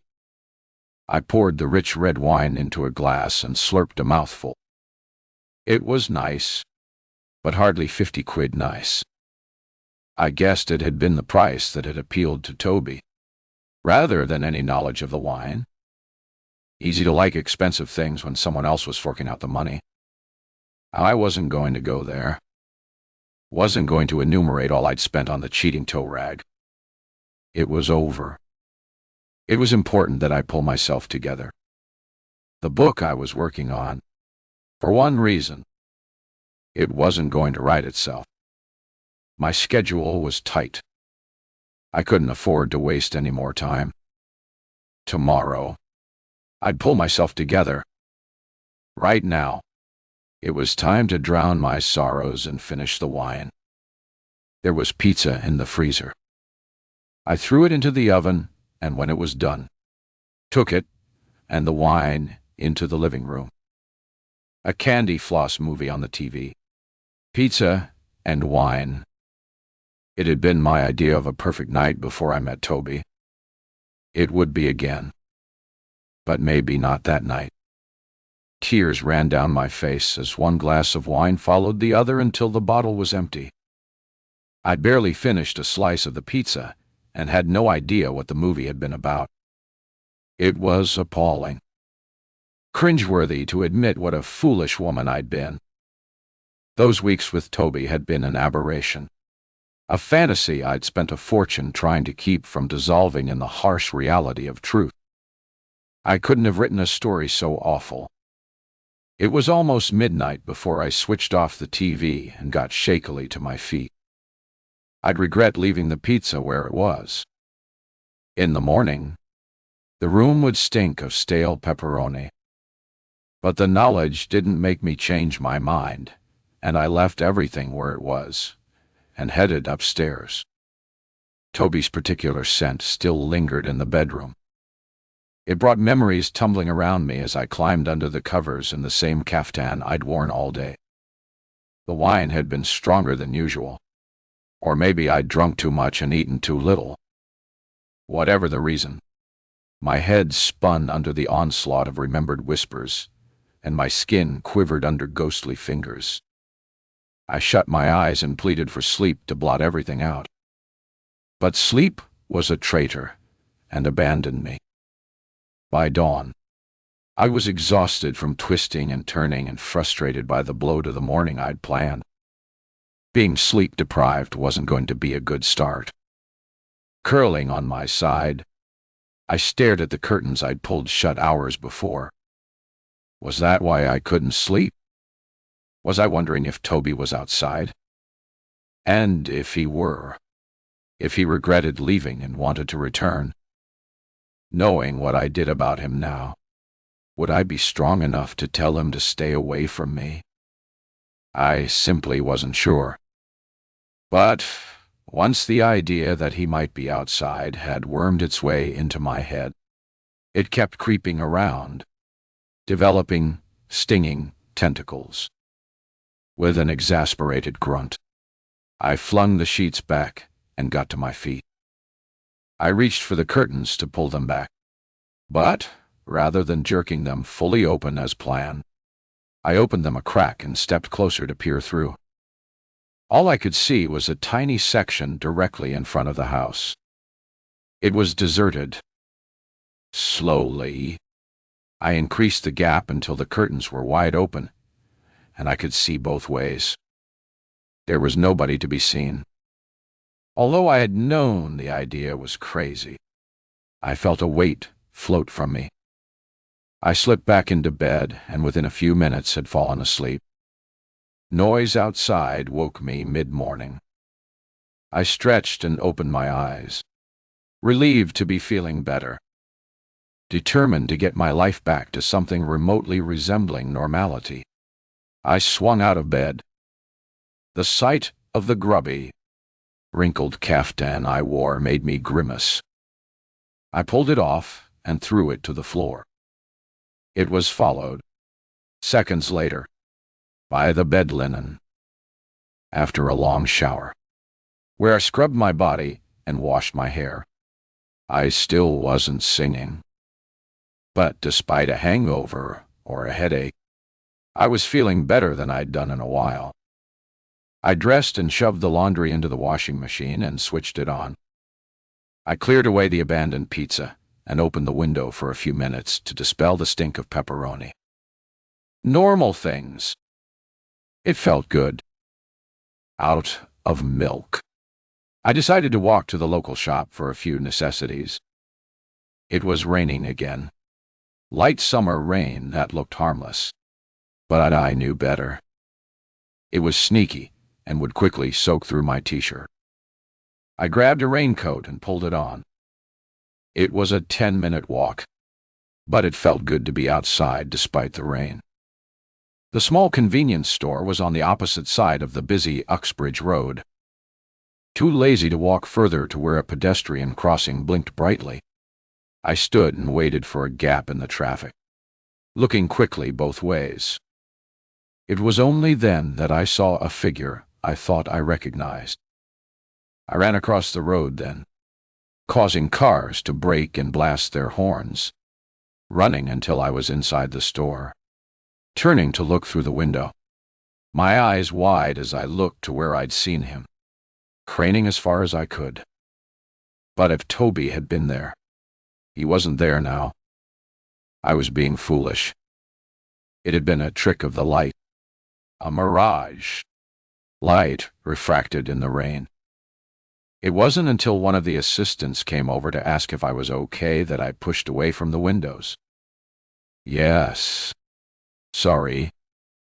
I thought I saw someone I was trying to avoid. The assistant smiled uncertainly.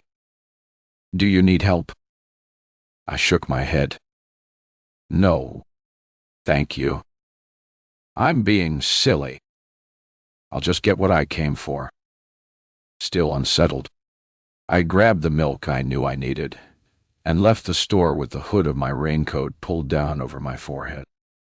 I was almost amused at my childish, if I can't see him, he can't see me, thinking as I speed walked home. My dash across the busy road earned me more horn blasts. One driver rolling down his window to shout obscenities at me as he passed. Back on the quieter Myrtle Road, I walked even faster, breaking into a run for the last few meters. Safe inside the house. I locked the front door and slipped the safety chain into place. Leaving the milk in the hall, I went upstairs and pulled the curtains shut before peering through a crack. At that time of the day, there were plenty of people walking to and fro, but none were wearing Toby's distinctive hat or Burberry raincoat. My hands clenched on the fold of the curtains I held, and I rested my head against them. I was tired. That's all it was. Nothing more than that. I couldn't have seen Toby.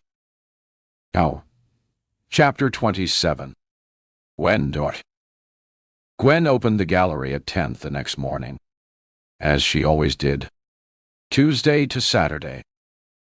It was important to be seen, to be in control, to be business as usual, especially if the police decided to visit her again. There was no reason they should, but there'd been no reason for them to have come the day before, either. And yet they had. Or maybe she was being naive. Toby, after all, was supposed to have gone to her apartment the night he went missing. He hadn't, of course, but it was the police's job to be suspicious. That they seemed to be suspicious of George's death worried her. There had never been any indication that the police had suspected her of having a hand in her husband's death at the time. Or had she simply refused to see it? Gwen sat at the desk and rested her head in her hand. She'd been taking a leaf from George's well-thumbed book when she started the affair with Toby, and had expected great sex and the handsome man's companionship to be enough. She hadn't expected him to fill a hole she'd not known existed, hadn't planned for happiness to put a bounce in her step, or to suddenly be aware of possibilities or a future with such a devastatingly gorgeous man. The gallery door opened. Gwen lifted her face and pasted on her professional smile. It faded quickly when she saw who it was. "What are you doing here?" Misty shook her head as she crossed the gallery floor. "I needed to talk to someone. And strangely, you're the only one who would understand." "You look wretched," Gwen said, getting to her feet. "Sit. I'll get you a glass of water." She took 2 glasses from the small kitchenette at the back of the gallery and filled them from a bottle in the fridge. "Here you go." Misty took the glass and gulped a mouthful. "Thank you." She took another drink, put the glass down, and wiped her mouth with her hand. "I went to my local convenience store this morning, and I saw Toby. I was crossing the road and looked back, and there he was." The glass Gwen was holding shook. She put it down carefully. "Are you sure?" "I don't know. It looked like him. He was wearing a Burberry raincoat and that tweed flat cap he likes. You know, the one he thinks makes him look country. Lots of men wear those hats, thanks to David Beckham." "You look pale. You said you'd not been sleeping well. I'd guess your already vivid imagination is running in overdrive." "Maybe.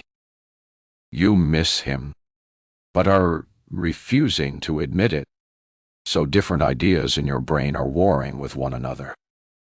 Gwen smiled, hoping she looked suitably sympathetic.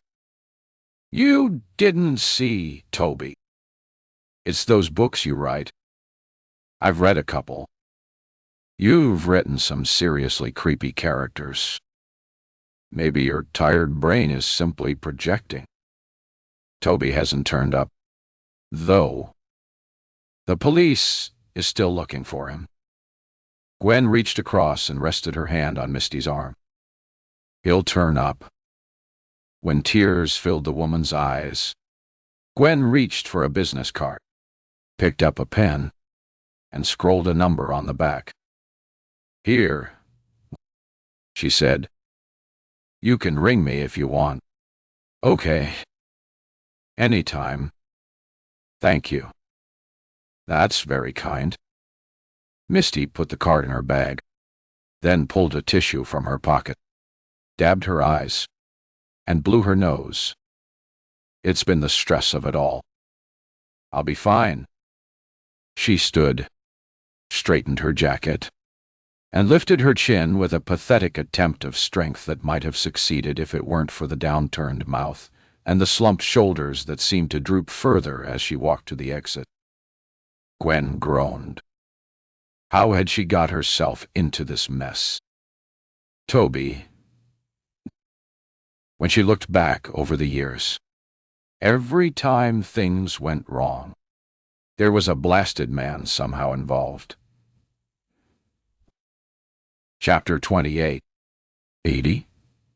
One day, Dee Carter slept on and off, half expecting the phone to ring or the doorbell to chime. Once years before, she smiled as she remembered. Toby threw stones up at their bedroom window when she slept through the doorbell ringing. She'd opened the window and seen him there smiling in the moonlight, and her aching heart had, once again, forgiven him for straying. So many times. 20 years of forgiving. 20 years of defending her husband, defending her decision to stay with him. Friends advised her to leave him, and Dee listened to them, listened to their words, saw their happy, solid marriages, their lovely husbands, their dull, boring, faithful husbands. It'd been a toss-up then. Stay with her errant, straying husband, drown in the magic when things were going well, and soak up every last bewitching drop in the hope it would sustain her when he got bored and drifted. Or leave him and be alone. Alone. Because how could she ever replace Toby with a mere mortal? Ava, their 19-year-old daughter, had left home as soon as she was old enough. Sick of the constant dramatics. Tired of her mother's tears and her father's promises. She was living in Aberdeen and rarely came home. Maybe Dee would go and visit her. Tell her it was finished between her and Toby at last. She rolled over in the bed and buried her face in the pillow. She couldn't leave Croydon. Not yet. It would take time for reality to sink into the brain she'd coated in platinum years before. Reality. She'd never been too good at facing it. Now, she didn't have to. Now, she didn't have to face the truth that Toby wasn't coming home to her. She thought he'd get tired of that Streatham woman, Babs, and it seems he had. Only he'd not returned to her. He'd moved on to richer pickings. Then on again when a better opportunity presented itself. Moved on to someone more suitable than his dull wife. Someone more exciting. Maybe someone dangerous. Dangerous. The police appeared to have no idea what had happened to Toby, but Dee was convinced of two things. Toby was dead. He had to be, because in all the years of his philandering, he'd never been out of contact for more than a day. And if she was right, Dee was convinced that one of the women he'd been involved with had something to do with it. Dee had worked for the same company for 15 years. So when she rang that morning to say there was a family emergency, she wasn't surprised to be told to take as much time as she needed. As much time as she needed to find out what had happened to the man she loved, and which of the women Toby had found so fascinating was to blame. Chapter 29. Misty. Outside Gwen's art gallery, too weary to negotiate the underground, I hailed a taxi to take me home. Gwen was right. Of course. I should do what she was doing. Put Toby out of my head and concentrate on getting back to normal. Business as usual. I needed to meet that deadline and keep my publisher happy. Back home, I looked wearily up and down the street before clambering out of the taxi and hurrying the few feet to my front door, the key ready in my hand to stab into the keyhole. Then, I was inside. I slid the safety chain in place and locked the catch. Determined on that return to some semblance of normality, I changed into a clean caftan, this one a swirl of turquoise and yellow silk that normally brought a smile to my face. But it was hard to find anything to smile about that day. I sat at my desk, switched on my computer, and opened the book I was working on. It was a tale of two women who shared a secret and were being stalked by a man from their past. It was a common trope in psychological thrillers, but I was hoping my spin on it would be something new. I reread what I'd written the last time, getting back into the story and the characters. The stalker was a suitably creepy middle-aged man that I hoped would make readers look around fearfully.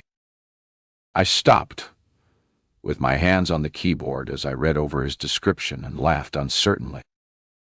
I'd thought Gwen had been spouting psychobabble with her idea that I was projecting my characters into reality. But maybe she was right. Had I planned for the stalker to wear a raincoat and flat cap? I ruffled through the sheaf of handwritten notes for his character profile. Middle-aged, gray-haired, neat dresser, suits and ties. Wine do you want? Suits and ties. No mention of a raincoat or any kind of hat. Had I seen Toby outside and subconsciously written aspects of him into my character? Or had I written memories of Toby into my character's profile and allowed my imagination to take over, picturing him where he wouldn't be? I stared at the screen, the words blurring. Had Toby's desertion affected me that badly? I felt lost, fearful for my sanity. Did I really miss him that much? He was a lying, cheating bastard. I dug deep for the anger that seemed to be a healthier reaction. Anger at him, at my foolishness. I hit the keys with more vigor than was required and deleted any reference to a flat cap and raincoat from my work, doing a word search to make sure. Simmering emotions kept me focused, and that afternoon I wrote more than I'd written for over a week, enough to bring me back on schedule. It was late before I saved my work and switched off with a sense of satisfaction that succeeded in washing the last of the anger away.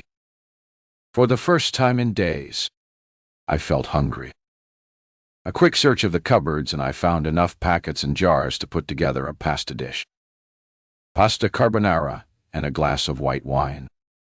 Couldn't get much better than that. I took them through to the living room, curled up on the sofa and switched on the TV. There was a movie I'd not seen before. It was good enough to take my mind off things for a while, but not good enough to prevent thoughts of Toby from edging their way back in when I dropped my guard. I looked back on our time together as if it were a dream. Or maybe, more honestly, a fantasy. And it had been that, hadn't it? My sisters had been right. I'd changed, and not for the better. The expensive clothes, the ridiculously expensive handbags and shoes, weekends away, dinners, wine. I'd been so stupid. What had I been trying to prove? That I was successful both professionally and personally. Was that it? I loved my sisters, their husbands and children, and their comfortable lives. And it used to annoy me when they'd inquire about my moribund love life. But hadn't it been even more depressing when they'd stopped asking, as if they'd given up hope for me? Was that why I'd foolishly rushed into a relationship with Toby, ignoring the truth that he wasn't suitable at all? And all the money I threw at him was never going to change that. I'd been almost blinded by his superficial attractions. But only almost. Deep down, I'd known we weren't suited. Was that why it had come as such a shock that he was dumping me? Had I expected to be the one to do the dumping? I remember the tide of anger that had swept over me, making me scream a litany of abuse at him. Then he was gone. I remember slipping the headphones back in place and increasing the volume of the music to the maximum, so I couldn't hear myself continue to scream obscenities. I had lied to the detectives. I hadn't watched him walk out of my house and down the street with a holdall hanging from each hand. No, I'd deleted and rewritten the script to make myself out to have been less distraught, less maniacal than I had been. It didn't matter whether I had calmly watched as Toby walked away from me and from the life I'd fantasized we'd live, or screamed my disbelief in words only the most odious of the characters I'd ever written would have used. The truth was, he had left. He had left. Chapter 30D. There was no point in wasting time. Despite her reluctance to speak to Babs, Dee knew that it was the fastest way to find out the name of the woman who had lured Toby away from Streatham. Thanks to Toby's consideration, Dee had Babs' phone number. In case of emergencies, he'd said when he'd scribbled it under the address. No other reason. Okay? What other reason would there be? To ring and beg Babs to leave Toby alone? Or perhaps to ring and sing Jolene down the line? To be utterly pathetic. Dee dialed the number, hoping Babs would be there. Relieved when the phone was answered on the first ring with a bored hello, it would have been satisfying to have spit anger down the line. But she drew a steadying breath instead. Playing nice would get her the information she wanted. "It's Toby's wife, Dee," she said, placing heavy emphasis on the word wife. "You know Toby is missing. The police were here. I know they've spoken to you, and they said you don't know where he is." Dee took a deep breath. "Will you tell me the name of the woman he went to after he left you?" She hoped Babs wouldn't ask her why she wanted to know. Unwilling to put the truth she knew in her heart into words, to take that final step and say aloud, "Toby is dead." She recognized her reluctance as being a foolish glimmer of hope that she was wrong. But she knew she wasn't wrong about those women. They had to know something. She held the phone tightly to her ear and waited for an answer.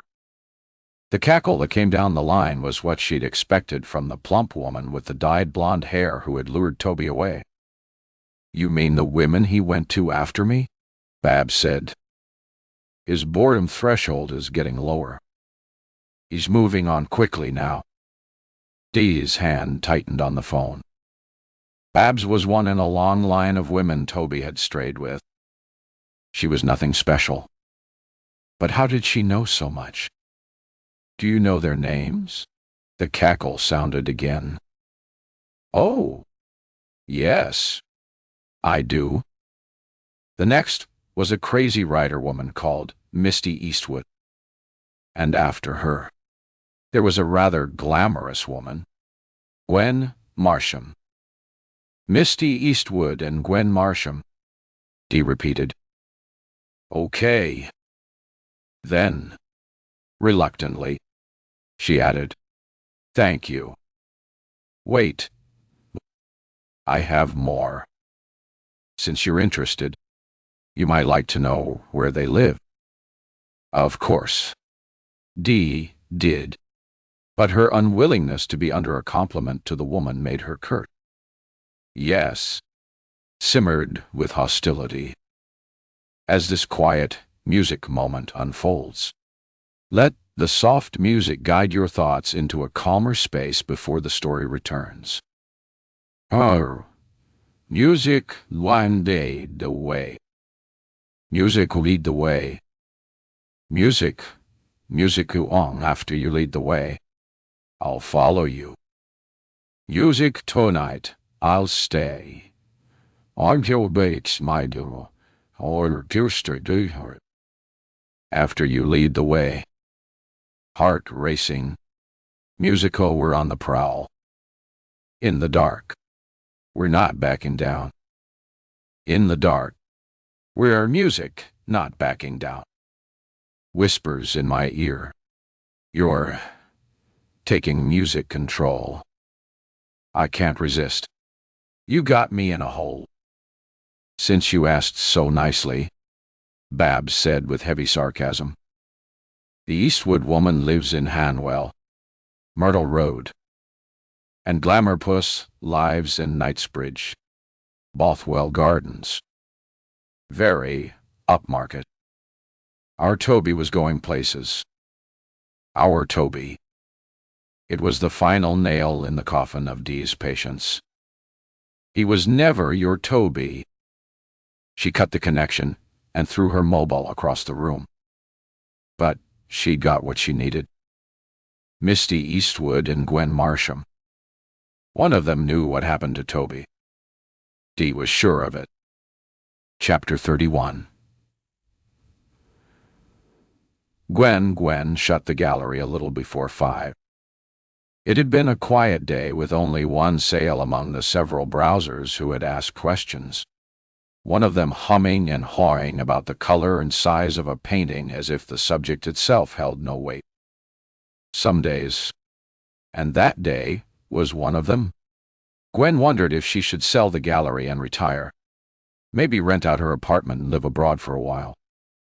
She thought about it as she walked, weighing up Italy versus the south of France, the only two countries she'd seriously consider. Or perhaps she should get a manager for the gallery, do a trip across Europe by car, and seek out some new and exciting artists. It was something to think about.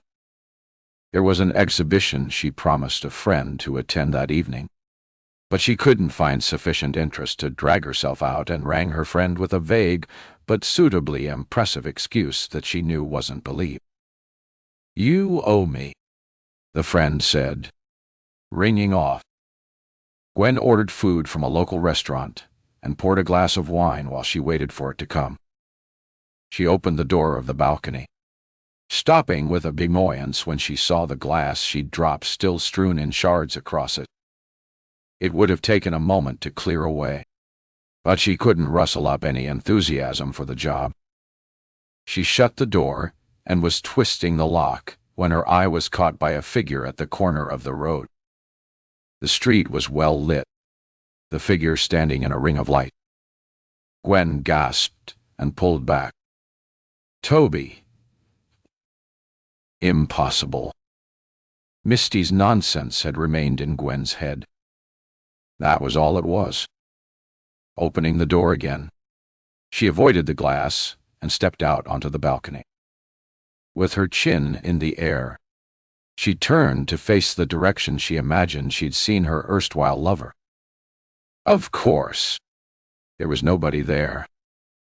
Of course, she couldn't have seen Toby. He was dead. Chapter 32. Misty. My fingers were flying across the keyboard, my forehead furrowed in concentration as the headphones played a classical music selection that helped without distracting. I tried country music, but so many songs had stories worth listening to, stories that distracted me from the one I was writing, that I'd given up and switched to music without words.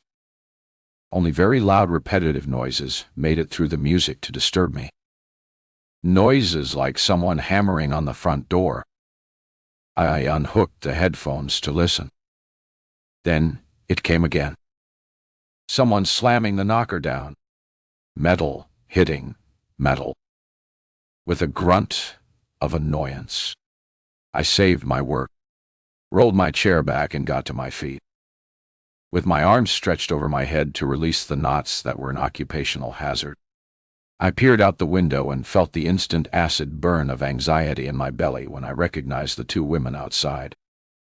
It was tempting to stay hidden, to ignore their knocking, but they'd be back. I gathered the folds of the caftan I was wearing that day, the dark floral pattern suiting my mood, and went slowly down the stairs, one step at a time, half hoping they'd give up and leave before I got there. I guessed my hopes were in vain when they hammered again, ringing the bell simultaneously. The resultant cacophony was jarring enough to wake the dead. The safety chain was in place. I took my time unhooking it and pulled the door open. "Hi, Diet," I said, with what I hoped sounded like casual coolness mixed with surprise.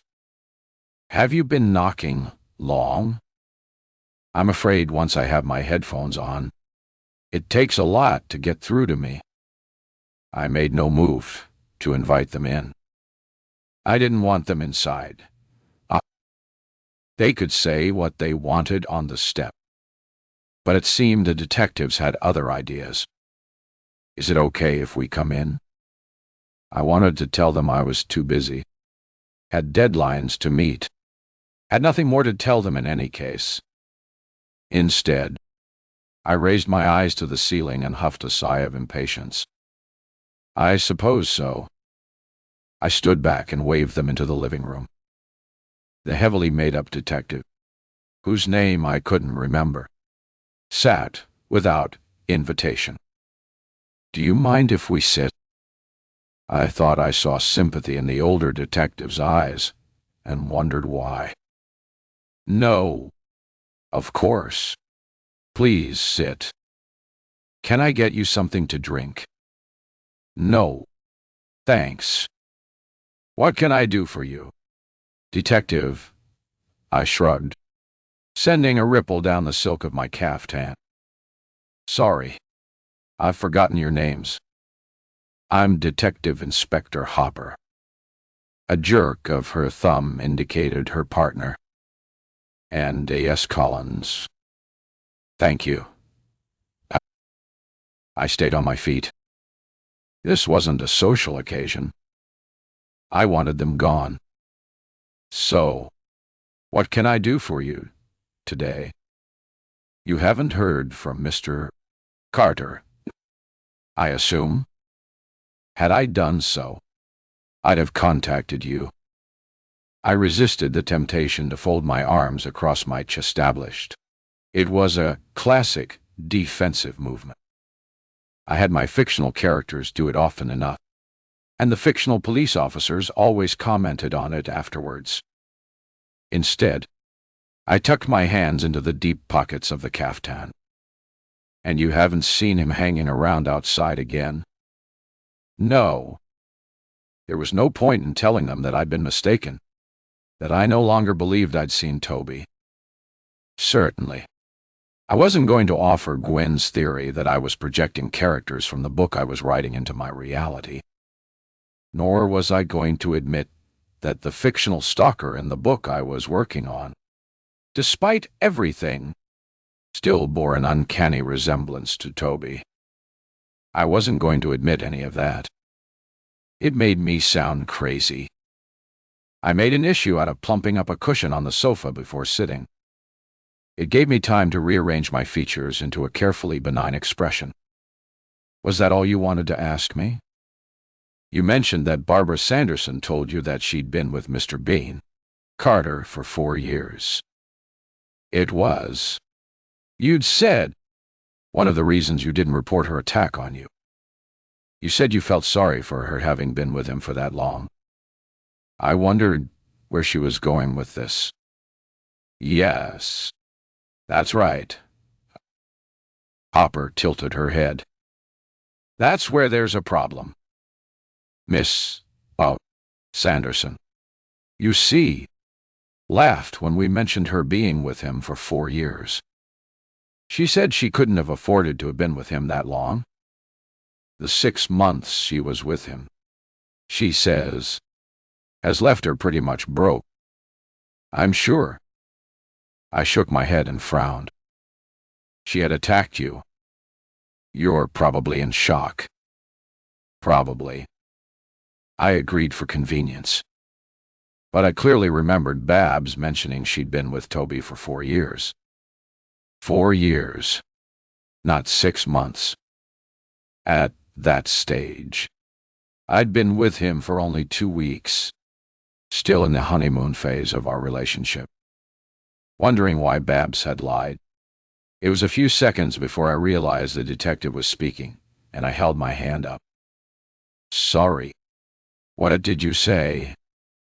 I was asking why you switched from writing romance to the rather dark novels you write now. I looked from one detective to the other. Was this a trick question? What has that to do with your investigation into Toby's disappearance? D. Hopper smiled slightly. I like to build a rounded picture of all the characters involved in a case. I haven't read your books. She indicated her partner with a wave of her hand. Collins here has. She says they're quite dark. I said very dark. Actually. Collins corrected her, her sharp eyes never leaving my face. Very dark. Then, Hopper said. I wondered if maybe something had happened 2 years ago to make you change direction. My clenched hands relaxed. Some questions were easily answered. Writing is a business like any other. I love what I do, but I have to be mindful of the market. What's hot and what's not. Sales of my romances were dropping. So when I sent a proposal for a psychological novel to my agent, she jumped at it. The market for this genre is huge, and the move has been professionally and financially successful for me. Interesting, Hopper said. Thank you. She jigged a knee, her heel tapping the wooden floor underneath with a rhythmic thud. Getting back to Mr. Carter, Hubby. You said he left taking everything. Deep breath in. Let it out slowly before answering. That's right. Everything he owned in 2 holdalls. Hopper felt in her handbag for her notebook and pulled it out. I stared as the detective flicked through the pages. It was an affectation. She knew exactly what she was going to ask, and I waited, my breath catching. You mentioned going clothes shopping with Mr. Carter, ... So, in fact, did Mr. Anderson talk? Mr. Carter. It appears. Like to look well. Yes. One word. Don't elaborate. Listen carefully. Hopper flicked to a page and peered at what was written on it before looking up to catch my fixed gaze. This is where I have a slight problem. It took 2 holdalls and 2 large cardboard boxes to move his belongings from Miss Sanderson's home in Streatham to here. She remembers clearly because he had to make 3 trips to the lift with his belongings. Hopper flicked the notebook shut and put it back into her pocket with unhurried actions. Yet, although he bought more clothes when he was living with you, he managed to fit all his belongings, according to you, into only 2 bags. Chapter 33. Misty. I kept my eyes on the detective as I searched my brain for a reasonable explanation and couldn't think of one. With all that had happened, I'd never given Toby's belongings any thought. He'd had the bags with him. But what had happened to the boxes? When Toby had moved in, I remember him unpacking his clothes into the drawers and wardrobe I'd readied for him. The empty boxes had been folded flat. I'd suggested putting them into the recycling bin, but he demurred, saying they might come in handy someday. Someday. I almost laughed aloud at how foolish I'd been. I was thinking of forever when he'd obviously been thinking of for the time being, or possibly until someone richer comes along. The empty boxes had been put up in the attic. As far as I knew, they were still there. I only know what I saw. I said. He had 2 bags when he left here, one in each hand. Nothing else. Did he leave stuff behind? Maybe with the intention of coming back to get it? Perhaps that was why you saw him outside the following night. No. I stumbled over the word. He didn't leave anything. I managed a quick laugh. Unless you count a friendless sock and a pair of boxer shorts. Odd, though. Hopper looked at her partner. Don't you think? The painted woman's mouth turned down. Very. To be honest, 2 holdalls and 2 boxes seems little enough belongings for a man who liked his clothes. 2 holdalls alone doesn't seem likely to me. They both looked back to me, staring intently as if waiting for me to say something that would somehow explain everything. The problem was, I'd no idea. Say nothing. It seemed to work. Hopper looked as if my response was as expected and shuffled to her feet. That's it for the moment. Miss Eastwood died. Thanks for your time. I saw them out and watched as they walked a short distance to where their car was parked. They didn't move off straight away. Talking about me. I shut the door with a snap. That's what I'd have my police characters doing. They'd sit in their car and wonder about the person they'd been interrogating. They'd be sitting there trying to take me apart to see what made me tick. What I knew. I reached for the safety chain and put it in place. Upstairs. I looked at the attic door and frowned. Had Toby opened it, taken the boxes down, and packed while I was working on my book? While I was cocooned from reality, thanks to my headphones. There was only one way to find out. The rod for opening the hatch and releasing the pull-down stairway was kept in the airing cupboard. It was there, where it always was. It was easy to hook the ring on the hatch and pull, the stairway unfolding with a clunk. I'd not been in the attic for a long time. It had been Toby who put the boxes there. Only part of the attic was floored. If the boxes were still there, it would be easy to see them. The stairway was solid enough, but still swayed alarmingly as I climbed. Heights made me anxious. I took one step at a time, holding my caftan bunched in one hand. As soon as my head was inside the attic space, I felt for the switch and the small area flooded with light. There were old suitcases, some pictures I'd brought from my previous home and couldn't find a place for, an old fake Christmas tree, and some other paraphernalia that had gathered there over the years. But there were no flat cardboard boxes. Wanting to be certain, I crawled inside and looked behind the suitcases. I was momentarily distracted by a box of old LPs I'd forgotten were there, and flicked through them, wondering why I'd kept them. Then the memories of some made me smile, and I knew why and why I'd keep them, despite no longer owning a player. I backed out down the stairway and stood on the landing. Okay. So Toby had gone up and brought his holdalls and the boxes down. What had happened to the boxes? The detective was right. All Toby's belongings wouldn't have fitted into the bags. We'd gone shopping only a couple of weeks before. I'd bought a few things. He'd bought far more, adding them to my credit card without compunction. No doubt. 2 bags wouldn't have been sufficient. My mobile was beside my computer. The card Gwen had given me was pinned to the board behind. I took it down, flipped it over, and rang the number on the back, shuffling from foot to foot while I waited. Come on, answer. Hello? Gwen? It's me, Misty. The police have been here again.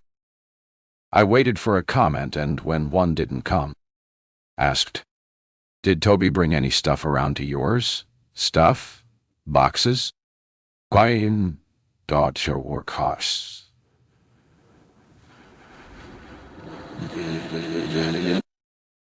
The police know he brought his belongings here in 2 holdalls and 2 boxes, and want to know how he could have left with only the bags. The boxes have been flattened and put in the attic. They're gone. How odd. No. Of course, he didn't bring them here. I walked to the window with the phone pressed to my ear. So where are they? You don't think that he had someone else? A laugh tinkled down the line. Who knows with Toby? I squeezed my eyes shut. But he was supposed to be going to you that night, wasn't he? He was supposed to be. I heard the coolness in Gwen's voice and opened my eyes. Listen, I'm sorry for ringing. That police detective, Ampar, she worries me. She's a bit like a dog with a bone.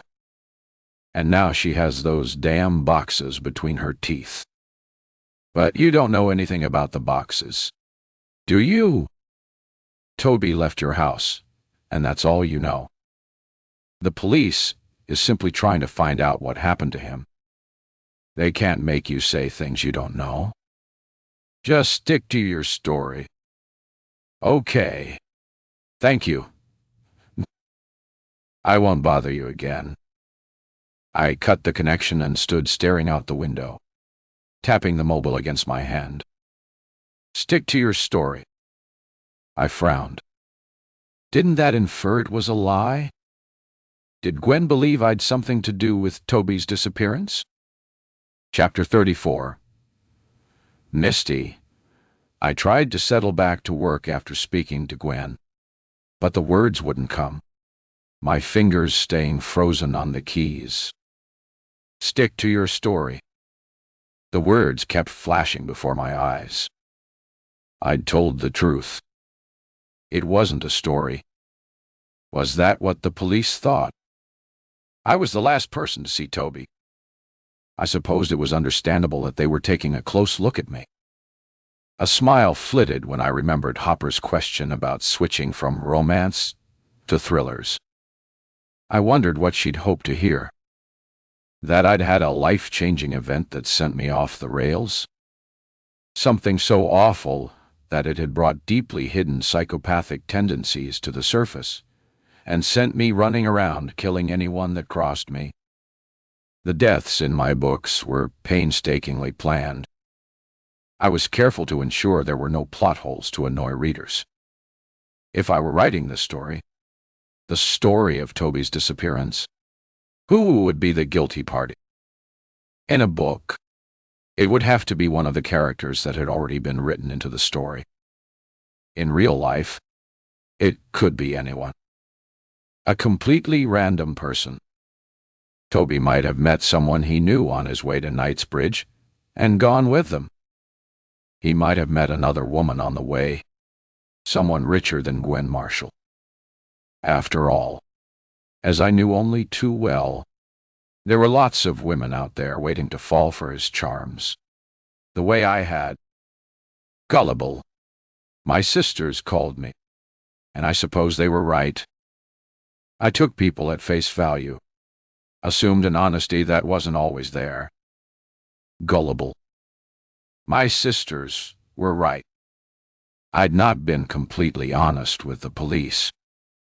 The financial implication was certainly one of the reasons I'd switched from writing romance to writing thrillers.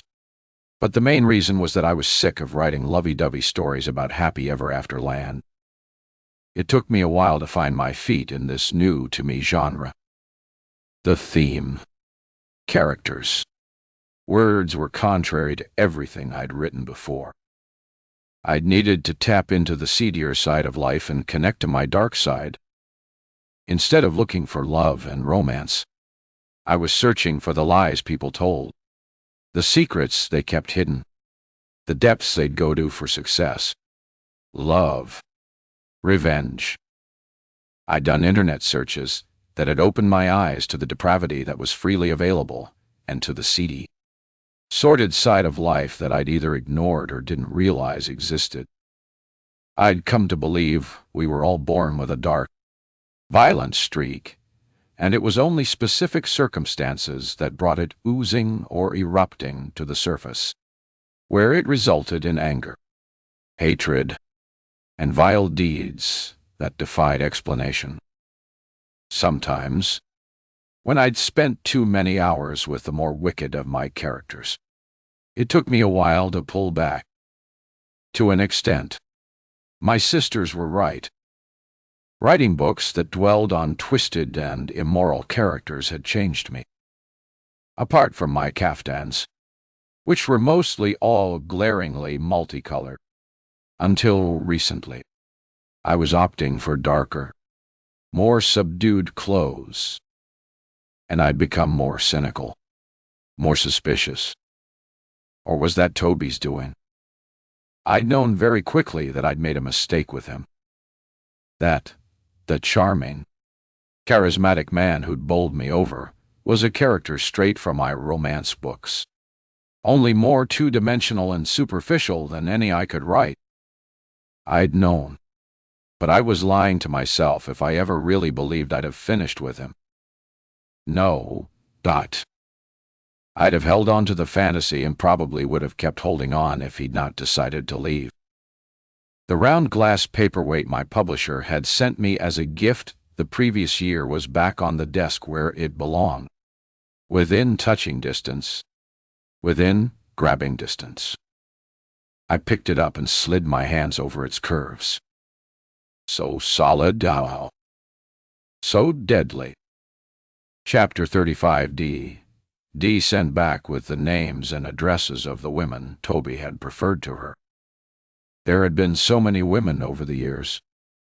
Young, old, fat, skinny. It never mattered to him. All that mattered was that they had something to give him. Sex and riches. Toby was a basic creature when it came down to it. Basic, but blessed with good looks and an innate charm that he used to full effect when he needed to. When he didn't need to, when he wasn't trying to charm someone out of something or into doing something he wanted, he could be as petulant as a child. But up to then, he'd always come back to her. He wouldn't come back now. She felt the emptiness. The world had tilted on its axis, and nothing would ever be the same again. The police were clueless. Perhaps they thought someone had him locked away, chained to a wall. A sex slave. It happened. She'd read about it somewhere. For a time, years before, when he'd gone wandering yet again, she considered it as an option. She'd even searched for suitable properties in which to keep him. It had entertained her for weeks, kept her from wondering what he was doing and who he was doing it with. But of course, she never really considered going through with her plan. Well, not for long anyway. A few weeks later, he came strolling back as if he'd simply left for work that morning, wearing a smart suit she'd not seen before. And without a word, without explanation, he fitted back into her life like the essential jigsaw piece needed to complete the picture. Maybe she should have known the Stratton woman was going to be different when the weeks became months. Maybe she should have understood that this time he wasn't going to come home. Dee had followed Babs for a while, had found out where she worked, her eyebrow rising when she realized it had been a clinic where she'd had minor surgery years before.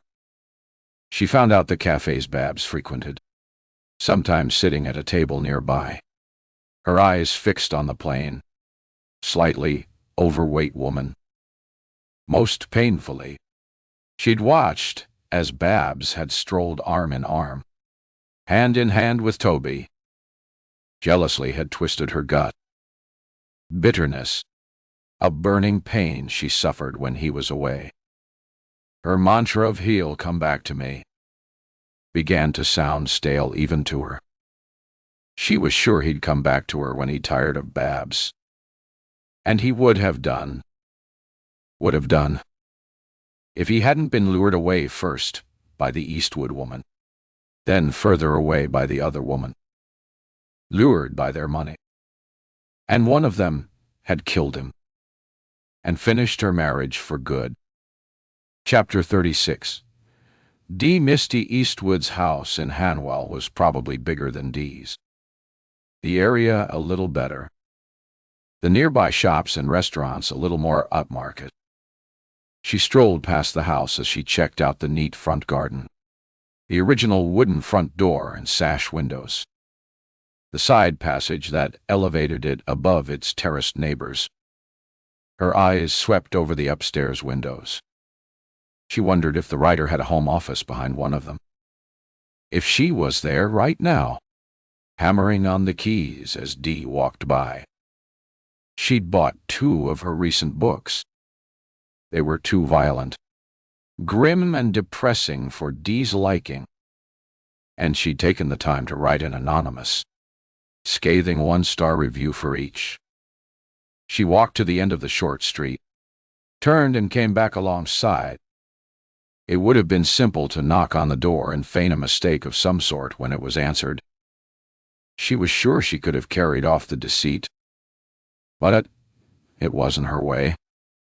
It was much preferable to watch the woman, to follow her and find what made her tick, what made her special, what had made Toby want her more than his wife of 20 years. The arrival of a van an hour later gave Dee her first glimpse of the writer. A delivery person in a multicolored jumpsuit and hat that made it impossible to determine gender stood on Misty's doorstep with a large parcel. Obviously irregular, they rang the doorbell and waited for far longer than was usual. But their persistence paid off when the door was finally opened. It was only a glimpse, but Dee soaked up the few details. The pixie haircut, the wildly colorful flowing garment she wore, trying so hard to be arty, trying too hard. It was a glimpse that told Dee a lot. Back at home, she found the writer through the social media links that were conveniently listed at the end of her books. The prolific Misty Eastwood was everywhere. Dee joined any Facebook group she was linked to, followed her there and on Instagram and Twitter.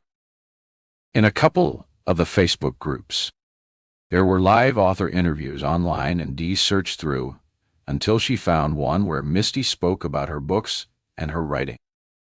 It was in watching these that Dee saw what had attracted Toby. Misty was undeniably a good-looking woman. But when she spoke about the stories she wrote, it transformed her into something more akin to stunning. Her hands waved about, her eyes sparkled, and she spoke with infectious enthusiasm that was appealing. Dee's lips curled as she listened.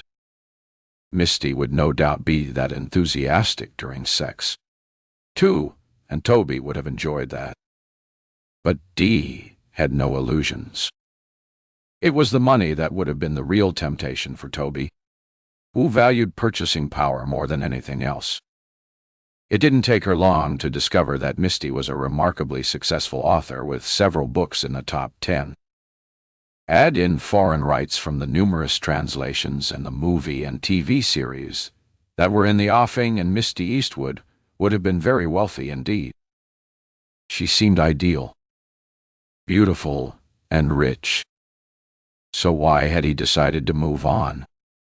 More importantly, had Misty been angry when he said he was leaving? Dee thought about the violence in the books she'd read. Had the writer directed that anger towards Toby? He wouldn't have expected it. Certainly wouldn't have retaliated.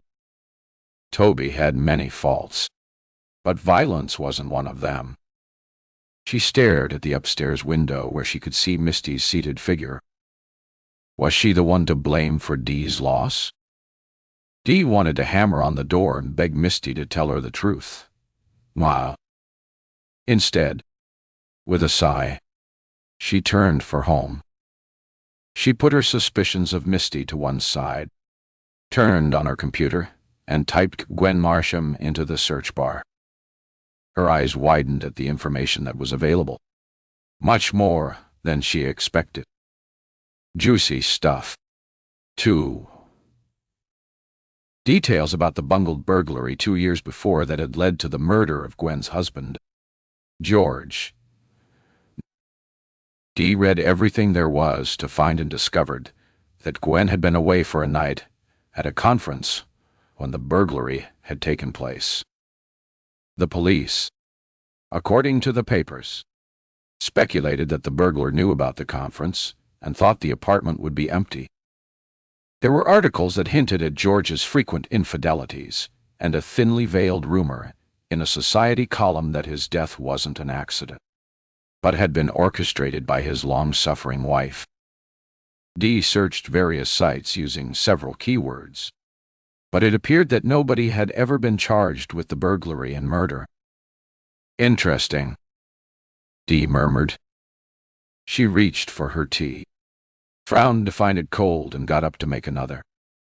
She kept it in her hand, sipping as she read about Gwen's successful art gallery in Knightsbridge, reviews and praise from artists whose work she sold.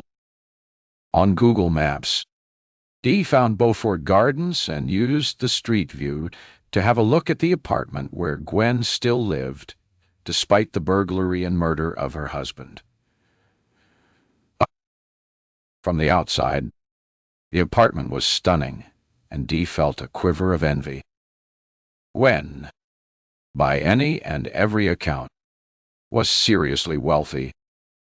Dee brought up her photographs, enlarged them, and examined every feature, every line. Gwen was older than Dee had expected, but she had a certain elegance that might have appealed. Dee snorted a laugh. She knew exactly what had attracted Toby, and it was nothing to do with the woman's age or style. Switching off her laptop, she sat back and finished her tea. Reading about Gwen was something, but nothing could beat seeing someone in the flesh. She looked down at the rather scruffy chinos and t-shirt she was wearing. Not Knightsbridge clobber. 2 hours later, a light raspberry-colored trench open over black trousers and t-shirt. Dee walked down Knightsbridge High Street and pushed open the door of the gallery. She had little interest in art, and her eyebrows rose at the paintings that hung from the walls. No prices, she noticed. Is there anything I can help you with? Dee turned to the woman she knew to be Gwen Marsham. In the flesh, she looked older, closer perhaps to 50 than 40. Lines radiated from the corners of her eyes, 2 deeper creases between them, making Dee wonder why the woman had not, with all her money, tried Botox. Yes, I'm looking for something for my apartment. Dee walked over to a large, colorful canvas and tilted her head in what she hoped was an appropriate pose. But I'm not sure what would suit. Gwen's smile was sweet and encouraging. Chatting pleasantly, she led Dee from one painting to the other, discussing the artist, the composition. No mention of the price. She guessed that the people who bought artwork in the gallery weren't the sort that needed to count the cost. I like this one. She stepped back to one that really did appeal to her. It might have been a seascape. She wasn't sure. But the colors were vivid and captivating. A good choice. Scott Naismith is one of our most popular artists. The colors are mesmerizing.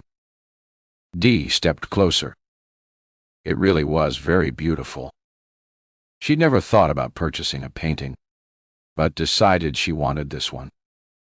Maybe it would fill the gap that Toby had left. Something entrancing to feast her eyes on. "How much is it?"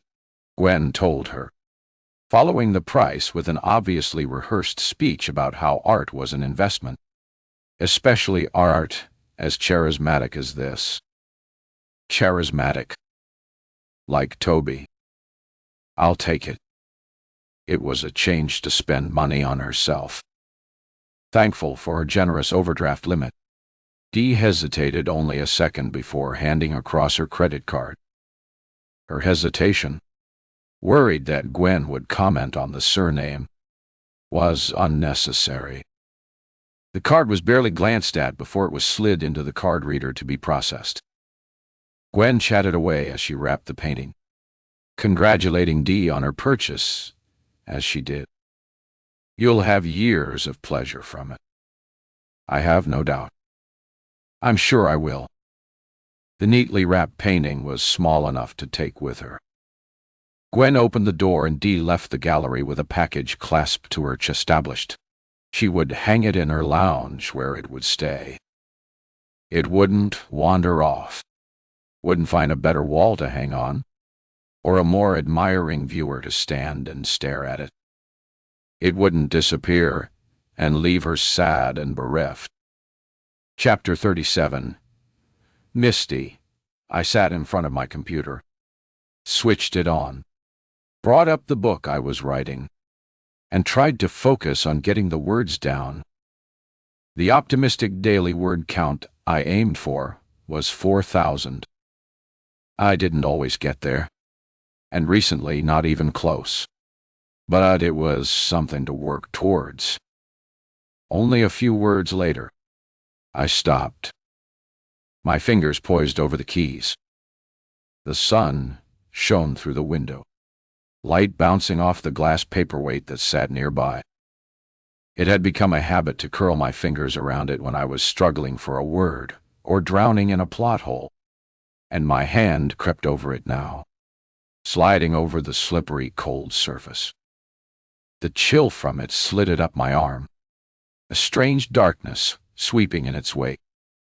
I wanted to take my hand away, but instead, my fingers squeezed the glass tighter and tighter. I pictured it exploding, sending vicious shards of glass like arrows to pierce my skin. With a gasp, I finally pulled my hand away.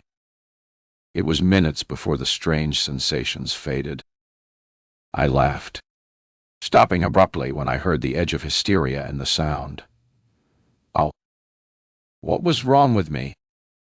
Strangely afraid to touch the paperweight again, I used a sheaf of paper to push it to the back of my desk, moving catalogs that were waiting to be read someday out of the way to make room for it, piling them on top, then to hide it from my sight. It was another few minutes before I returned to my work. My fingers were once more on the keyboard, tapping out the secrets and lies of my characters. Sometimes it was that easy. The words would come, the story unfolding with each sentence. A few minutes later, I stopped. My eyes flicked back over what I'd written, and I pushed away from the desk with a cry of horror. The wheels of the chair caught in the rug behind, and with another cry, I spun on the seat and jumped to my feet. I had to get away. I staggered across to the door to wrench it open and run.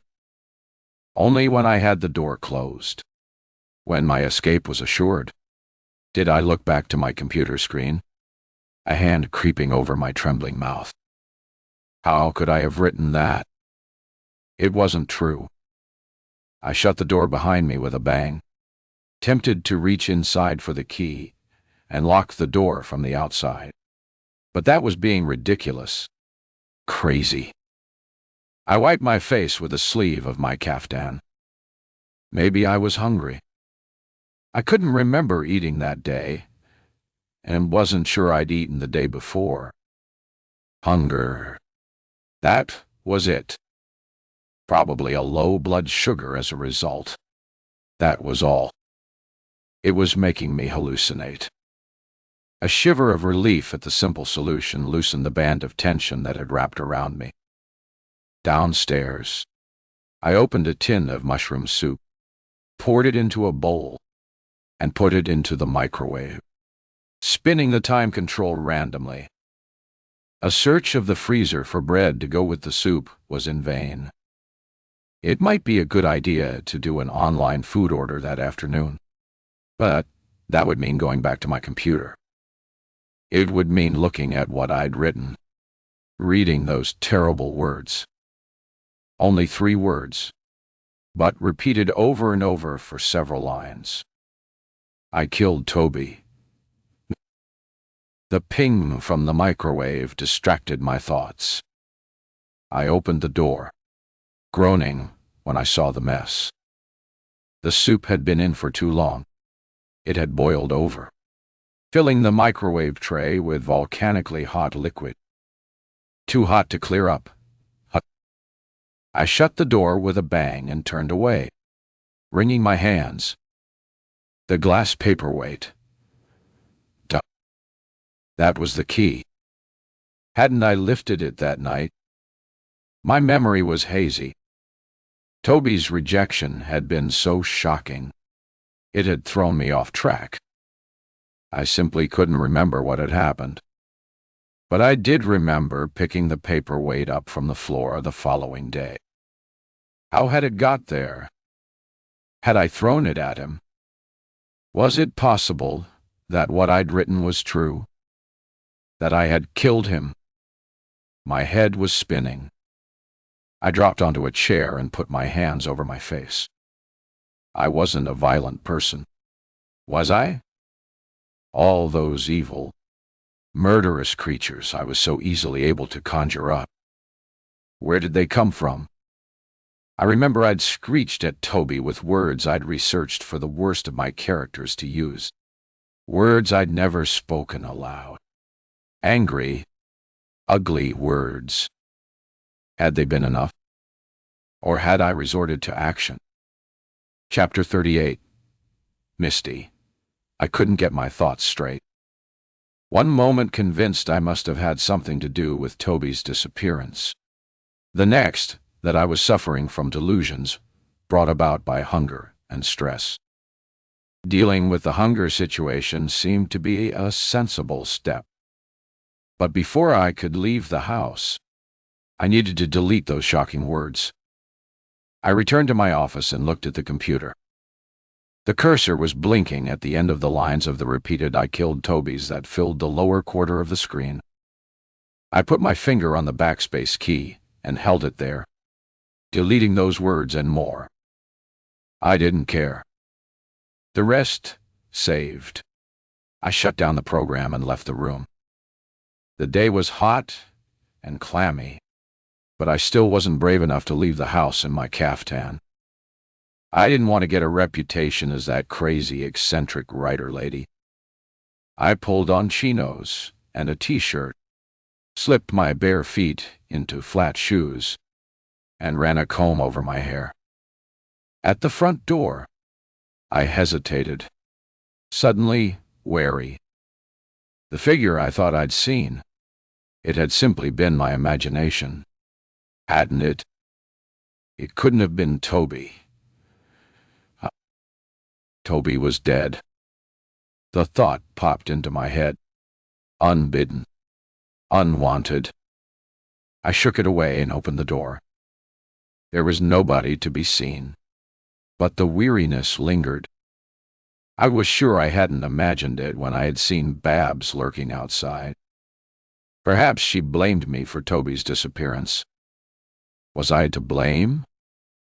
The thought that I was somehow responsible seemed to have dug its tentacles into my brain.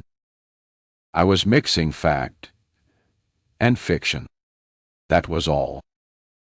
Tiredness, overwork, and stress were enabling the twisted characters from my pages to take possession of my thoughts, of my actions. I wish I could remember what happened that night after Toby left, but all I could remember was the sound of my shrieking before I buried my head in my headphones and lost hours. Hours? Had I really stayed at my computer for all of that time? Or had I got up to do something, like get rid of a body? I tried to laugh it off. What? Was I Superwoman? Toby wasn't a big man, maybe 5'9", but it would have required enormous strength to move his body. And if I had found that superhuman strength, what would I have done with it? Drag his body down the stairs, out into the garden, dig a grave, and bury him? Maybe I would have found the thought amusing if I weren't slightly worried that I was wondering if it was possible. Maybe I'd have found it bloody hilarious if I weren't still standing on my doorstep with my head spinning. I had to concentrate on what might be a real threat. Babs had launched a violent, terrifying attack on me for stealing Toby from her. What would she be capable of if she thought I was somehow involved in his disappearance? I stepped out of the house and stood on the doorstep for several minutes. There wasn't a heavy footfall on the street. There were more direct ways from the nearby train station to the center of Hamwell, and only the occasional stranger passed my house. I waved to a neighbor from a few doors up. I didn't know her name, had never done more than say hello. People kept to themselves. It suited me. The house next door, separated from me by a passageway, was empty for most of the year, the owners spending long stretches of time in what they described as their villa in Spain. The house to the other side was occupied by a quiet elderly couple who rarely left their home. I couldn't remember the last time I'd seen them. Only the regular opening and shutting of their drapes told me they were still alive. Normally, the quiet semi-isolation suited me. But that day I wished for helpful, even nosy neighbors, ones who would answer if I called for help. I pushed my hand into my pocket and closed my fingers around my mobile phone. My sisters would come if I called. It gave me some reassurance. I shut the door, then grunted with annoyance, and opened it again. From the cupboard under the stairs, I pulled out 2 carrier bags and tucked them under my arm. This time, I settled for a glance up and down the road before stepping out and walking briskly along the street. It wasn't far. The day was sunny. An occasional car passed in each direction. A man on the other side of the street, walking faster than me, sped by and was around the corner before I'd gone halfway. It was all so normal. What wasn't was my convulsive grip on the phone, my need to look behind me every few steps, my indrawn breath when I saw the man across the street, my fixation on him until he had passed, until he was out of sight. What wasn't normal was my heightened perception of the individual noises. My footsteps seemed strangely loud. So did the man's. There was only a slight breeze, but it whistled in the leaves of the trees as I passed.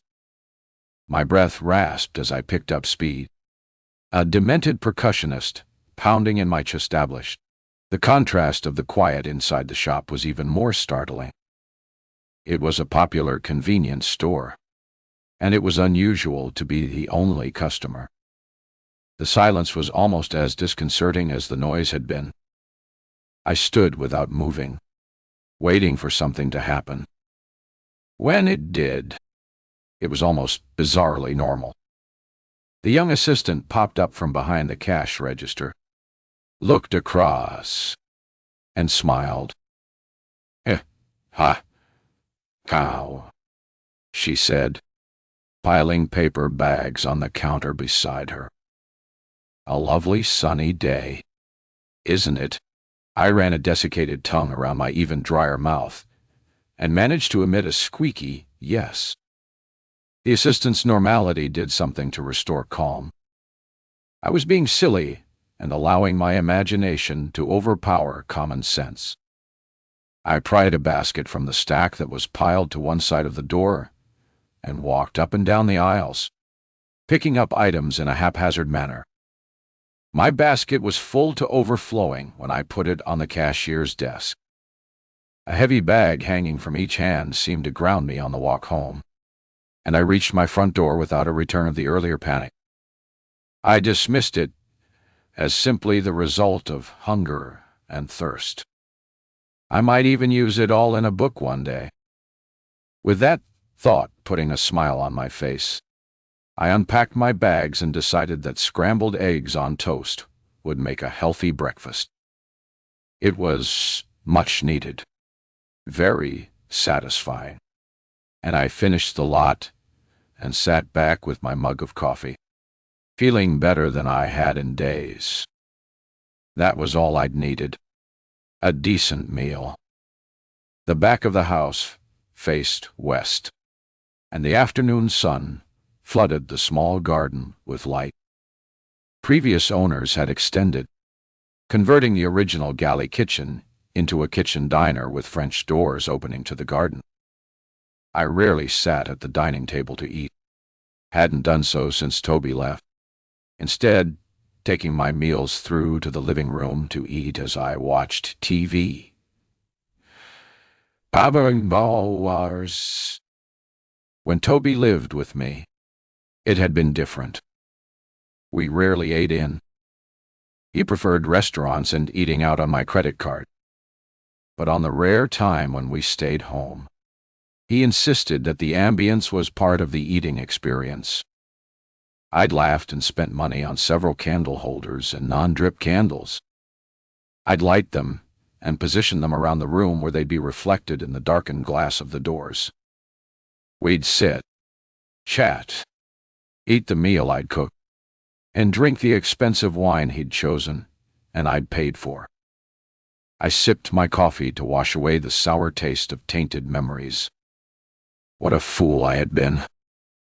With a sigh, I looked through the glass doors to the garden. When I moved in, I'd planned to fill the small patio area outside with pots of flowers that would bloom all summer. But I'd never managed to find the time, always too busy with the next book. It had been Toby's idea to redesign the garden. You could make so much more of it, he'd said, waving his hands around dramatically.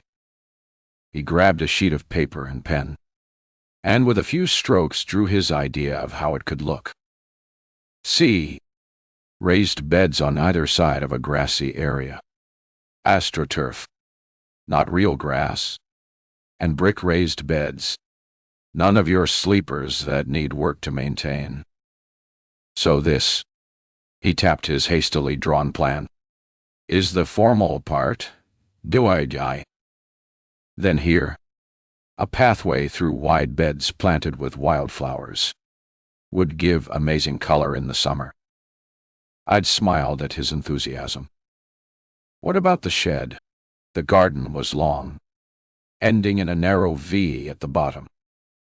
Previous owners had plonked a wooden shed at the end, cutting off a few feet of ground behind that they'd use for a compost area. I'd keep it, Toby had suggested, but paint it to make it a feature rather than something practical. Probably nothing would have come of his idea if a leaflet promoting Seb's garden services hadn't come through the letterbox the following morning.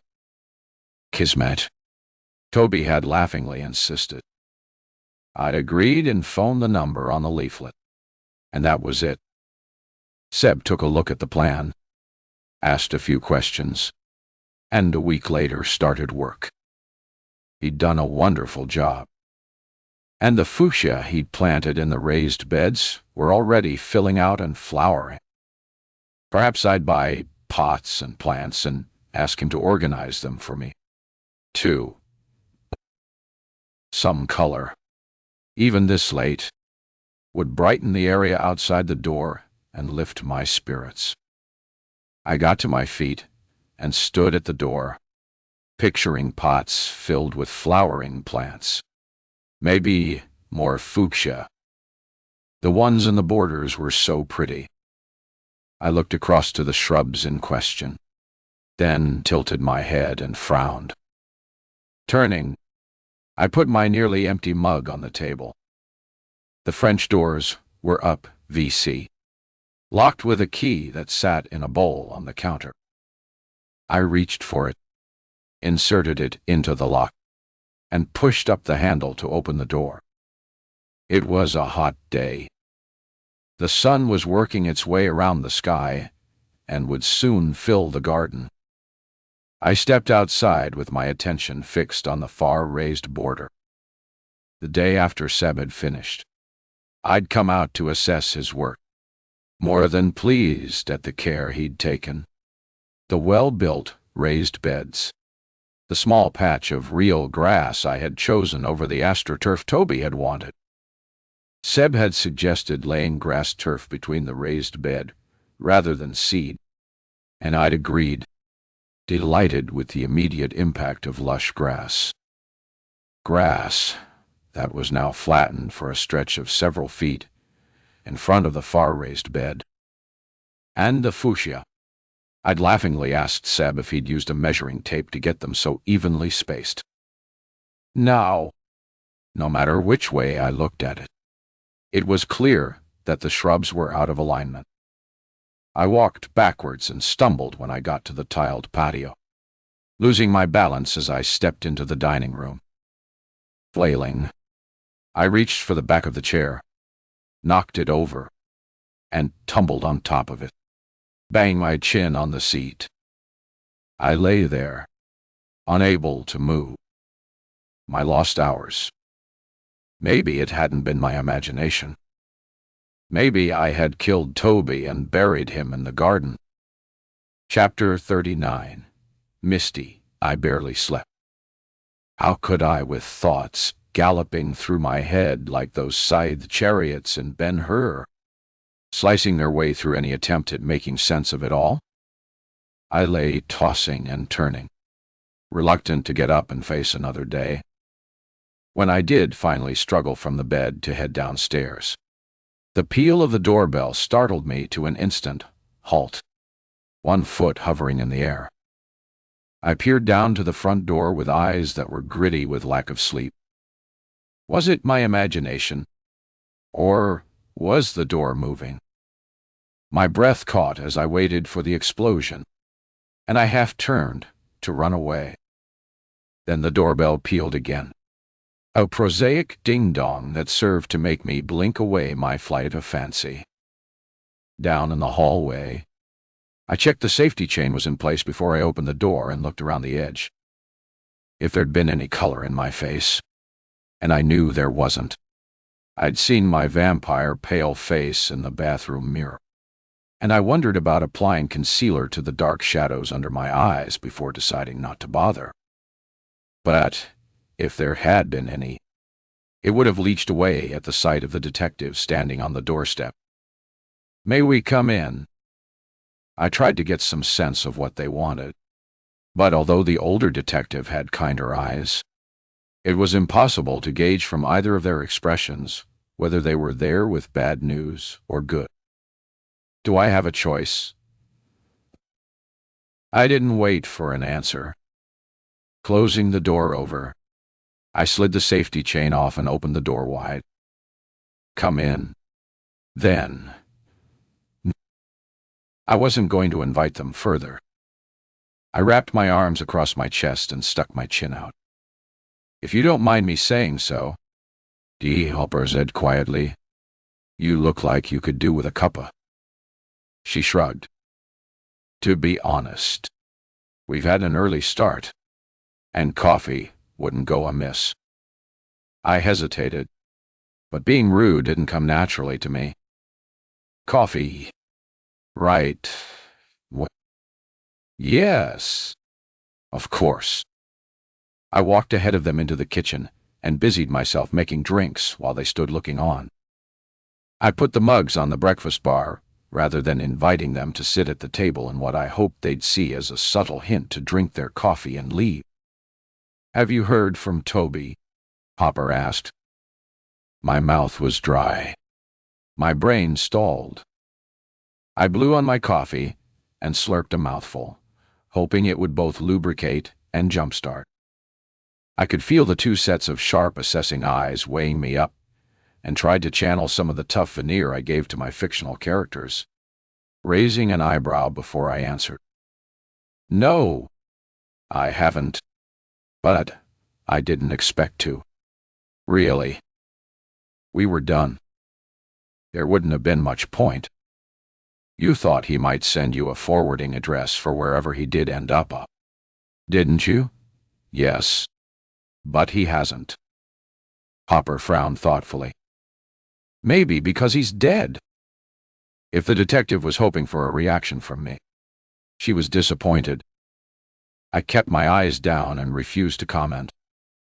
"I think you know he is. Don't you, Miss Eastwood?" I put my mug down on the counter with a snap, the coffee I'd barely touched slopping over the rim. "I know he's dead to me, Detective. Toby Carter milked me for everything he could get. Then, when he found a richer source to mine, he moved on.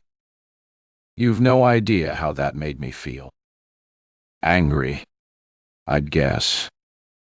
Yes, I agreed, but at myself for being such a gullible fool. My eyes were fixed on D. Hopper's face, so I was surprised when D.S. Collins spoke.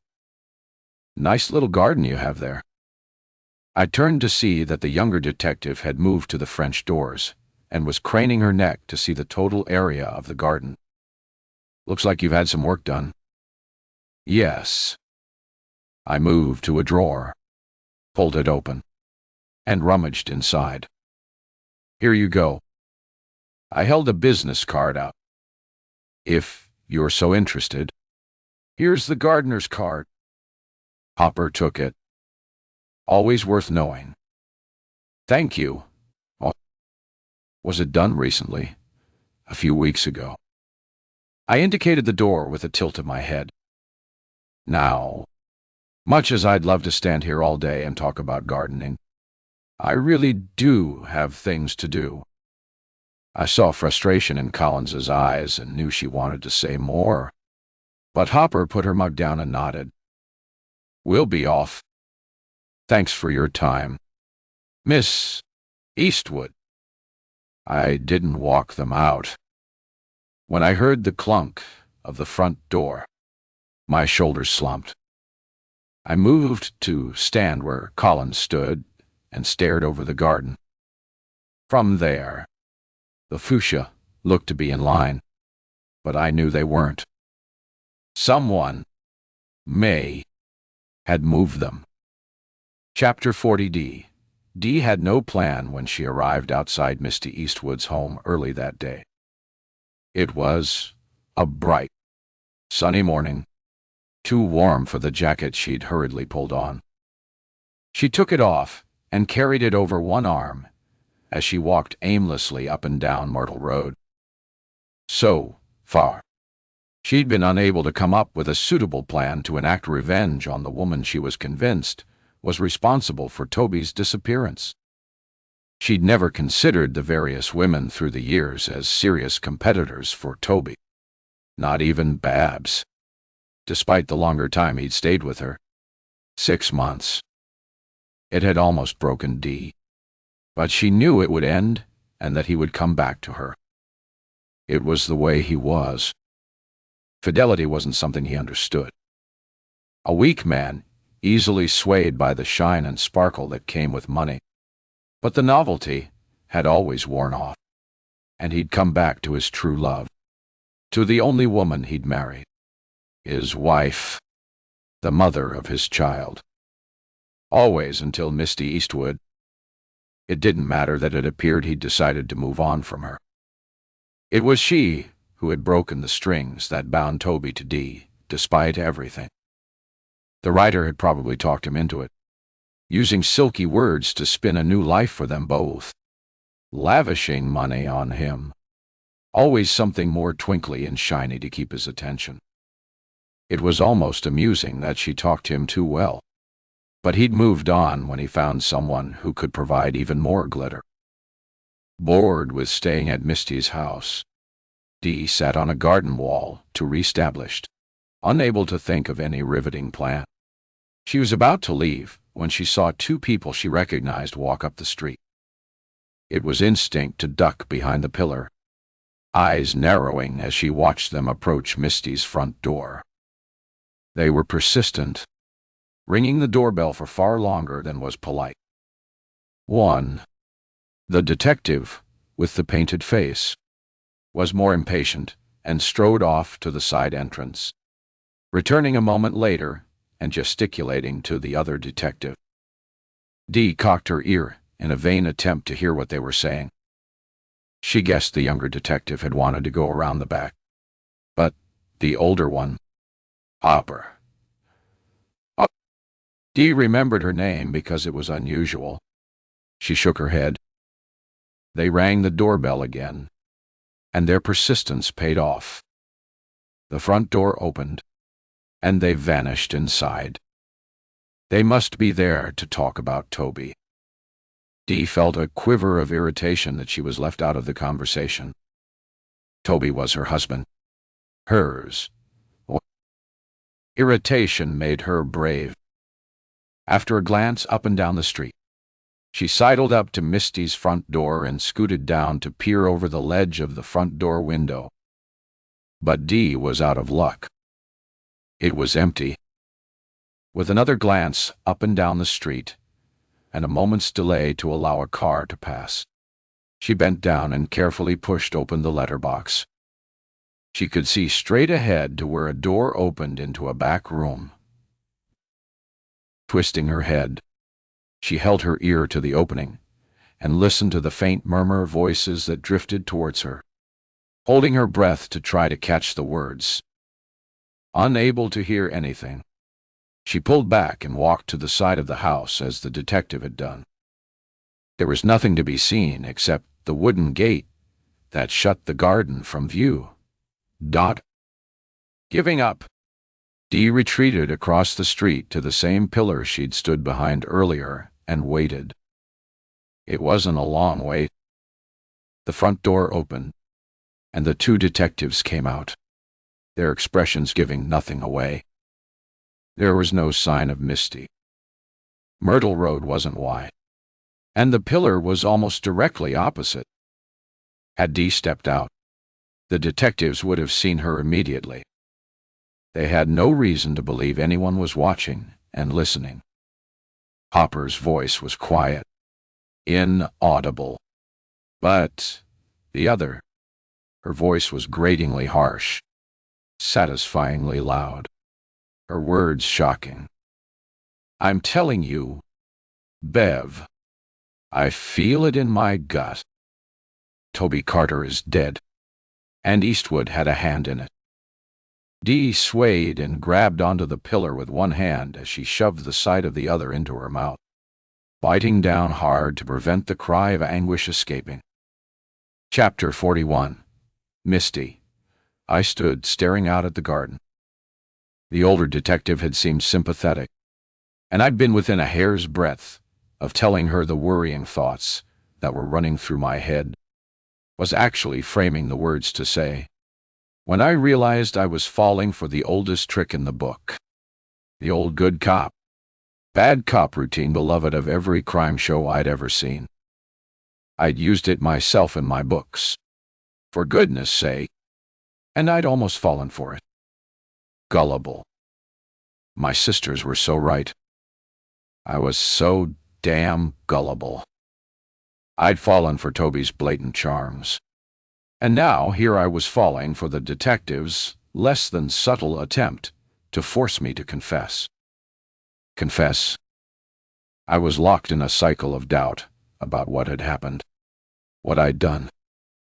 Had I really thrown the heavy glass paperweight at Toby and killed him? His words had seared me. unexpected and devastating. Had they been enough to drive me to a violent act that was against everything I believed myself to be? And having done such a deed, was I then capable of following it through? Was there a darkness inside that I'd never acknowledged, except to dip into for the sick, twisted, wicked characters I wrote in my books? Maybe there was. Maybe it was why readers said these characters were so scary, so real. I unlocked the French doors and stepped outside. There was one sure way of finding out if I had done such a terrible thing.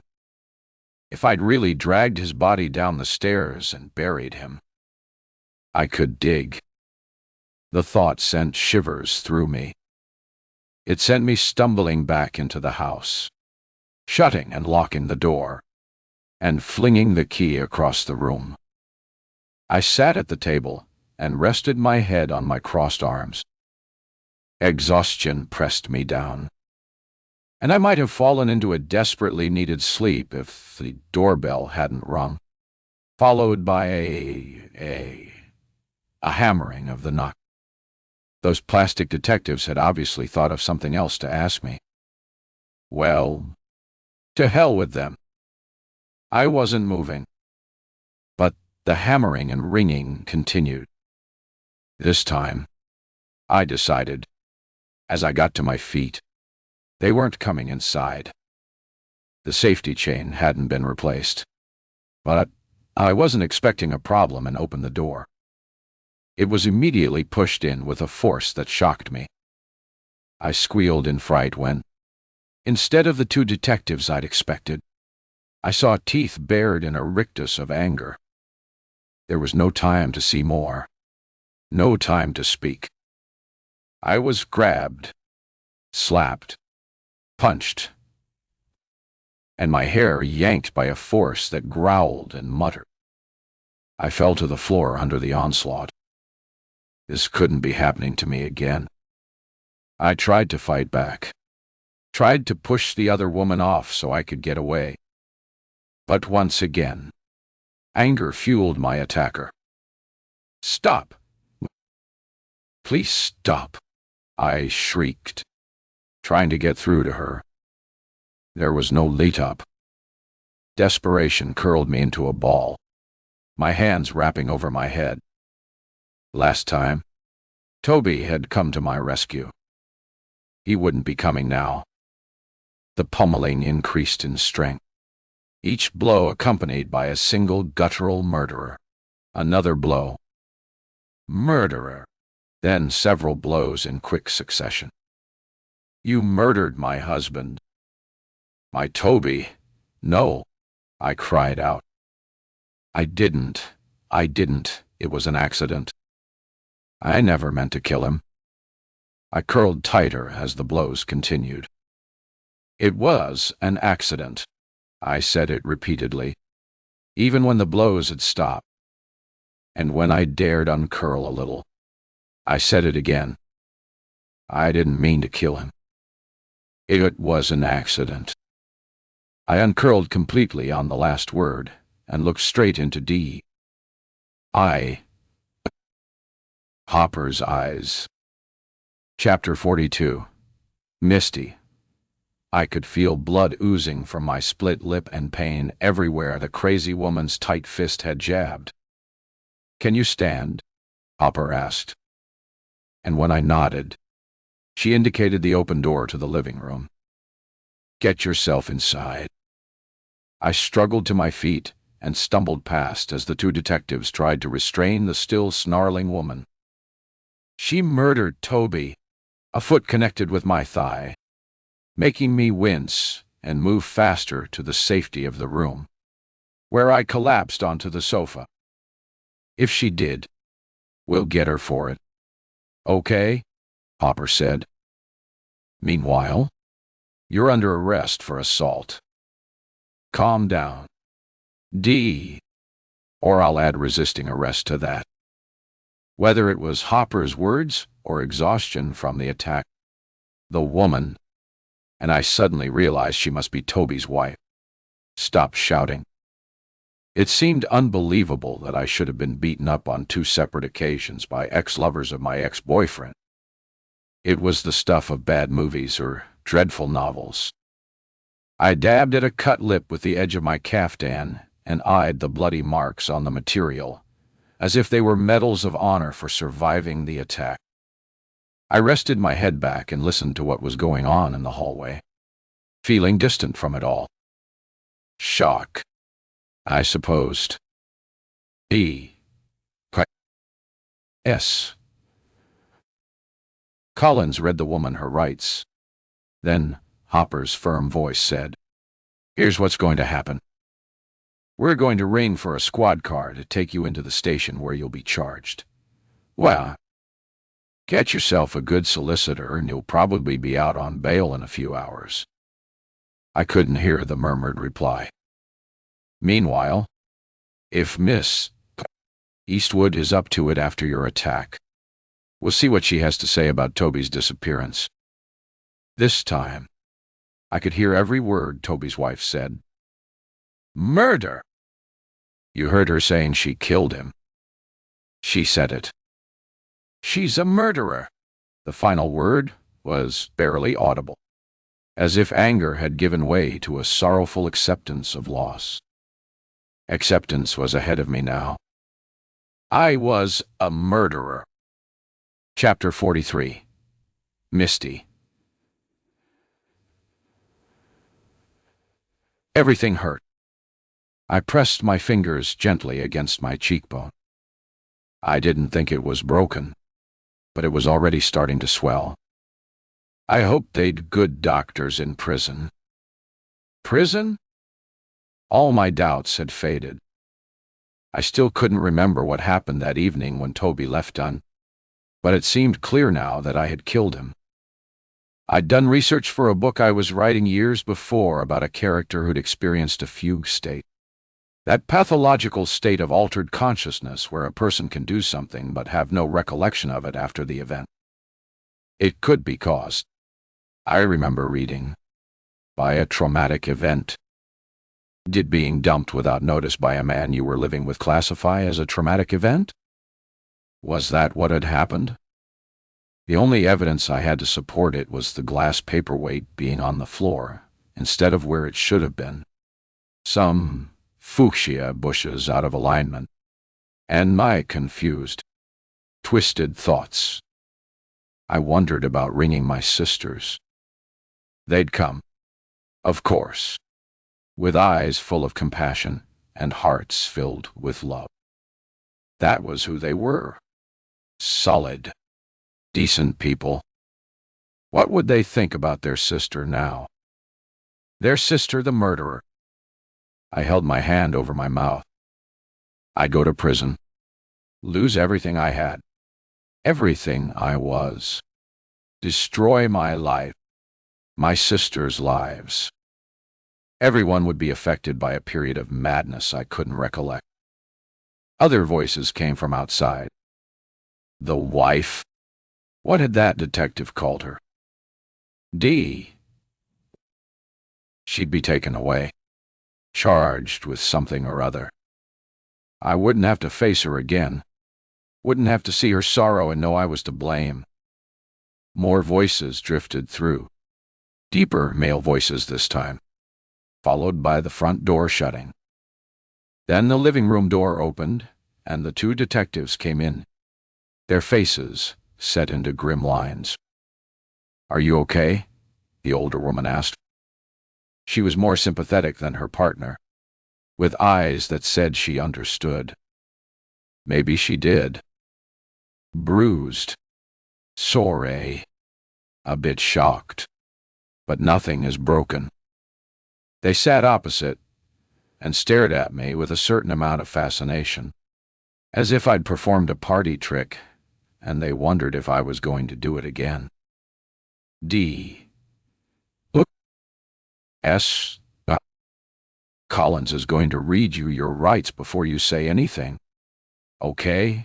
I nodded and listened, muttering yes when asked if I understood. You have the right to have a solicitor present if you prefer to wait, Hopper said, No, that's all right. I was weary. There was time enough for talking to solicitors after the reality had sunk in. After I'd accepted I was a murderer. Will you tell us what happened? I was almost tempted to say I'd opened the front door and the woman had attacked me. But I didn't have the energy for games. I was writing. Toby came in. He had his bags with him, and he said I could still remember how handsome he'd looked, standing in the doorway. How my heart had leapt at the sight of him. And the words. He said he didn't love me anymore and was leaving. That was the bit I could remember. Then I must have thrown a glass paperweight at him. Hopper held up her hand to interrupt. You must have. What do you mean, you must have? I felt a bubble of blood build up on my cut lip and lifted the sleeve of my caftan to dab at it again. But it was serious fluid this time. Already, my body was responding the way it should, a healing process that only death could stop. I don't remember anything after what he said. Really? This time, it was Collins who lifted her hand. You said you watched him walk down the street, a bag in each hand. I lied. I didn't want to appear completely pathetic and say I'd fallen to pieces when he'd gone. Okay. Tell us what you remember, Hopper said. I remember finishing the book I was writing. It was much later than I'd expected, but often I get lost when I'm writing, so I didn't think much of it. The glass paperweight is usually beside my computer. But next day it was on the floor near the door. I don't remember how it got there, but now I lifted my hands and dropped them helplessly into my lap. I think I might have thrown it at him. Then, yesterday I had the oddest thought. I looked from one detective to the other. I thought that I'd killed Toby and buried him in the garden. The psychological thrillers I write are full of twists and turns, and the seedy, wicked side of people. And I thought I was simply projecting my stories into my life. You know, blurring the lines between fact and fiction. I stopped, slumping back on the sofa. Now I know it's true. I murdered him. You told that you'd accidentally killed him, Hopper said. If you had thrown the paperweight in your distress, and it hit and killed him, that would absolutely have been an accident. I took a gulping breath. What happened then? Then? I wiped a hand over my face and brushed away tears. I don't know. I really don't remember. But you think you buried him in the garden? The fuchsia. It all made sense to me now. They're out of alignment. Chapter 44. Misty. I sat back suddenly overwhelmed by what I'd done. By what I'd become. Hopper and Collins exchanged glances, eyebrows rising. Miss Eastwood. I'm sorry, Hopper said. But that doesn't make much sense to us. Can you explain? Explain? I wanted to laugh. How could I when none of it made any sense? I dabbed my lip with the sleeve of my caftan again. Pleased when it came away dry. I dropped the sleeve, conscious of the detective's eyes on me as they patiently waited for me to say something. I didn't lie about the gardener. His name is Seb, and he's the kind of worker who takes incredible pride in his work. It took him 2 weeks to build those raised flower beds because he wanted them perfect. I swear he faffed with a spirit level with almost every brick. But when he was finished, I had to admit it all looked lovely. The memory brought a smile that faded quickly. Yesterday, with the odd thought going through my head that I'd killed Toby and buried him in one of the raised beds, I went outside to look. Hopper's puzzled expression cleared as enlightenment dawned. Are you saying that Seb planted those fuchsia plants in a row, and now they're out of line? Exactly. I must have taken them out, emptied the brick container of soil, put Toby inside, then put everything back. Deep lines cut across Hopper's forehead again. We're going to need to dig out that bed. Miss Eastwood die.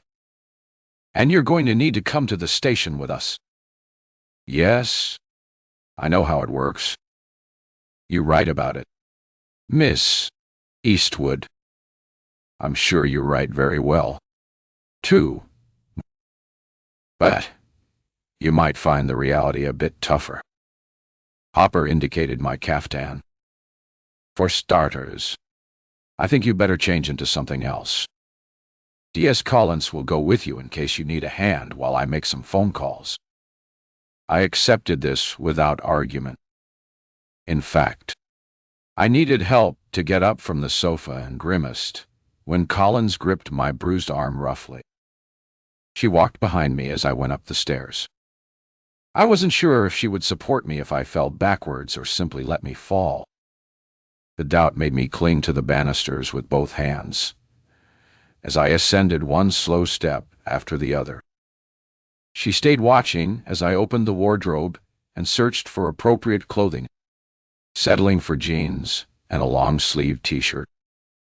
I thought she might turn away while I changed. Instead, she propped her shoulder against the wall and kept her eyes on me as I slid the caftan over my head. Everything was out in the open now. Even my naked body was exposed to critical eyes. I wrote about crime, but my characters were left in the police station, their stories ending with them being taken away. I'd never researched further, and everything I knew of what happened afterwards was learned from TV shows. Nothing I'd seen gave me any confidence in my future. With no idea what I'd be allowed to bring and unwilling to ask the unsympathetic detective, I grabbed a holdall and packed some spare underwear, another t-shirt, and basic toiletries. I didn't think I'd be more than a couple of minutes, but when I went downstairs, 2 uniformed police officers were waiting. Hopper introduced them, the names dissipating as soon as said. My sad, confused brain no longer able to process something as simple as names. I went with them without question or comment. Chapter 45. Misty. When we arrived at the police station, I was taken to an interview room that bore little resemblance to the fictional ones in my books. There, they were grim, odorous places with sticky floors and scarred tables. This room, on the other hand, could have been a conference room. The table was clean, the chairs comfortable, walls painted a relaxing sage green. The air conditioning was set too low, however, and the room was so cold I shivered. I had phoned my agent, Theodora, on the way and given her a brief account of my position. She'd been understandably stunned and unusually lost for words. I don't know what to say, she'd finally said, but I know what to do. Get you a good solicitor. I'll contact the legal team the agency uses. See if they can recommend someone. Okay? Meanwhile, hang tight. Hang tight was an expression I never used. I'd never really understood what it meant. Now, perhaps I did. I was hanging tight to what was left of my sanity. The solicitor arrived a little over an hour later. A tall, thin, pale woman with an incongruous thick mop of ginger hair. She introduced herself and demanded a comprehensive account of what the police were accusing me of, to which she listened in silence. There were none of the encouraging words or empathetic nods I'd have had my fictional solicitor give to someone in my situation. A page of an A4 pad was covered in her neat, tidy writing by the time I'd finished my story. She queried a few specific details and clicked her pen shut. Okay, let's wait to see what the police say. She pulled a neat laptop from her briefcase, opened it, and proceeded to ignore me. I sat with my hands clasped on the table in front of me, my fingers interlaced. It was a strange moment to be aware of how ragged my nails were. Everything was strange. It was almost a relief to see the familiar detectives coming through the door. They sat opposite, their serious faces set into grim lines, and I knew what they were going to say before they said it. You found him. D. Hopper nodded slowly. They found the body of a man we assumed to be Toby Carter buried in the bottom of that raised brick bed, exactly where you indicated it might be. Bizarrely, it was almost a relief to know the truth. Mr. Eastwood, you couldn't defend yourself against D. Carter, who must be 3 inches shorter and several pounds lighter than you. Yet, you had the strength to get Mr. Carter's body down the stairs, through the house, and into the garden. Then more strength to lift him up and put him in the bottom of that raised bed. Hopper shook her head. Something doesn't add up. Whoa! I felt her eyes boring into me. What did she want me to say? Hadn't I confessed? Wasn't that enough for her? Leaving that aside for the moment, there were also 2 holdalls beside the body. Are they the ones you mentioned Toby having that night? I frowned. I dragged his body out, put him in the raised bed, then calmly went back for his bags before putting all the soil back on top of him. What kind of a monster was I that I could do such a thing? He had 2, so I suppose that makes sense. My attempt at sounding rational was spoiled by the distinct quiver in my voice as panic increased its hold on me. But you don't remember putting them in beside him? I shut my eyes briefly. Did they hope, if they asked often enough, the lost memories would come tumbling back? I wish they would. Wish there weren't this horrible, scary blank. This dreadful space where a part of me I didn't recognize was capable of such horror. Miss Eastwood, I told you. I don't recall anything about what happened. Okay.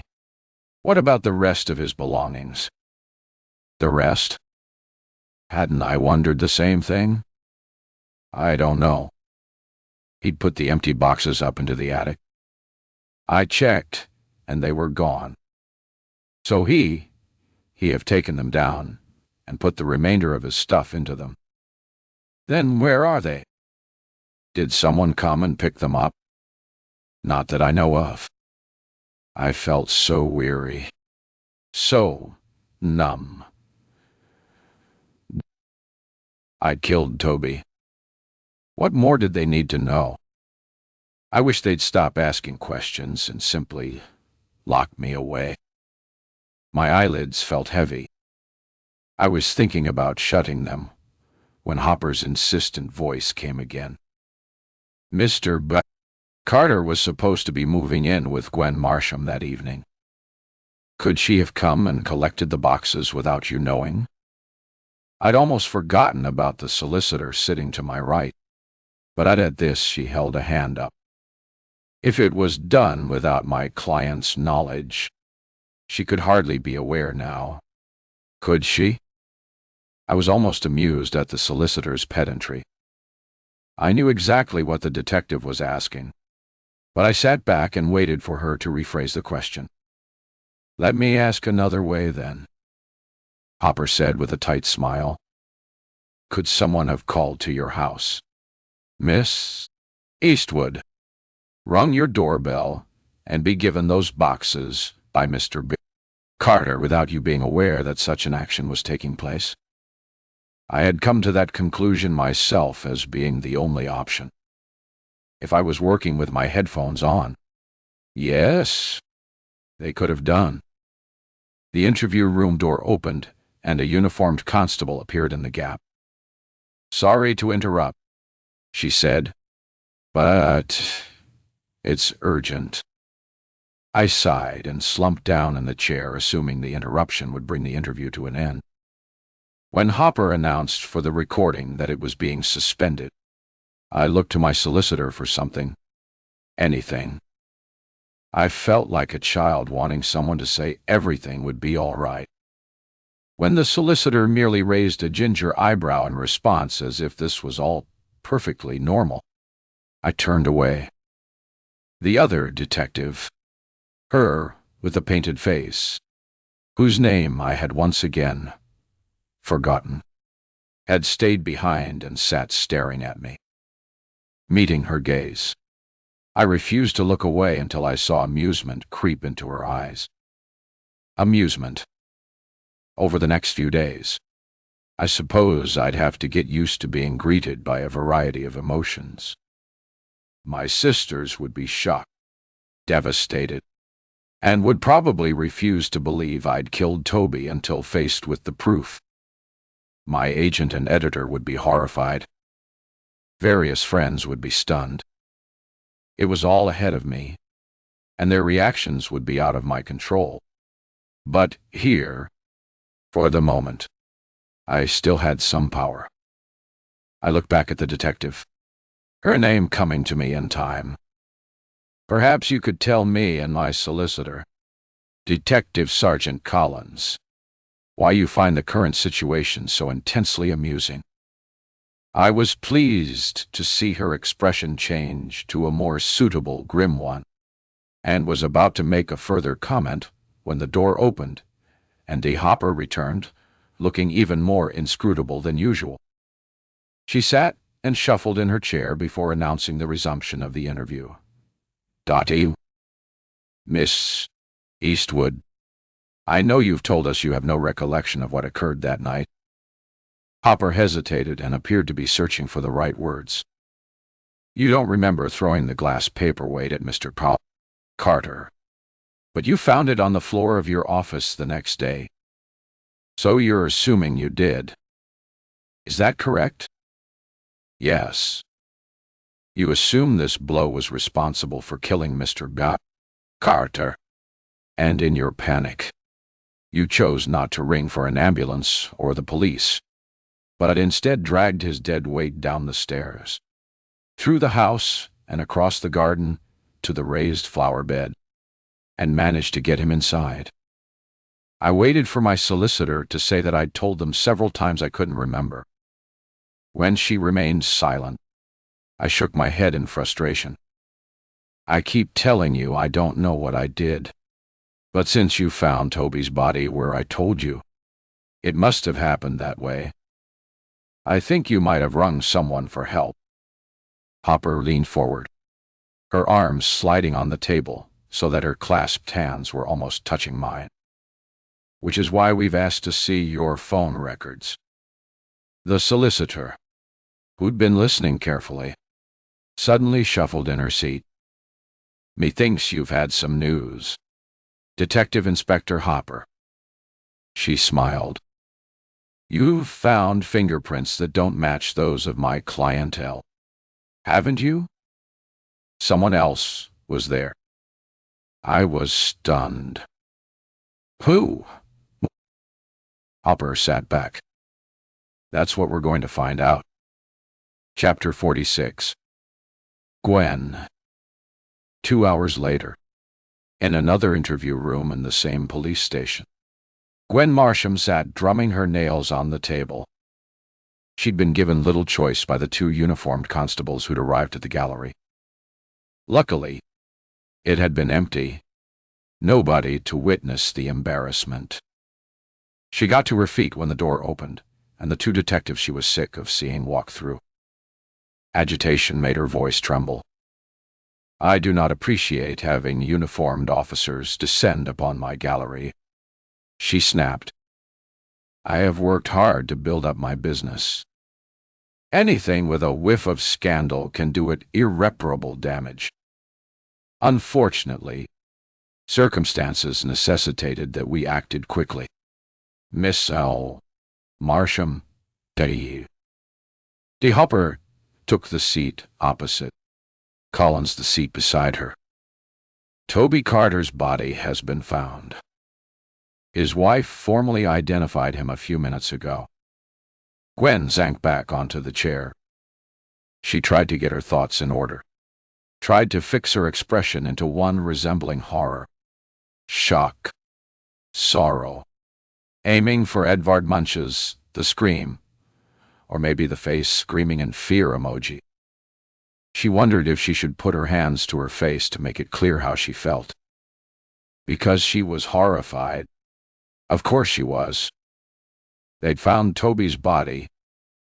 When she saw Hopper's lips tighten, she wasn't sure she'd managed to convey the correct emotion and dropped her eyes to her clasped hands.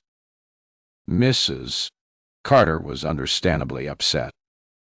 So much so, in fact, that she needed medical attention. Despite his infidelity, she referred to Toby Carter as being Hopper, crooked her index fingers in the air. The love of her life. She rested her forearms on the table, her fingers interlinked. To be honest, Miss Marsham, I'm sorry not to have met the man. I find it staggering that he could behave as he did and still garner so much devotion. Gwen kept her eyes down and twisted her hands together. As you say, detective, you never met him, so you couldn't possibly understand. No, obviously not. Hopper sat back, her hands flat on the table, the pads of her fingers tapping a dull thud beating in rhythm to some unheard music. She stopped, linked her fingers together again, and slipped them forward, bringing her closer to Gwen. He didn't ask where we found him. Miss Marsham, .co. Gwen opened her mouth and shut it again. She'd seen cats toying with mice they'd caught. The almost bored pat with a paw that sent the mouse flying. The quick grab again. The pressure of sharp teeth. Then the drop and the mouse's attempt to escape. Did the poor mouse know that whatever he did, the outcome was going to be the same? As the mouse did, Gwen decided to try to escape. No, I didn't. Let the detective make of that answer whatever she wanted. Mr. Carter was buried in Miss Eastwood's back garden. As a result, Miss Eastwood is in custody helping us with our inquiries. Poor Toby. What a sad end. At least with these words she could be sincere. How Toby would have hated being given such an undignified resting place. I am, of course, pleased to have an answer to the mystery of why he didn't arrive as he'd promised. But I'm puzzled as to why you thought it necessary to bring me here. She saw a sweep of satisfaction cross both detectives' faces. A subtle shade of it on the older detective, a gleeful waft of it across the painted face of the younger. She knew in that second that the mouse had been caught. You were arrested and charged with a drugs offense when you were 22, Hopper said, for which you received a suspended sentence. Gwen opened her eyes wide and raised one perfectly plucked eyebrow. My one and only foray into recreational drugs, and it's still being brought up. That's simply ridiculous and can't possibly have anything to do with what I'm doing here. If you're thinking Toby was into drugs, I can tell you you're totally wrong. We're not looking at a drugs connection. At least Hopper shrugged. We've not considered one yet. No. What we have been looking at is your fingerprints. And thanks to your arrest, they're on the system. But before we go any further, We need to caution you. Hopper tilted her head toward Collins. My colleague will do the honors. The strands of tension that had been wrapping themselves around Gwen since the uniformed police had arrived at the gallery suddenly jerked tightly, cutting off her breath. She hid her gasp in a greeting. What? Collins made no effort to hide her satisfaction and rolled off the words. You do not have to say anything, but it may harm your defense if you do not mention now something which you later rely on in court. Anything you do say may be given in evidence. Do you understand this caution? Miss Marcia. I did. She suddenly understood everything. Her damn fingerprints. She licked her lips. Yes, I understand. You might prefer to have a solicitor with you before we go any further. Gwen almost smiled as she imagined the stunned expression on the face of the petite, delicate solicitor who'd handled the legal affairs of the gallery. She'd have to ring her eventually, but not yet. Not until she found out exactly what the police knew. No. I'd like to get whatever this is over with. Hopper opened the slim file that sat on the desk in front of her and withdrew an A4 color photograph. For the record, I'm showing Miss Marcia a photograph of 2 holdalls. She slid it across the desk. Do you recognize these? Gwen felt the color slide down her face and vanish. Of course. She recognized them, and worse, she knew they were going to be her undoing. You need to answer for the record. Miss Marcia. Instead of answering, Gwen lifted her hands' palms up and rubbed her thumbs over her fingertips. My prints are on them. So, there's no point in my lying, is there? These holdalls, Hopper tapped her index finger on the photo, were found buried alongside Toby Carter's body. Did you help Misty Eastwood bury him? Gwen was still rubbing her fingertips, but she looked up at that and met Hopper's gaze. Help Misty bury him. She shook her head. No. You've got it all wrong. Collins muttered something unintelligible, and Hopper let out a grunt of frustration. Perhaps then you'll tell us what did happen. Chapter 47. Gwen. Perhaps Gwen had always known it would come to this. She'd been so stupid. Doubly so. She should never have fallen for Toby's charms. A heavy sigh seemed to deflate her in the chair. I'll tell you everything. She shuffled as if to make herself comfortable for the story she was about to relate. She'd have liked to ask for coffee, but didn't want to delay. The day before he died, Toby rang me and asked if I'd call to the house on Myrtle Road and pick up a couple of boxes. I did as he asked. When I arrived, I rang his mobile, and he came out and put them into the boot of my car. You didn't see Misty Eastwood? No. I didn't know about her. Toby had told me he was living with his sister. Gwen sniffed. I was a gullible idiot. Anyway, I brought the boxes back, carried them one by one into my apartment. Then, because I wanted to make Toby feel at home when he arrived, I decided to surprise him by unpacking. Once again, she wondered what would have happened if she'd not done so. If she'd never found that phone number and discovered what an idiot she'd been. I found a piece of paper screwed up in one of his pockets with a name and phone number written on it. Gwen shrugged. Maybe deep down I knew I was being a fool. So anyway, I rang it and discovered that not only was Toby incredibly sexy, charismatic, and charming, but he was also married and a compulsive liar. She thought back to that moment of clarity. The stinging pain of realizing she'd been made a fool of again. That she'd fallen for another George. That old adage had come slamming into her with force. Fool me once. Shame on you. Fool me twice. Shame on me.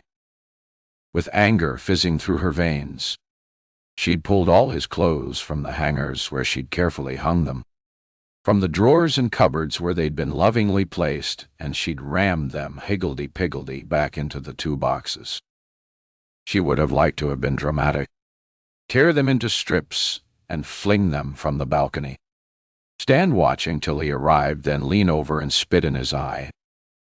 It was tempting. But if she had stooped that low, she'd have to put up with the neighbors' quizzical looks and raised eyebrows for weeks. And some of them new people who came to her gallery. The word would spread faster than mold on week-old bread.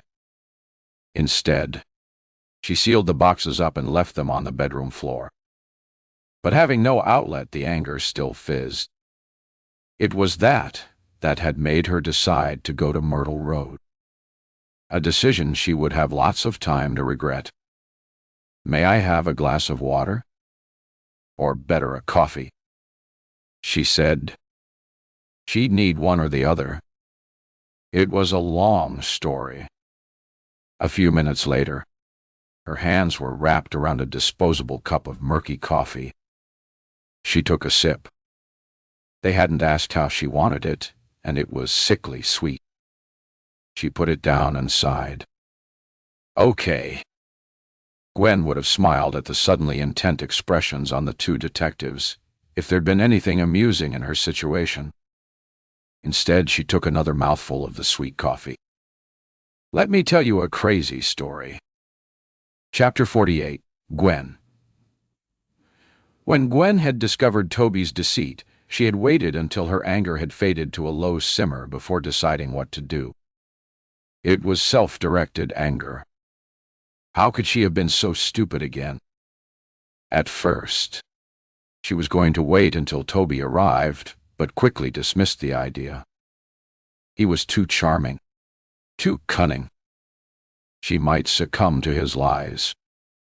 And there was the deep-seated fear that if Toby came to the apartment, where they'd made love in every room and on the balcony, as rain peppered their naked bodies with every cold drop on overheated skin and erotic charge, she probably would have forgiven him. Because she was a fool when it came to men. Sam, George, Toby, and a host of others. Better that she should stop him before he left the house in Hanwell. Whoever he was living with, not his sister. She could keep him. Too agitated to drive. At first she tried for a taxi, but was told it would be 30 minutes. "No, that's okay," she said, hanging up. Determined on immediate action, and fueled with anger, she changed into flat shoes and took a tube. It took longer than she expected, and she was afraid she might have missed Toby. But when she got to Myrtle Road, she saw him up ahead coming out of the house, a bag in each hand. She hurried along to meet him, mentally rehearsing the words she was going to say. "Gwen, how lovely," he said, reaching forward to plant a kiss on her cheek. "I didn't know you were coming to pick me up." He looked behind her. "Where's your car?" He was smiling, his eyes soft and appreciative as they looked at her. And she'd found herself weakening. "We need to talk," she said. "Can we go inside?" For the first time, she saw him look shifty. "It's not a good idea." He dropped the bags at his feet, reached out and gripped her shoulders. Then he looked straight into her eyes, and with a sincerity that was unbelievably convincing, said, "My sister was a little upset at my leaving." "Your sister?" Gwen threw her head back and laughed, cackling loudly when she saw his look of total confusion. Toby, she guessed, wasn't used to his plans going awry. "Listen. Listen," he said, reaching for her arm, grabbing hold as she tried to pull away. "Come over here and we'll talk." The end of Tara's house had a side passage that led to the back garden. With the house on one side and a high wall on the other, it was a narrow, dank area with a wooden gateway at the garden end. Toby kept hold of her arm and pulled her around the edge of the house, down toward the end of the passage, where the shimmering light from the streetlights made little impact. "What's the problem?" "You're getting cold feet." Gwen looked at him. Words churning in her head were desperate to get out and tell this conniving, deceiving bastard exactly what she thought of him. She'd opened her mouth ready for the words to spill forth in all their justified glory when suddenly, like a domino, Toby fell backwards. Gwen struggled to understand what had happened. The sound as Toby hit the ground was loud. She knew him to be a liar, but surely even he couldn't lie this well. "Toby?" She nudged his body with the toe of her shoe. When there was no answer, she bent to look closer, moving her hands up his body, feeling the warmth of him with a quick, erotic charge. Was this what he wanted? Dangerous sex in an almost public place? She laughed, feeling her way to his face. "You're crazy." But there was no answer. No mutual exploration. She felt his face, run her fingers over his lips, tapped his cheek, gently at first, then with more force. "Toby? Toby? Toby? D." It was a minute before she faced the truth. He was dead. Chapter 49. Gwen straddled Toby's body, her hand on his face. What was she going to do? Stunned, she got to her feet. She jerked around when she heard footsteps approaching to see a figure thrown into silhouette by the dim light that shone from the streetlights. Still in shock, she said the first thing that came to her. "I think he's dead." "Dead?" The woman hurried forward, pushed her out of her way, and bent over Toby. "I was speaking to him." Next thing, he keeled over. "I didn't do anything. I swear. A heart attack or stroke or something, I suppose," the woman said. "You're Misty?" Gwen took the silence as confirmation. "He told me you were his sister, and I believed him. He was supposed to be moving in with me tonight, but I discovered his lie." The woman lifted Toby's hand, pushed back sleeve, and felt for a pulse. She looked as if she knew what she was doing, and Gwen held her breath. Maybe she was wrong, and he'd only fainted. She let her breath out in ragged sobs as Misty put her hand on his chest and reached to lay a hand against his neck. "He is dead, isn't he?" Gwen asked. Misty's fingers were pressed to Toby's neck. Instead of answering, she asked, "He was moving in with you?" "Yes. He said he loved me, and that you were his sister. But you're not, are you?" "No. I was his girlfriend, his lover. I thought we'd be together forever. Toby, unfortunately, had a problem with fidelity. And the truth." Gwen heard the sorrow in the other woman's voice, but she'd none to share. The double shock of Toby's treachery and death had left her numb. She hovered uncertainly, then asked again, "He is dead, isn't he?" Misty pushed to her feet. "Yes, I'm afraid he is. I'd better ring the police." "The police?" I think we should get him into the garden in case someone passes by and sees us. We'll be able to decide what to do then." "What? Gwen twisted her hands together. "Shouldn't we leave him where he is?" The sound of the gate latch being lifted was loud. "No. Grab him under an arm. Let's get him inside." Gwen looked at Toby's body, horrified. "Grab him? I can't do it by myself. Come on." Perhaps it was shock that made Gwen move forward, and when Misty grabbed Toby under one arm, Gwen took the other. Between them, they dragged the dead weight of the body through the gate, Toby's heels dragging on the ground. A wave of nausea hit Gwen. She dropped the arm and backed away. "Come on. We have to move further in. We need to get the gate shut." "I can't." Gwen took another step away. She couldn't touch his body again. "You have to. I know you're distressed, but I can't do this alone." "Come on." One more move. When it didn't appear she had any choice, Gwen moved back and slid her hand under Toby's arm again. Another heave, and he was in the garden, bracketed by the two women. "My name's Gwen." She looked at the woman who was staring into the garden behind. "I'm sorry. Misty." "What?" "I foolishly believed him." Toby treated truth like an optional extra. The remark brought a brief smile to Gwen's face. "I didn't know him long enough, I suppose." 2 weeks, she added before there was a need to ask.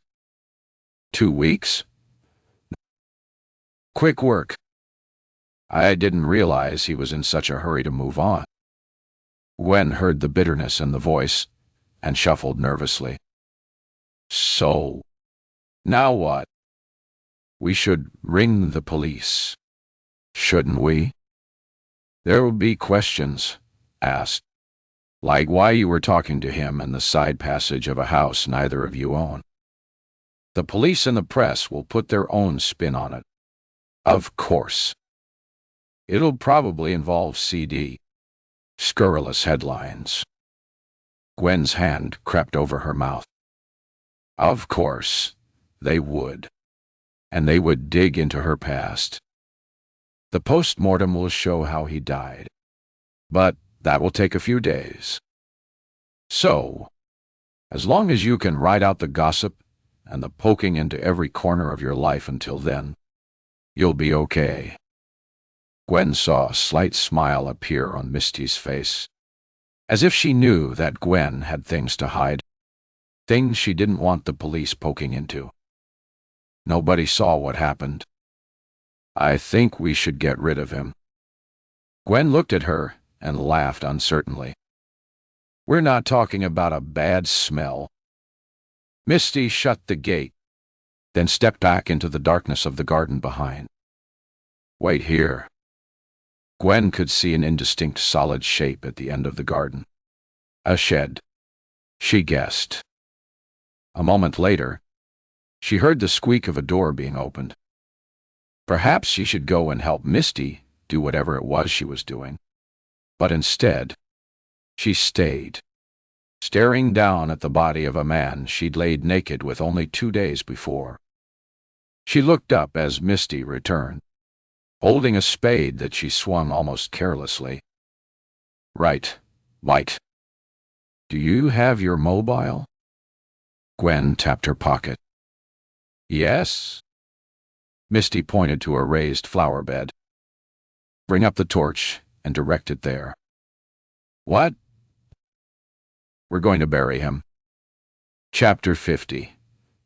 Gwen's heart hammered painfully as the words hit home. They were going to bury Toby. Her mouth was hanging open. She shut it with a painful snap and shook her head. "This is crazy." "What's crazy is that Toby is lying there dead, and 2 women he'd been sleeping with. 2 women that he'd lied to, are standing over his body worrying about doing the wrong thing. But Gwen stepped over the body and peered into the garden. Her eyes were adjusting to the darkness, and now she could see the 2 raised brick beds that bordered an area of grass. They were both planted with small shrubs. It looks as if it's been recently done. It has. Only a couple of weeks ago. It's designed to be low maintenance. The brick beds are filled with soil. We can take the plants out of one, remove the soil, put the body in the bottom, and fill it back in. Any extra soil we can scatter over the wildflower bed, or put it in the compost heap behind the shed. It won't be noticed. Nobody will ever know. We'll know. Gwen gasped when fingers tightened painfully on her arm. We'll do this, Misty said, and never speak of it again. Ever. Not a word. Not a hint. We'll never acknowledge what we've done. Never tell a soul. Eventually, it will fade as if all of this had been a dream. A dream? A nightmare? Was that it? Was this all a horrible nightmare? Gwen would wake up any moment and be stunned at how real it all felt. The fingers pressing into her arm told her otherwise. It won't work. Anyway, what if they find out? It'll make it all so much worse. Won't it? If they find we've buried him. There's no reason they should find out if we're careful. We get rid of all the evidence. Carry on as if this night had never happened. She lifted the spade she'd taken from the shed. We're lucky. The soil will be soft and easy to dig. It won't take long. And nobody will ever know. And we'll never speak of it. Was Gwen really going to agree to this? But the alternative, the police looking into her life, the press digging and speculating, her beloved art gallery would suffer. Artists mightn't be too concerned at her involvement with Toby's death, but they wouldn't want their work to be associated with the sordid, scurrilous slant the press would put on his death, and the pathetic truth that Toby had been a gigolo. They'd laugh and withdraw their work. She glanced back to where Toby's body lay. It would already be starting to decay, cell by cell. No longer the charming, charismatic man who had obsessed her. He was dead. Nothing she could do now was going to change that. Okay. Oh, I'll do it. Right. Why? The spade was dug into the soil. No time to waste. Gwen looked up to the houses on either side. Both were in darkness. What about the neighbors? Won't they hear and come out to investigate what we're up to? No. There's a very deaf couple on one side, and the family on the other side is away. Gwen shivered. The stage was theirs to perform their creepy play. Come on. Switch on your phone's torchy. I need light. There seemed to be no reason to delay. Gwen reached for her mobile, switched on the torch app, and shone it over the top of the nearest raised bed, holding it steady as Misty dug out the first of the shrubs. Soon they were piled up together. Misty climbed up onto the flat edging stone of the bed. It'll be easier to dig it out from here. She began to move the soft soil out, dropping it to the grassy area in front. The mound quickly growing. Despite the cool night air and Gwen's easy roll in simply focusing the light on the surface of the soil, perspiration ran in a rivulet between her breasts and dampened under her arms. The scent of fear came from her in wafts. She was impressed with Misty's steady work. She only stopped now and then to wipe her sweat-slippery hands on her belly. As the level of the soil inside lowered, it was harder work to lift the spade up and empty it over the side. "Almost done?" she said after 10 minutes. Gwen shone the torch inside.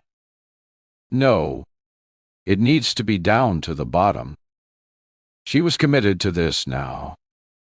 It needed to be foolproof. "Then you get down here and dig for a change." "This was your idea. Don't forget. I wanted to call the police from the very beginning." Gwen should have done. She still could. Her mobile was in her hand. "Wouldn't it be better?" Okay. I'll go a bit deeper. God forbid you should wreck your precious nails." Gwen swallowed the retort she wanted to make and held the mobile's torchlight steady. 5 minutes later, the spade was thrown to one side. "That's it." Misty climbed out and stood looking down. "It's perfect." Gwen joined her. "Yes, I think so." She looked at Toby's body. What a sad end. Yes. He'd have preferred something much more elegant and expensive than a raised flower bed in the garden of her former lover. Gwen was staring into the brick coffin. Could she do it? She gritted her teeth. Yes, it was the best way. She turned, shone the light over the body, and saw Misty's form hunkered over it. "What are you doing?" "Checking for a pulse to make sure. But there's nothing." She dropped the wrist she was holding and got to her feet. "Okay, this isn't going to be easy. It'll take both of us. Put your phone down somewhere where it will give us a bit of light." There was a plant pot outside the back door. Gwen balanced her phone on it. It gave enough light. It's not going to last very long, though. Right.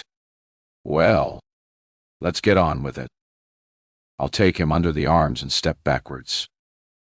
You grab him under his knees and watch your step. Gwen left the phone and hurried over to slide her arms under Toby's knees. Grunting, they half-dragged, half-carried his body across to the raised bed. The soil Misty had removed made the surface uneven, and Gwen stumbled as she stepped back, windmilling her arms to keep her balance. "Careful," Misty warned. She wiped her muddy hand over her forehead. "It's not going to be easy getting him inside." She squatted, got her arms under Toby's armpits, and hauled him up into a sitting position. "Okay," she grunted. "You need to grab him under his knees again. And when I say go, we lift. Once we get him on the top, we can simply push him in." Gwen looked at the height of the flat edging stones. 3 feet at least. "We're never going to do it. Not with you standing there like a bloody spare wheel. We're not. Just do as I say." The mobile phone light had gone out. Gwen set it running again. "Quickly now," Misty said. "Wait for my signal." Toby wasn't a big man, but no lightweight either. A memory of his weight pressing Gwen into the mattress suddenly shot into her head, making her groan as she pushed her arms under his knees. "Now," Misty said, grunting as she pushed up with Toby's upper body clasped in her arms. Gwen staggered under the weight, her head bent almost to his crotch, stumbling when they managed to get the body onto the flat top and falling forward. For a horrifying second, her face was buried in his groin, making her pull away with a cry of despair. "We did it." Misty's voice was almost gleeful. "Right. Let's get on with it. Without waiting for Gwen's help, she put her hands on the body and pushed. Gwen stared, her mouth slightly ajar, as nothing happened. The body seemingly wedged in place. Then, with a soft, shushing sound, it slipped inside. Misty grabbed the spade to begin the task of putting the soil back on top. Wait. Gwen held a hand up to stop her. The whole dolls. There's room for them alongside. At the nod of agreement, she hurried through the gate and around to the front door where Toby had dropped his bags only a short time before. A lifetime before. Gwen shivered, then looked up and down the street. It was so quiet. The surrounding houses in darkness. The occupants all sleeping peacefully. They wouldn't be having bad dreams of bodies buried in their gardens. The bags were heavy, filled with all the expensive clothes Toby had loved. The handmade shoes, the silk ties, the monogrammed gold cufflinks. They banged against Gwen's legs as she took them down the dark passage to the back garden. Misty hadn't waited. A mound of soil already covered Toby's face and established. Gwen had a pang of regret she'd not said a final goodbye. Hurry, Misty hissed. Gwen pushed the holdalls beside Toby's legs, squashing them down as much as she could. Using the spade to balance, Misty jumped on top of the bags and stamped them down with her feet. Better. She climbed back onto the edge. Let's get this finished. In the darkness, Gwen couldn't read Misty's expression. She guessed it was probably the same as hers. Horror mixed with relief. A sudden thought had her squeak. Stop. Dot. What about his mobile? We can't have it ringing from his grave. I have it. Don't worry. I'll get rid of it later. Okay. There was no further reason to delay. A spadeful of soil was thrown in and landed with a splat on the bags. The noise loud in the silence of the night. As everything was covered, it became soil on soil quiet. Finally, the shrubs were planted back in a line and pressed in place with the heel of muddy hands. Misty brushed the soil from the edge. Looks as good as new. What about this? Gwen indicated the mound of extra soil that still remained on the ground. I'll get a truck from the shed and get rid of it.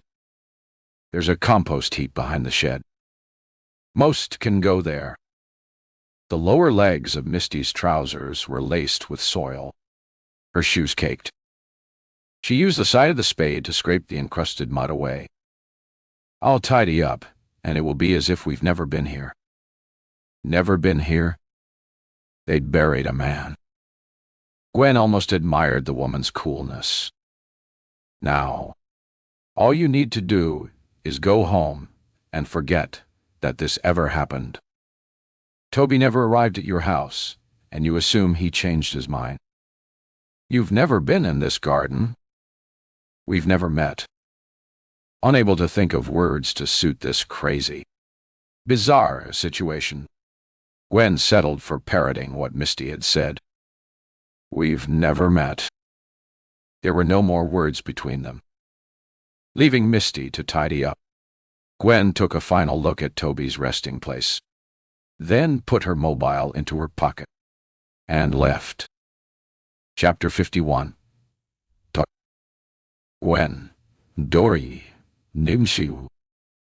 And that is it. Gwen used two hands to lift the disposable cup to her lips, where it trembled against her front teeth as she tried to take a sip. It was almost cold, but perhaps it was something she'd have to get used to, letting her standards drop. She looked across the table, smiling despite the situation, when she saw surprise in the wide, heavily cold eyes of the younger detective, And the look of, was it sympathy in the eyes of the other? It all sounds crazy, doesn't it? A bit.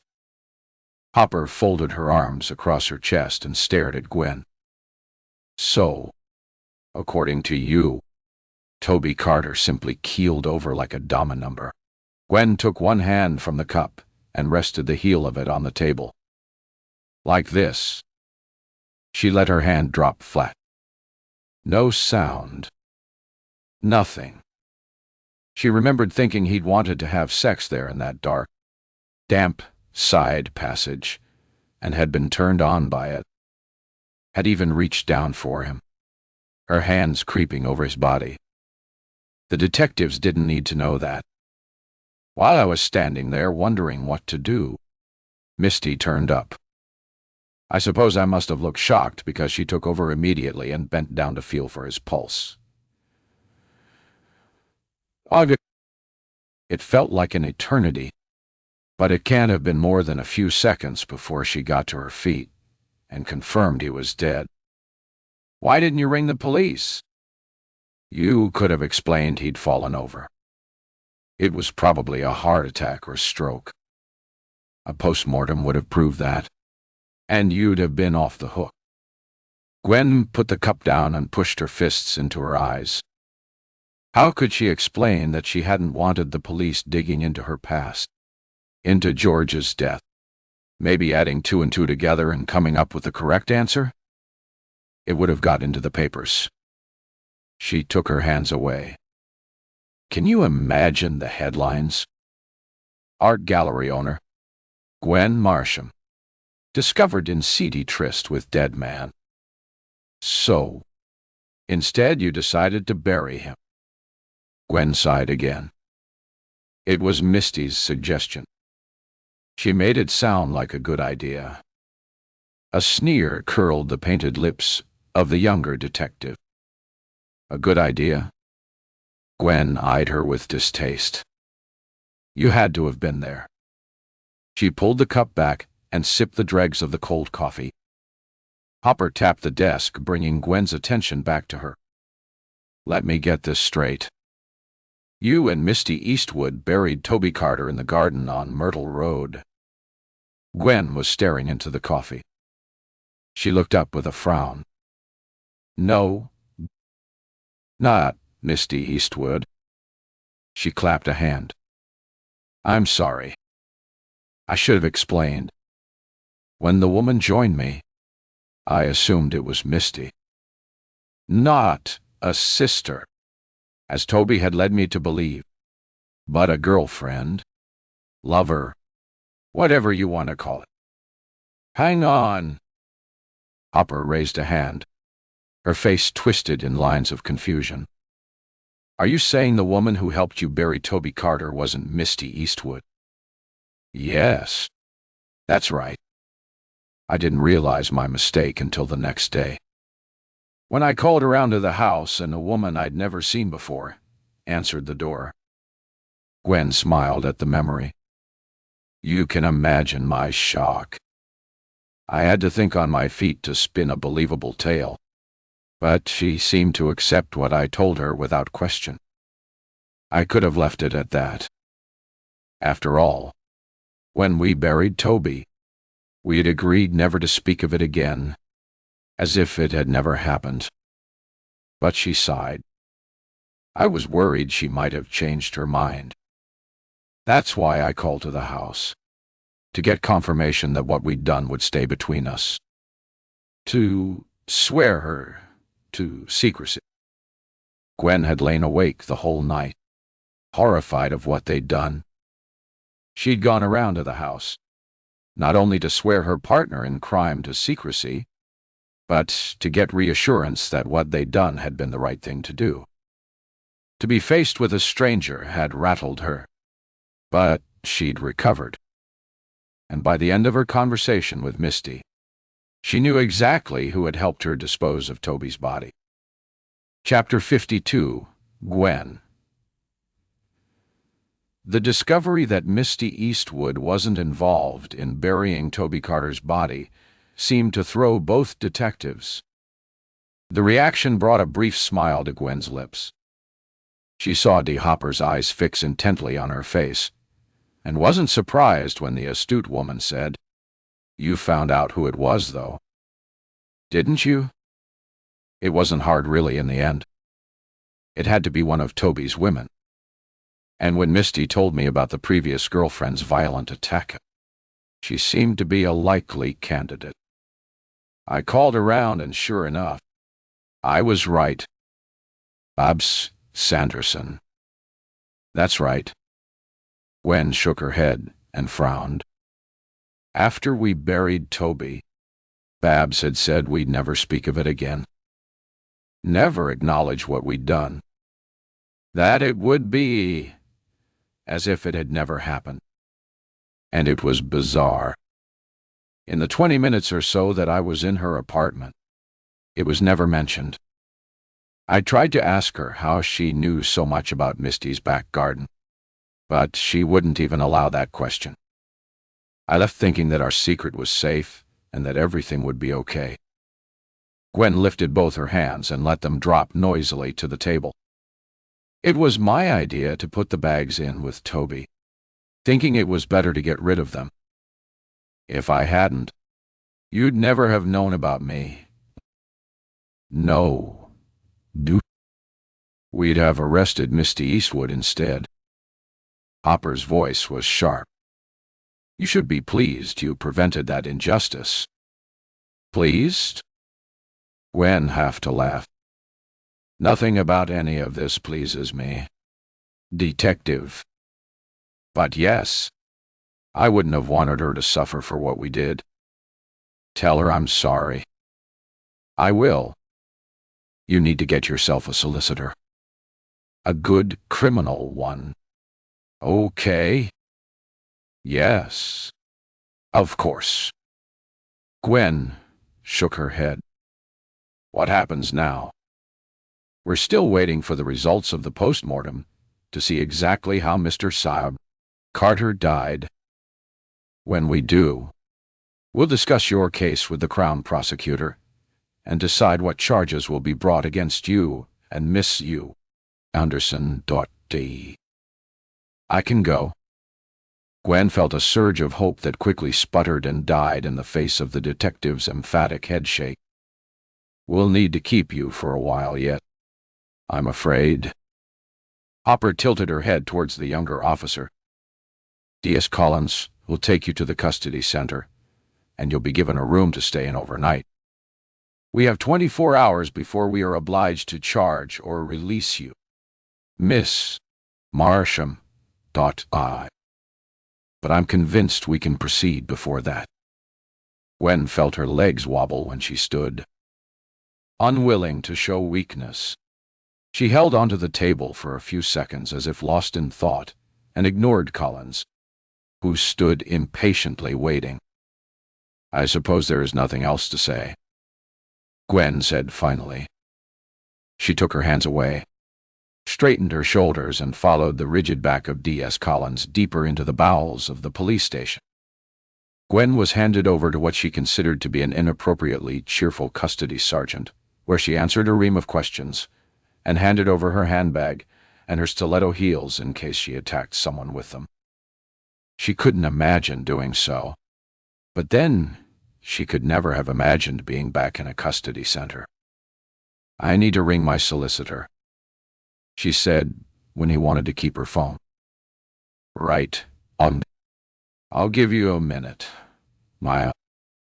He moved an inch away, his jowly chin sinking onto his chest, a bored look in his eyes. She turned her back to him and rang the solicitor who'd been handling her business affairs for years. I need help, she said when the assistant put Gwen through. If the solicitor was taken aback at the abruptness of the request, she didn't comment, merely saying, as she always did, "We're here for you. I'm in police custody. I may be charged with burying a body.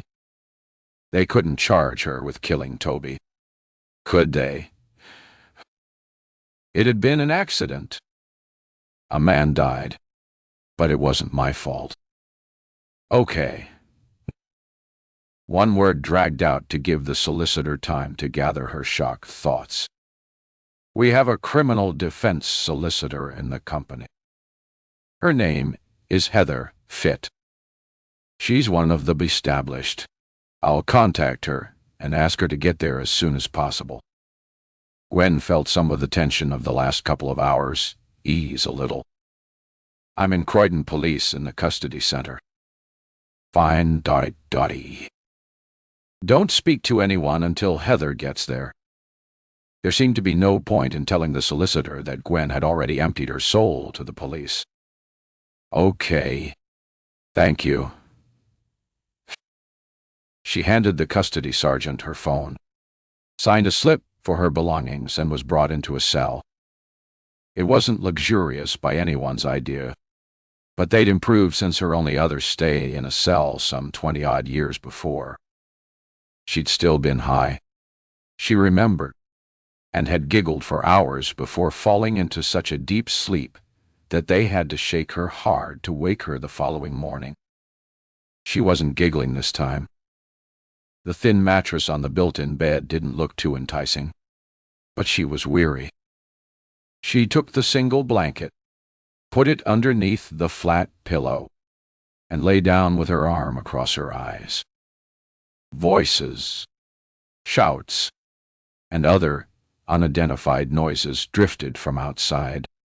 But inside the small cell, the silence pressed down on her. The creeping darkness of inevitability was filling her head. There was no way out of this mess that didn't reflect badly on her, that wouldn't destroy her business and her reputation.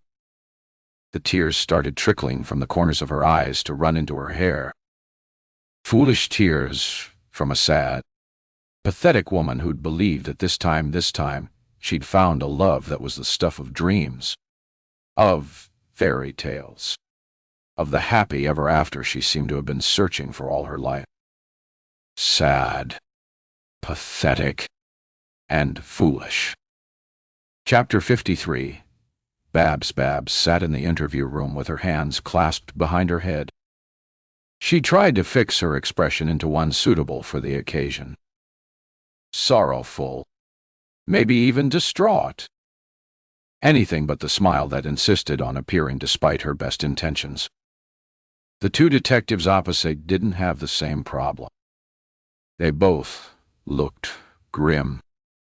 Babs dropped her hands, pushed them into her coat pockets, and waited with little interest to hear what they had to say.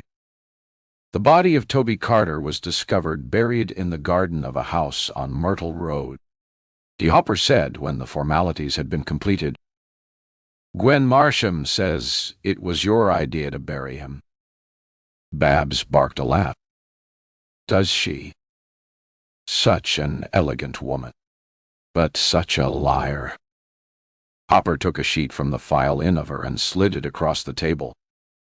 For the record, I'm showing Miss Sanderson a photograph of the spade that was found in Misty Eastwood's garden shed. The legal aid solicitor, who'd been assigned to Babs, reached for it first and examined it knowingly before handing it to her client. Your fingerprints are on the handle of the spade, Miss Sanderson, Hopper said. It was found in the garden shed, and the soil on the blade is consistent with the soil around Mr. Carter's body. The solicitor held a hand up. Is there a question there? Anywhere? Detective? Hopper glared at her. This isn't a damn courtroom. She waited until the solicitor dropped her eyes before turning her attention back to Babs. We have a witness who put you in the garden, and your prints are on the handle of a spade that was used to dig the grave where Toby Carter was buried. It's pretty cut and dried. Really? Babs looked from one detective to the other and sniffed. There doesn't seem to be any point in my saying anything then. Does there? It's your opportunity to give your version of events on the night Mr. Carter died. Miss Sanderson. Dot. I think I'll pass. If it's all the same to you, that's your prerogative. Of course. We'll have the post-mortem results tomorrow, following which we'll be discussing what charges to bring. Until then, make yourself at home in our custody center. Babs allowed the smile to break through then. Did they really think she'd be intimidated by spending a night in a cell? Nothing mattered anymore. Not the charges they'd be bringing. Not the loss of her job or the final demands that had necessitated putting her Streatham apartment on the market. The sale of it wouldn't be sufficient to cover her debts. But she found it hard to care about that either.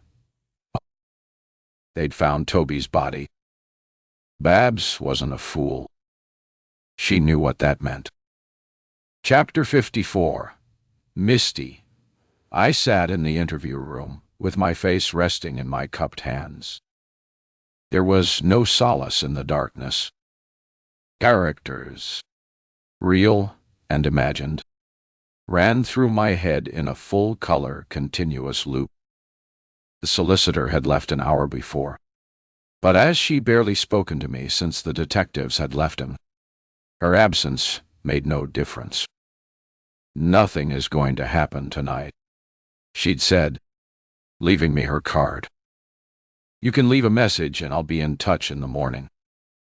We can go from there. It was another hour before the door opened suddenly, startling me.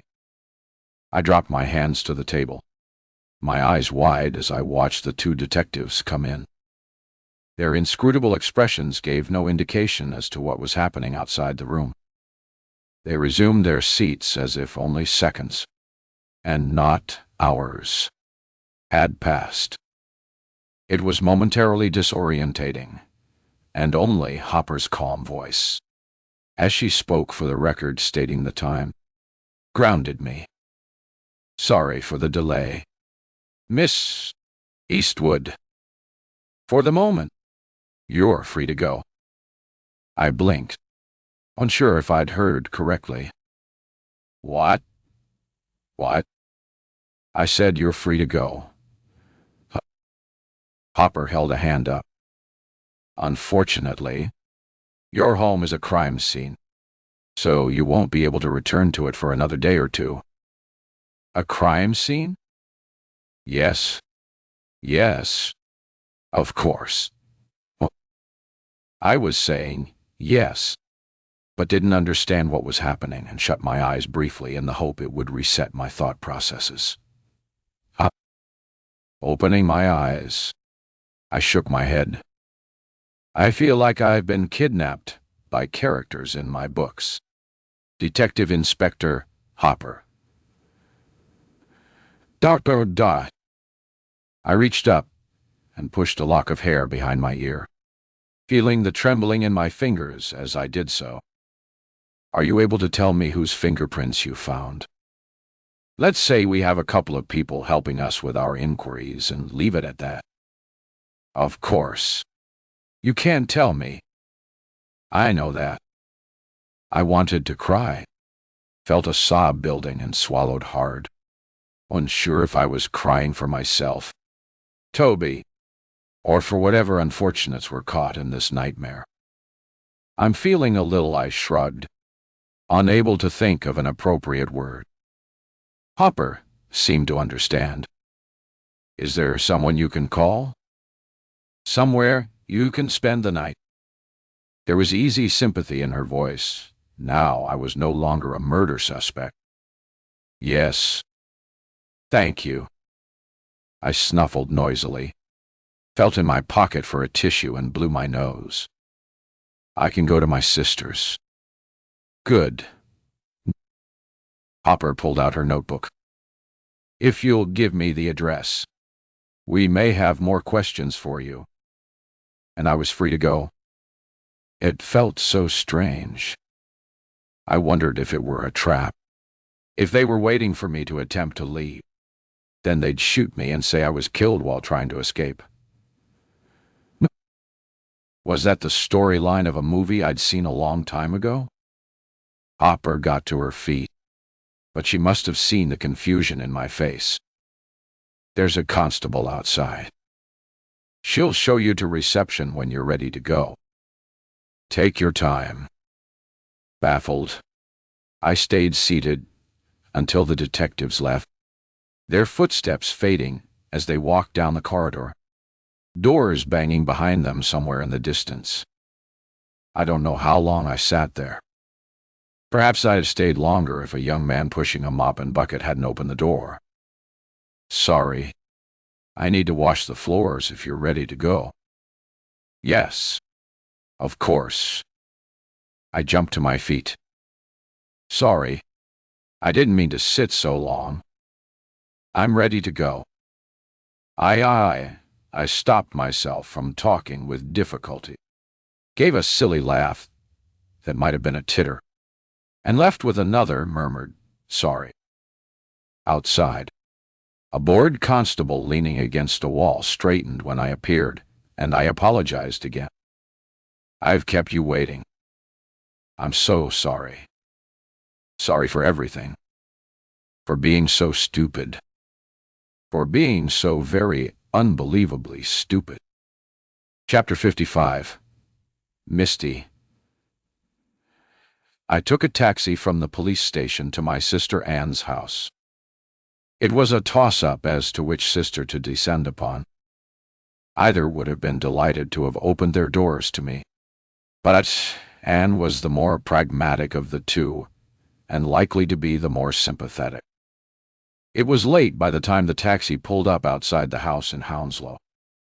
I paid the fare, got out, and walked up the short garden path to the front door, where I took a deep breath to gird my loins. It was an expression my editor had recently highlighted in garish yellow. Perhaps she'd been right. But here, after the day I'd had, it seemed curiously appropriate. I'd gird my loins and tell my conservative sister everything. The ring of the doorbell was answered almost immediately by my brother-in-law, Derry, who took one quick look through the 2 inches allowed by the safety chain, shut the door, and opened it wide again a moment later. I guessed my dilemma was written across my face, because he pulled me into his arms and shouted up the stairway behind for his wife. The quick sympathy was my undoing, and I slumped in his arms, burying my face in his shirt as I sobbed. "What's happened?" he said, leading me to the family room at the back of the house. The sound of Anne's feet thudding on the carpeted stairway gave me time to draw a breath, and I had myself in control again before she appeared, hair tousled and wearing a crumpled pair of pajamas. Her scrubbed clean face creased in worry when she saw me. "My God, what's happened?" "I'm sorry." I pulled away from Derry's arms and held a hand towards her. It was caught between her warm ones, and I was tugged, unresisting, into a tight hug that was another undoing. "I'm sorry," I said again, my words thick with tears. I snuffled against her shoulder. "I'm sorry for descending on you, but I'm not allowed home for the moment." Derry hovered and reached a hand to pat both our shoulders. "I'll get some brandy. You look like you could do with some." Anne kept her arms wrapped tightly around me, swaddling me in comfort as she whispered in my ear, "Whatever is it? We're here for you. Okay. The family ties that bound us together. My anchor in times of trouble. My sisters had always been there. They always would. This was my life." Toby Carter had been an anomaly. I listened to reassuring, repetitive words of comfort, ones I remembered our mother saying many years before when we were distressed for any reason. A scraped knee, The cruelty of friends, our first loves, our failures, and all the tension of that day and the days before left me in a whoosh. Only when we were sitting around the table with Derry's idea of a healthy amount of brandy in tumblers in each of our hands did I tell them everything. I kept my eyes on the brandy, taking minuscule sips as I spoke. "So, that's where I stand," I said, lifting the glass and emptying the last drop. "Here," Derry said, stretching behind him for the bottle. "I don't think one is enough. Not for this." I knew that Toby guy was trouble. "I said it to you, didn't I?" Anne looked to her husband for agreement. When he nodded, she turned back to me. "So, they don't think you've anything to do with it, despite your daft confession." She reached a hand for my arm and patted it gently. "Honestly, how silly you were to think such a thing. You haven't a violent streak in your body. I bet it was that old girlfriend of his, the woman who attacked you months ago. I bet she's responsible. But why bury him in my garden? The garden of my lovely house where I'd expected to stay forever. It was spoiled now. I'd have to move. I'll have to sell up," I said aloud. "I can't stay there, not knowing what has happened. Don't do anything rash." Anne's hands closed around mine. "Stay here with us for as long as you like. Then, since you can work from anywhere, maybe it would be a good idea to go away for a few months. Rent an apartment with a stunning view somewhere warm and sunny. Afterwards, when all the fuss has died down, you can get on with your life. It's not as if the body is still going to be there. After all." I met Derry's eyes, and we both laughed at Anne's prosaic way of looking at things. But she was right. Toby was gone.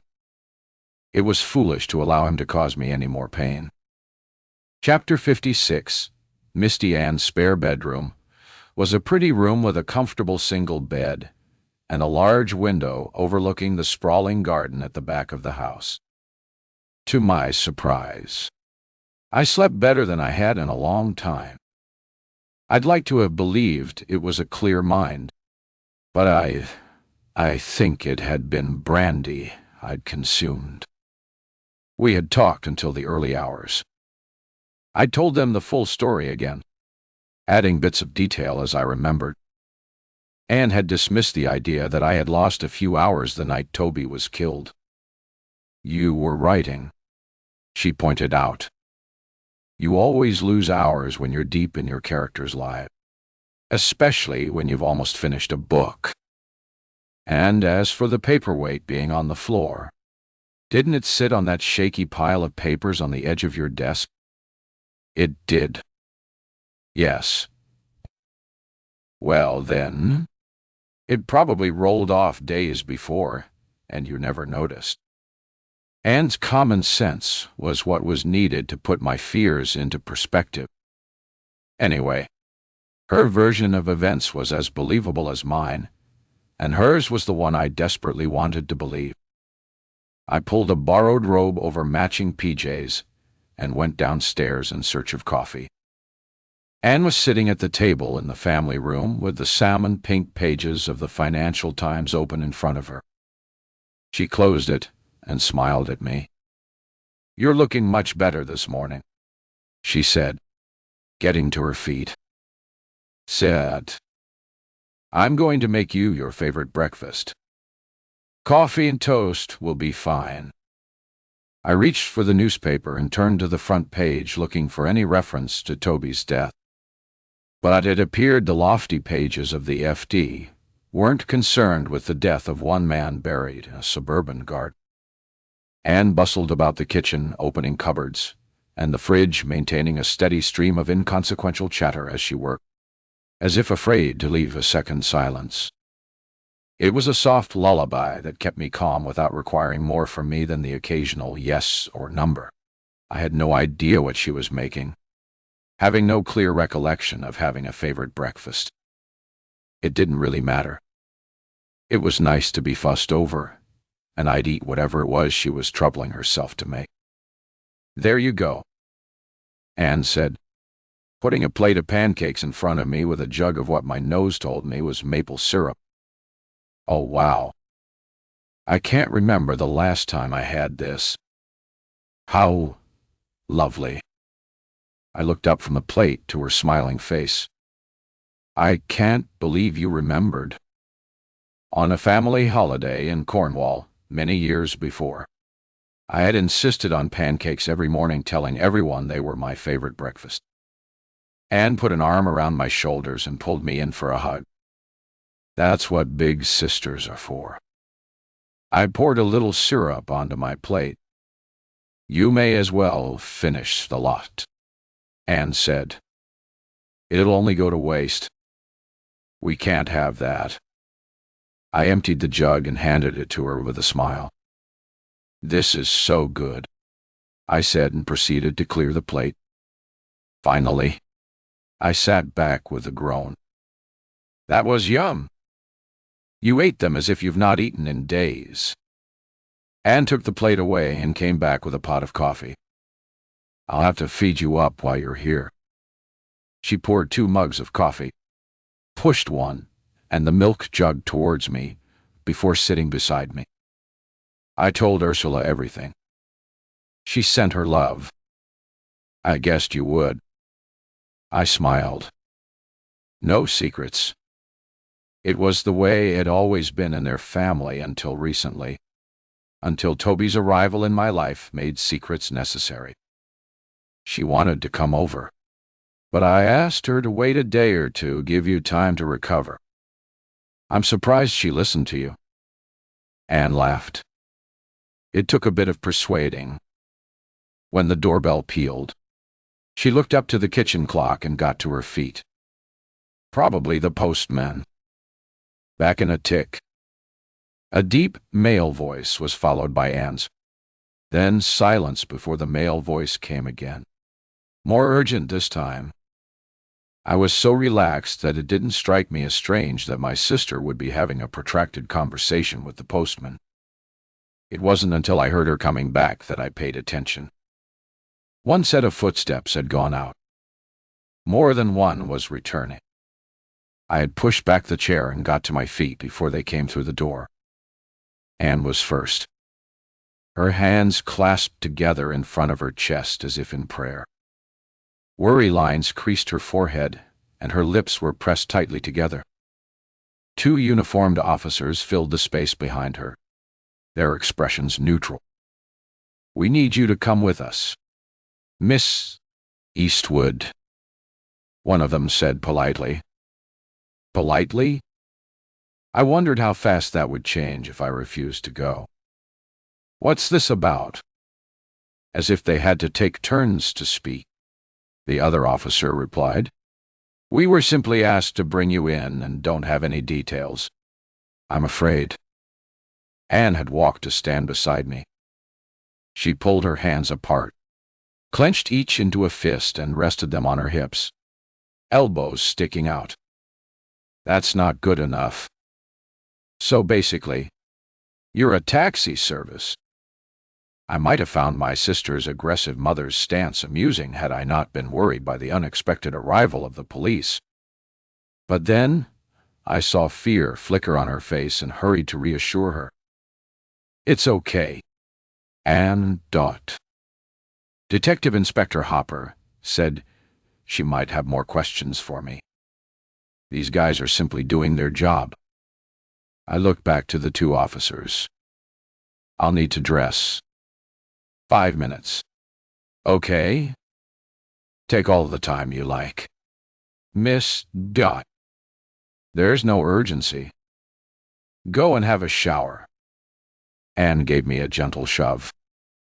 "I'll make them some coffee. They'll be fine. I won't eat them." The 2 officers didn't look reassured. But I knew my sister's flashes of anger never lasted longer than a blink. She was more likely to insist on cooking them breakfast. The Hopper had said that she might have more questions, but I'd assumed she would visit me to ask them, not that I would have to go back to the police station. Unless, of course, it had the post-mortem results, and there was something that pointed a finger directly at me. Fear uncurled. I had been fooling myself, lulled by my sister's belief that I couldn't have done anything so violent as to throw that damn paperweight. But what if I had? What if I had killed Toby and then rung someone to help me? Who would I have called? I stood under the shower and let the water cascade over me. It washed away my confusion. "I don't love you anymore," Toby had said. The words poisonous, barbed arrows he'd aimed without care. They had hit their target and spread a devastating toxin to every cell in my body. I disintegrated and reached for something solid to hold on to, my fingers closing over the cold, smooth glass paperweight. I wasn't a violent sort. Toby wouldn't have expected me to hit back. And it was reaction, rather than action, that sent it sailing through the air. I hadn't deliberately aimed to hit him, at least not consciously. He hadn't time to duck out of its way. The paperweight hit the side of his forehead and fell to the floor with a thud. I could still see Toby's comical surprise, his mouth a wide O, eyes bugging. He'd raised a hand to his head and grinned foolishly as it came away dry. With a laugh, he picked up his bags and walked away, leaving me. The shower in Anne's main bathroom was powerful. I held my face up to the spray and let the water whip me as I remembered that night. His words, my actions. I had thrown that damn paperweight, but I hadn't killed him. Relief made me laugh, an edge of hysteria creeping in as the laughter continued. Tears washed down my face, fell into the shower tray, and raced away. Chapter 57. Misty.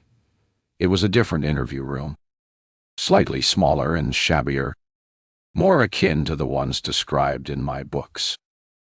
I tried not to see it as a demotion indicating bad news. My watch again. It was a minute later than the last time I'd looked. 15 minutes I'd sat there, tension creeping around me and tightening its hold on my heart and stomach, so that one beat loudly and the other tightened and burned with an acid sting. I'd rung the solicitor on my way. She arrived shortly after me, looking, if possible, paler than the last time I'd seen her. She dropped a slim briefcase on the table and sat in the chair beside me. "Have you spoken to anyone yet?" "No."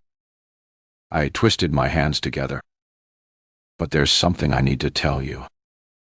My tale was hesitant, faltering. "Dokadumai, Naman Warden Mao, Figai, Datagori." I meant it when I told the police I couldn't remember what had happened. But this morning, it came back to me. I did throw that paperweight at Toby, and I think it did hit him, but not hard. There was no blood or anything, and he picked up his bags and left me. I threw the solicitor a smile. It wasn't returned. Pale eyes considered me for a moment. "They would have brought you in today for a reason." She pushed a lock of heavy ginger hair behind her ear, reached for her briefcase, and withdrew a plain A4 pad and pen. "No doubt they'll soon enlighten us." I sighed. It was probably silly to be looking for reassurance from a woman who was there simply to look after my legal rights. But I wish she were a little more supportive, a little friendlier. I wished she'd been chattier, too. Efforts to start a conversation were met by monosyllabic answers that made me give up after the third attempt. For the next 10 minutes, we sat in silence. And when the door opened, I jumped to my feet and greeted the two detectives like old friends with an inappropriately cheerful hello. I immediately felt foolish, especially when the younger one, Collins, curled her lip. Her disdain, Hopper's obvious sympathy. I didn't like either. I took my seat, keeping my eyes down. Introductions were done again for the record, and I was reminded that I was under caution. Yes, I said, although an answer wasn't really required. I met D. Hopper's eyes and decided to be blunt. Why am I here? We appreciate you coming in to help with our inquiries, Hopper said, as if I'd had a choice. We've had some reports come in which have thrown up a few issues we need to resolve. She opened the file she had brought with her and took out an A4 sheet that she slid across the table. You recognize this? I looked at the photograph. Yes. It's my paperweight. I should tell you the detective held up a hand to stop me, then leaned over to whisper in my ear. I pulled away from her and shook my head. No, D. I didn't agree. It's best to let them know. I took a deep breath, looked across the table, and met Hopper's eyes with a slight smile. This morning I finally remembered what happened that night. The smile faded as I put my hand on the photograph and imagined I could feel the chill of the glass the moment before I flung it across the room. I did throw the paperweight at Toby, and I think it must have hit him a glancing blow because he raised a hand to his head. The memory of that last moment, seeing him alive, almost overcame me. I supposed it would linger for a long time. I took my hand from the photograph and rubbed my head the way he'd done that night. He took his hand away, looked at it, then waved the same hand at me. There was no blood. He didn't speak to me again, simply picked up his bags and left. Hopper reached for the photograph and returned it to the file. Apart from your fingerprints, there was no blood or trace evidence on it. As my client said, it was merely a glancing blow. The solicitor spoke as if attempting to justify her need to be there. Indeed, Hopper said, opening the file again.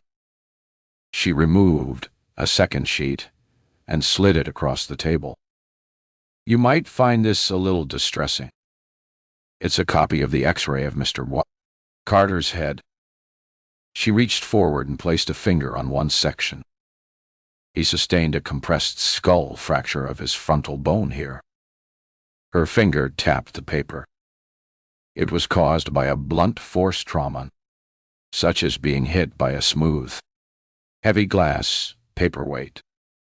My breath caught as I eyed the concave, clear, throaty indent on the skull X-ray dot. But he walked away.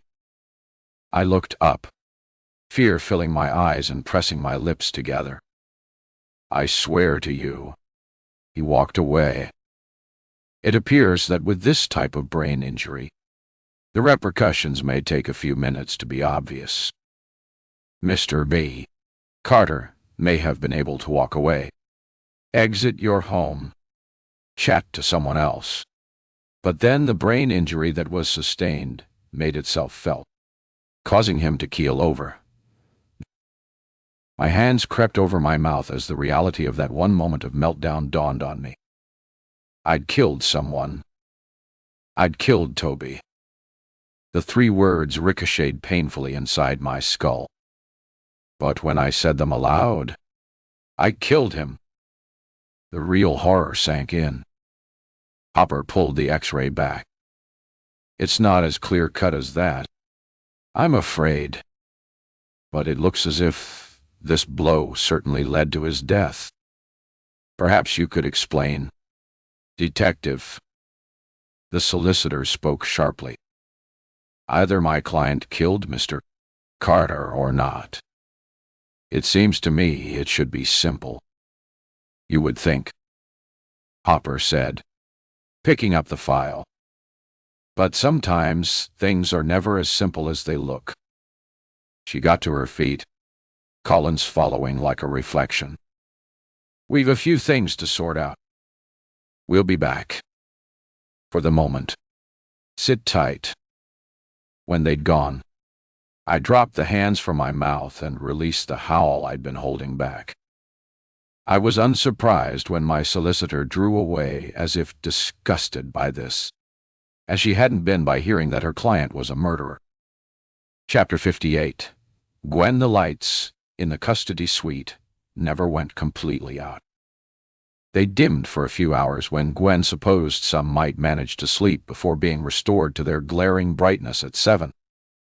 It didn't matter to her. She hadn't managed to sleep at all. She lay on the thin mattress with an arm over her eyes and barely stirred, even when the hatch on the door was slid back and forward at regular intervals during the night. She could have told them she wasn't a suicide risk. She'd come through too much over the years to leave now.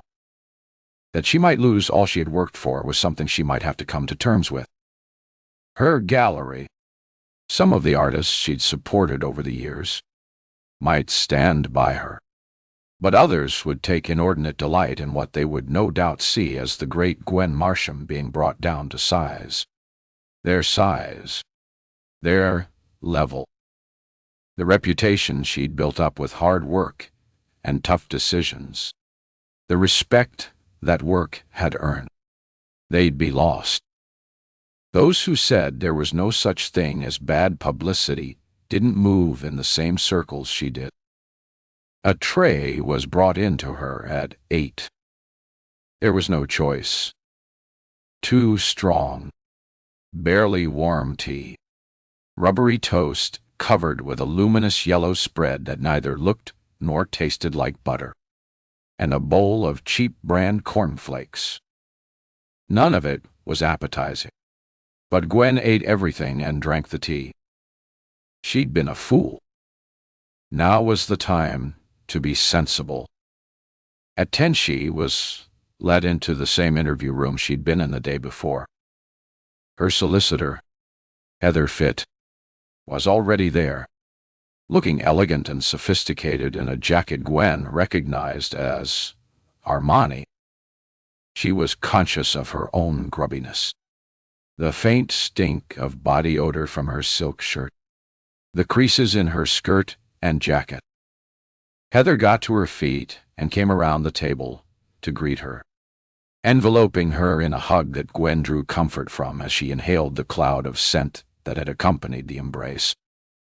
Cocoa, one of her favorites. You're keeping it together. Just about, Gwen said, and with a final hug, pulled away and sat. What happens today? We have to wait and see what more information the detectives have, and whether they're prepared as yet to go to the Crown prosecutor. If so, we should know what charges you're likely to face. I will go to prison, the solicitor sighed. You concealed the death of a man and assisted in preventing that man's lawful burial. But, on the plus side, you run a successful business, are an upstanding member of the community, and apart from a minor drugs misdemeanor, you've never been in trouble before. So, Fitt seesawed her hand. It also depends on what Barbara Sanderson says and whether she supports your story. You were obviously in shock having seen Mr. Carter collapse the way he did. So I could argue you were vulnerable to being led astray. I did want to ring the police. It's a shame you didn't. Fitt shook her head. I'll do my best for you. Of course. But this might be a messy one. The door opened and focused both women on the arrival of the detectives. Morning, D. Hopper said, sitting onto a chair opposite Dee's Collins, taking the one beside her. Gwen, deprived by circumstances of her usual Tom Ford lipstick, found herself curiously fascinated by Collins's red painted lips. Gwen, Gwen. Only when Fit reached to grip her shoulder did Gwen realize they were all staring at her with concern. "Are you all right?" A hand squeezed gently. "Yes. I'm sorry. I didn't sleep last night." She saw Hopper, looked to the solicitor for guidance, and sat up straighter. "I'm fine. Can we get on with this? We can wait until later if that would be easier for you." "No, Dante." Gwen lifted a hand in apology. "I'm sorry. I didn't mean to shout." "No, please. I would really like to get on with this. Please." "Okay. Hopper tapped the file she held on the top of the table. "We've had some reports back and have discovered more about what happened the night Toby Carter died." "Right. Miss Marsham, can you run us through what happened after Mr. Carter collapsed? Is this absolutely necessary?" the solicitor said. "My client has already told you what occurred. It's not going to change. If this weren't important, Miss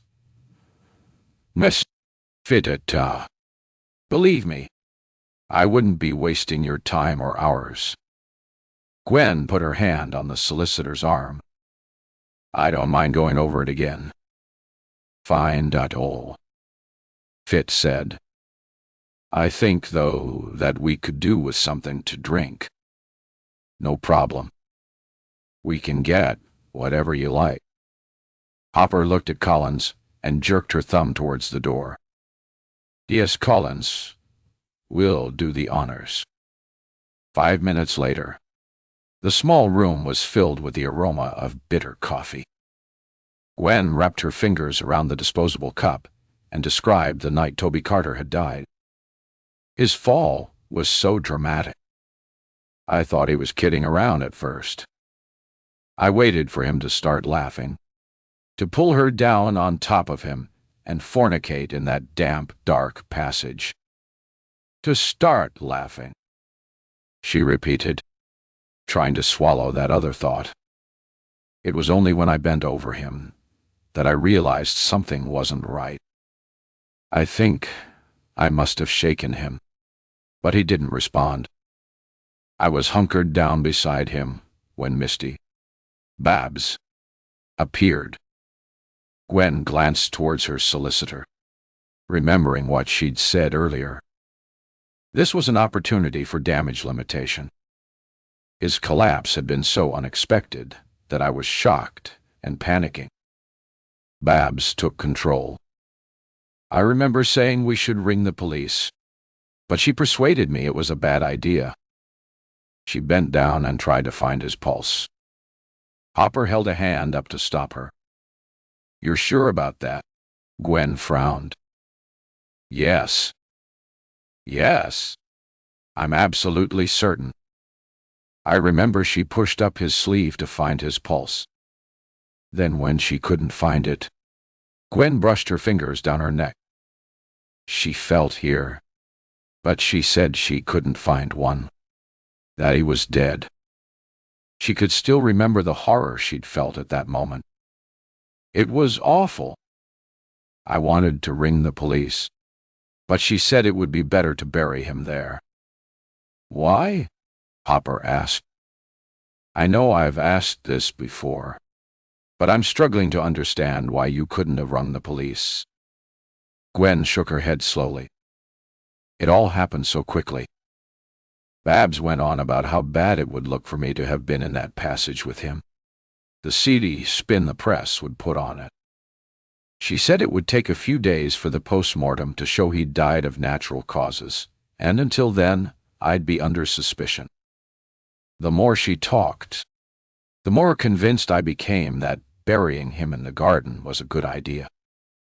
And don't forget, she reminded them, I thought it was her garden, that he'd stay hidden forever. Okay, what happened then? Gwen went through the rest, stumbling now and then. Then I saw Babs bend over him. She was checking to make sure there was no pulse. Hopper held a hand up. She checked his pulse again. Yes. She said she wanted to make sure she'd been right. And did she check the pulse at his neck this time? Gwen tilted her head, trying to remember. No. I think she only tried his wrist the second time. She seemed satisfied that he was dead, though, and together we half lifted, half dragged him across the garden to the raised flower bed. And you both rolled him in. Not exactly. We both lifted him up. The raised bed is probably 3 feet high, so it wasn't easy. We managed to get him onto the flat edging stones. It was Babs who pushed him from that. It was then that I remembered the bags, so I told her to wait and ran to get them. When I got back, she'd already covered his face and chest with soil. I put the bags in by his legs and squashed them down. Babs was standing on the edge. She pushed them down with her feet, then finished filling it in. Okay, Hopper said slowly. She played with the edges of the file on the table. We've had some reports back. Gwen sat forward. Alert. The post-mortem. Do you know what made him collapse? Was it a heart attack? No, it wasn't. It was a head injury. Hopper sucked in her lower lip. He had sustained a blow to his head a short time before. A head injury? Gwen looked from one detective to the other, then back to her solicitor as she tried to make sense of this information. Toby died from a head injury. Chapter 59. Babs.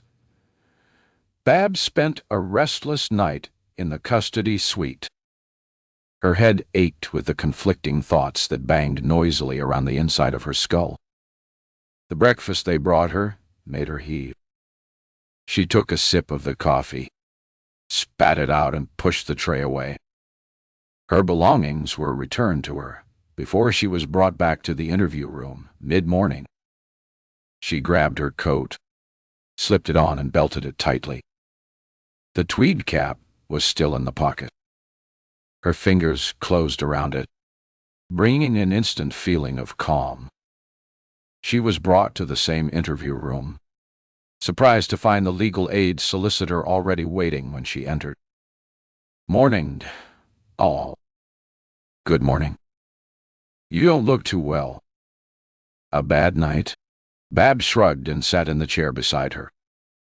It's not the Ritz, that's for sure. She looked around, her nose twitching. It stinks in here.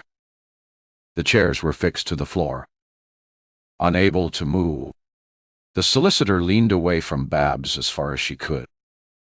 I think it's coming from that coat. Babs ran her hands over the Burberry raincoat. It had been Toby's, one of 3 he had. She didn't think he'd missed it. She'd worn it almost daily since he'd left, wearing it and the tweed flat cap on her jaunts to Hanwell to spy on Misty. Maybe it did smell a little. She didn't care. It was another 15 minutes before the 2 detectives who'd interviewed her the previous day came into the room and took the seats opposite. The older detective looked tired. The younger, with perhaps even more makeup than the day before, her lips a garish red. Babs, aware of the dark tramline down the parting of her dyed blonde hair, was sorry, despite the heat, that she'd not put on the flat cap. Like a lot of things, it was too late. Right, white. D. Hopper said when formalities were completed. As you're aware, Miss Sanderson, we've placed you at the crime scene and your fingerprints are on the spade that was used to dig the bed where Toby Carter's body was buried. It was the solicitor who replied. My client admits that she dug out the raised flower bed after she was begged to do so by Gwen Marsham. Dug out the bed, rolled Mr. Brad Carter's body into it, and put the soil back on top to bury him. Hopper looked at Babs. Is that correct? Babs glanced at her solicitor. There didn't appear to be any help coming from that quarter. But it was her word against Gwen's. Wasn't it? She made me help her. I wanted to call the police, but she said no, that the bad press would destroy her business. She sniffed. She begged me, and stupidly I decided to help her. Help her? Hopper repeated. Right. I see. Were you still in love with Toby Carter? Babs's laugh sounded false even to her ears. Of course not. Don't be ridiculous. I told you he left me broke. Yes. You did tell us that. But, you see, it's a bit odd. Hopper smiled. What were you doing at the house where he was living the night he died? Babs regretted skipping breakfast. Maybe she'd eaten something. She'd be able to come up with a reasonable answer for being in Hanwell that night. Hopper's arms were resting on the desk in front of her. She leaned forward, pushing them closer. You'd been keeping an eye on him, hadn't you? Babs couldn't find the words and shook her head. You'd been keeping an eye on him, but you didn't know he was leaving Misty Eastwood for another woman. He didn't find that out until he met Gwen Marsham in the side passage of the house on Myrtle Road. Hopper's voice softened. It must have made you angry. Must it? Babs sneered. You don't know anything. Hopper pulled a photo from her file and pushed it across the desk. Do you recognize this? The solicitor pulled the photo closer and slid it sideways to Babs, who picked it up and dropped it a second later. It's a watch. Toby Carter's Rolex watch. Inscribed with, to Toby. Love, Babs. It must have cost a pretty penny. Hopper pulled the photo away. Miss Marsham stated that you took Mr. Carter's pulse, his wrist, and Hopper patted the side of her neck. Because you've medical training. You knew to check the carotid if you can't get a radial pulse. Babs' face tightened. I never did. That Marsham woman told me he was dead, and I took her word for it. Hopper turned to look at her colleague. That's not what Miss Marsham is saying. Is it he? D.S. Collins. Nope. Yuan. The painted face looked at Babs with a raised eyebrow. She says that you checked the radial and carotid pulse when you arrived, and before you dragged his body over to bury it, you checked his radial pulse again. Rubbish, Di. You can't prove anything. What do you know? Hopper said. Sometimes we can prove the oddest things. She opened the file, pulled out a photo, and sent it sliding across the table. This is a fingerprint lifted off the bracelet of that expensive Rolex. Your fingerprint. Miss Sanderson. When you pushed the bracelet out of the way to take his pulse. The legal aid solicitor pulled the photo over, looked at it briefly before sliding it back. Perhaps you could tell us the relevancy of this detective. Whether or not my client took his pulse seems to be a moot point since the man was dead. But that's the problem. You see, he wasn't. Hopper hid a smile when she saw the solicitor's rapid change of expression from boredom to dismay. Exactly. Now you understand the importance. Your client buried Toby Carter alive. Chapter 60. Babs. Oh. Babs saw the satisfaction on the detectives' faces. It looked like it was all over for her. She found she didn't care. You can still tell us your side of the story, Miss Sanderson? The Hopper said. My side of the story. Babs sat back and shoved her hands into the pockets of Toby's Burberry. I suppose I might as well. The night that Toby Carter died. Babs had been watching the house on Myrtle Road, as she often did since he'd left her. Sometimes she watched for hours. Over the weeks, she'd learned the gardens she could shelter in it, the walls she could sit on, the places to hide. It was a quiet street. Most of the residents were retired, people who rarely left their homes at night. No curtain twitchers, either. In all the weeks she'd stalked the street, not one person had challenged her. Now that she wasn't working, she was free to visit any time of the day. Once, she'd even followed Misty to the local shops. Mostly, though, she preferred the quieter evenings. She'd go to her favorite vantage point, a gate pillar in a garden across the road from where Toby was living, and lean against it. In the off-white Burberry, with a tweed flat cap covering her blonde hair, she blended in with the weathered sandstone. Her visit was never wasted. If nobody entered or left the house, it didn't matter. She'd wait for that glimpse of either Toby or the woman at one of the windows. The first evening Babs had visited, she'd figured out that the woman worked from a room in the front of the house. Her back was to the window, the glow of a computer screen in front. It took Babs a few minutes to puzzle out the strange, deformed shape of the woman's head. Then she banged her forehead with the heel of her hand. Headphones. Dits. The nights when she caught a glimpse of Toby gave her more pleasure. She saw him most days. Of course. Following him when he left his office.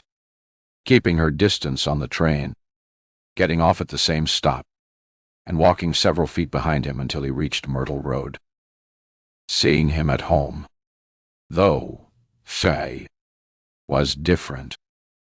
There was a curious intimacy about seeing him cross a room, shirt collar open, sleeves pushed up. Sometimes he'd stand at the window with a drink in his hand.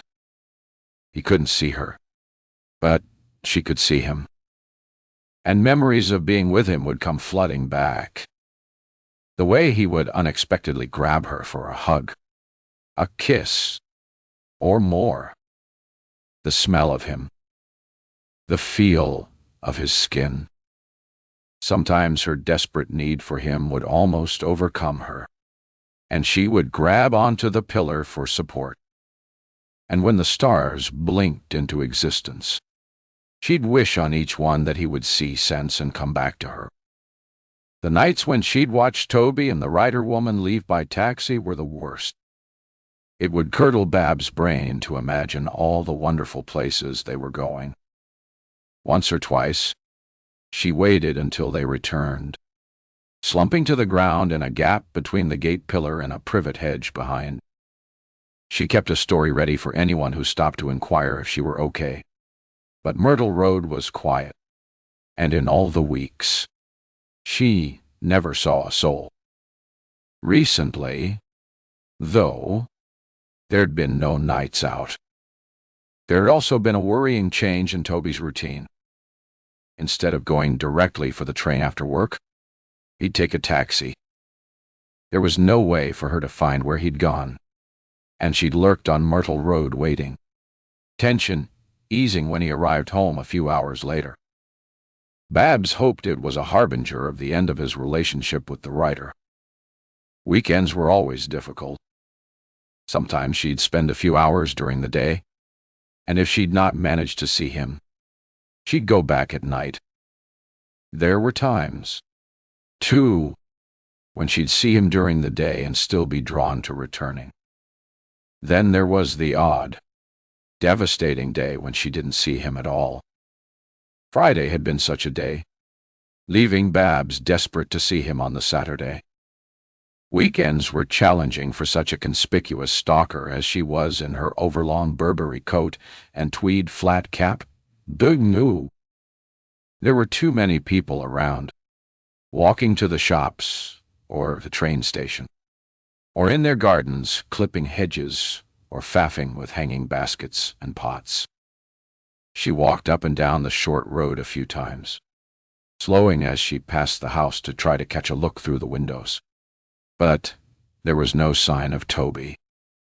When she passed on the far side of the street, she could see Misty at her computer writing her rubbish, and Babs' pace had increased to keep time with her heartbeat when she thought of that woman. It was too difficult to stay for longer. But when the light faded and the road was once again quiet, Babs returned and took up her usual position behind the pillar. A glimpse of Toby would have been enough to satisfy her longing and sent her home content. And that night, she was in luck. After a 20-minute wait, the front door opened and he came out. Babs' reaction was automatic. The quick smile, increased heart rate, a warmth spreading from her toes to her cheeks to color them bright pink. He could still do that to her. Every time. When she saw a holdall dangling from each hand, hope instantly bloomed. It erased his deceitful face before. But maybe this time Toby had come to his senses and realized that the pathetic writer couldn't give him what Babs could. There was no other explanation. She felt a shiver of anticipation. He was coming back to her, coming home where he belonged. She pulled off the flat cap and ran a hand through her hair. It would have been nice to have been wearing a dress, some off-the-shoulder sexy one that would have swished around her legs as she walked to meet him. But it was too late for regrets. She had to work with what she had. She slipped off the coat and tucked the t-shirt down over the bulge of her belly. And with a smile so big it hurt, she stepped out from her concealed position. Chapter 61. Babs. Babs was ready to forgive and welcome Toby back, more than happy to take up exactly where they'd left off before he'd been lured away. She opened her mouth to call him, but before she uttered a word, before she'd moved away from the pillar, the quick clip of footsteps dragged her attention from the man she loved to the figure rushing toward him. An elegant, beautifully dressed, obviously wealthy woman. Babs looked back at Toby, in time to see his cheating, lying face break into a smile that said he knew this person intimately. Anger doubled Babs over and made her gag, followed by a wave of nausea that sent her stumbling against the pillar. But she couldn't drag her eyes away from the scene unveiling across the street. Toby leaned forward as the woman reached his side, and Babs braced herself to see them kiss. Anger and jealousy twirled in a painful dance that left her weak, blurring her vision for a moment. When it cleared, she wondered if they had kissed and she'd missed it. Because Toby had dropped his bags, had taken the woman's arm, and together they walked to the passage at the side end of Toby's house. Babs had already explored the side passage and knew it led to a generous back garden.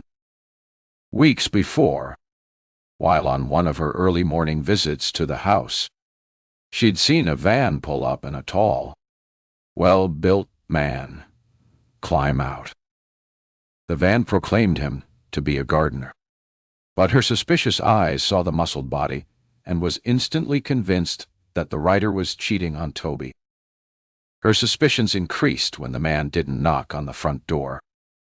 Instead, with an air of entitlement that shouted he'd done it before, he sauntered down the side passage and vanished from sight. He'd not been carrying any tools of his trade. Nor did he return to his van over the next hour. Neither was there any sign at her desk. Gardening.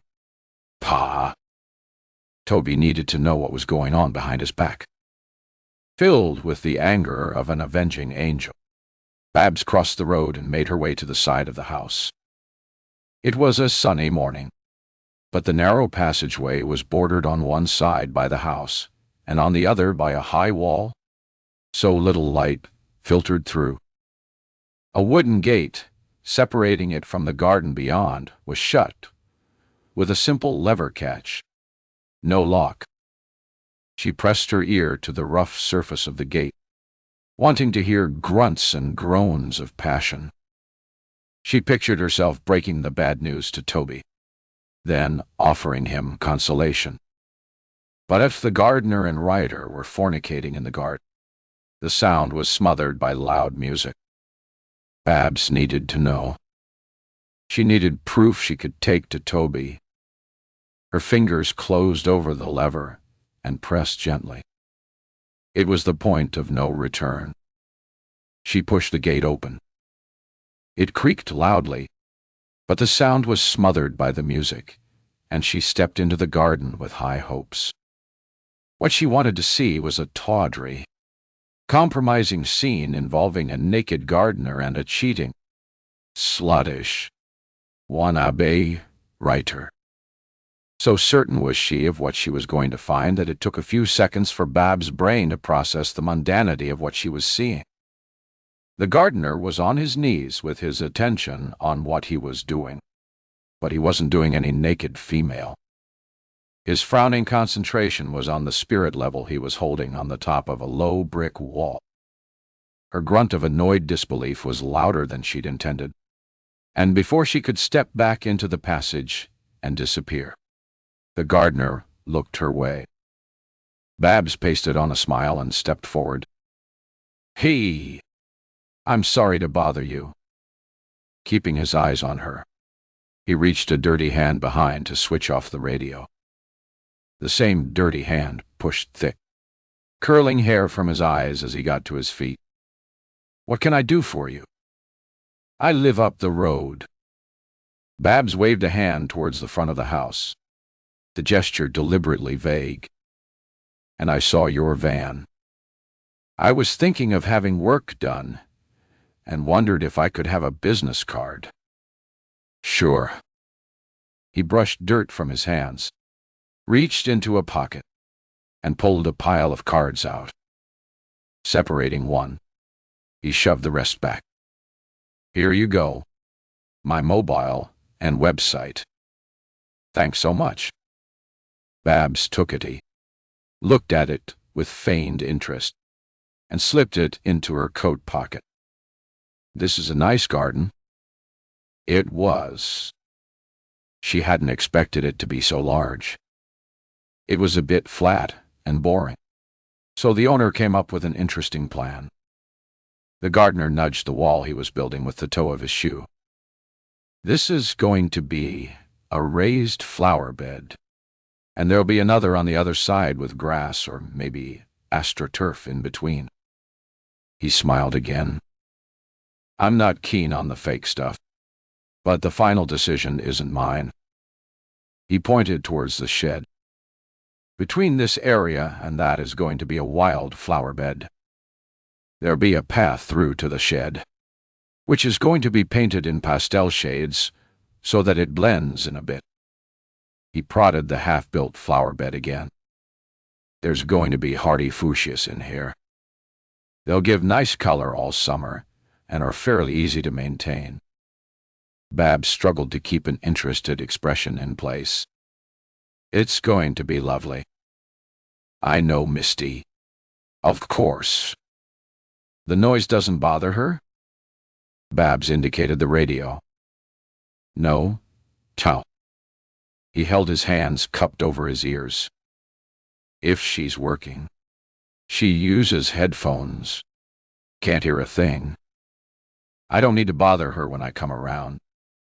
Everything I need is there in the shed." Obviously keen to reassure a prospective client that he was a thoughtful, conscientious worker. He indicated the neighbors on one side with a jerk of his thumb. I don't bother the neighbors either. They're away on that side. His dirty thumb moved to the other side. I spoke to the elderly couple on that side. They said I could hold a rock concert in here, and they wouldn't hear it. Babs gave the laugh that he seemed to expect. Right. That's great. She'd heard enough. Thanks for your card. I'll be in touch. Back on the road, she took the card out, tore it into pieces, and tossed it into the breeze. She'd no use for the stupid man's services. She'd wanted a tawdry affair, something she could wave under Toby's nose. Still, her time hadn't been wasted.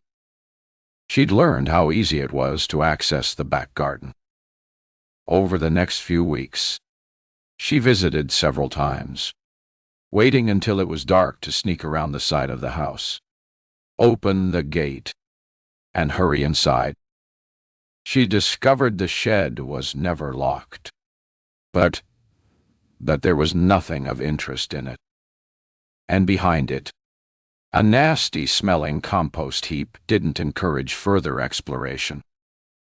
Once the light had been left on in the kitchen, Babs crept up to the windowsill and peered into the room, then slid along the wall to the French doors. She wanted to sneer at the candles that sat in the middle of the dining table and on the shelving unit behind. She wanted to, but she couldn't, not with tears running down her face. Once she saw Toby's jacket draped over the back of one of the chairs, she was filled with a desperate longing to bury her nose in it. She stood with her face pressed to the glass for a long time until, startled by the opening of the kitchen door, she jumped back to blend in with the shadows and slink away. Chapter 62. Babs died.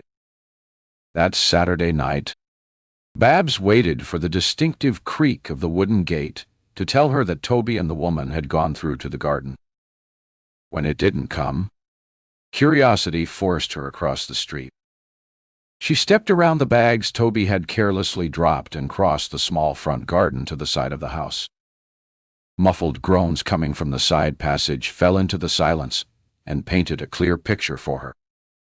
They twisted her heart and brought her to a standstill, a hand over her mouth to stop the cry of despair.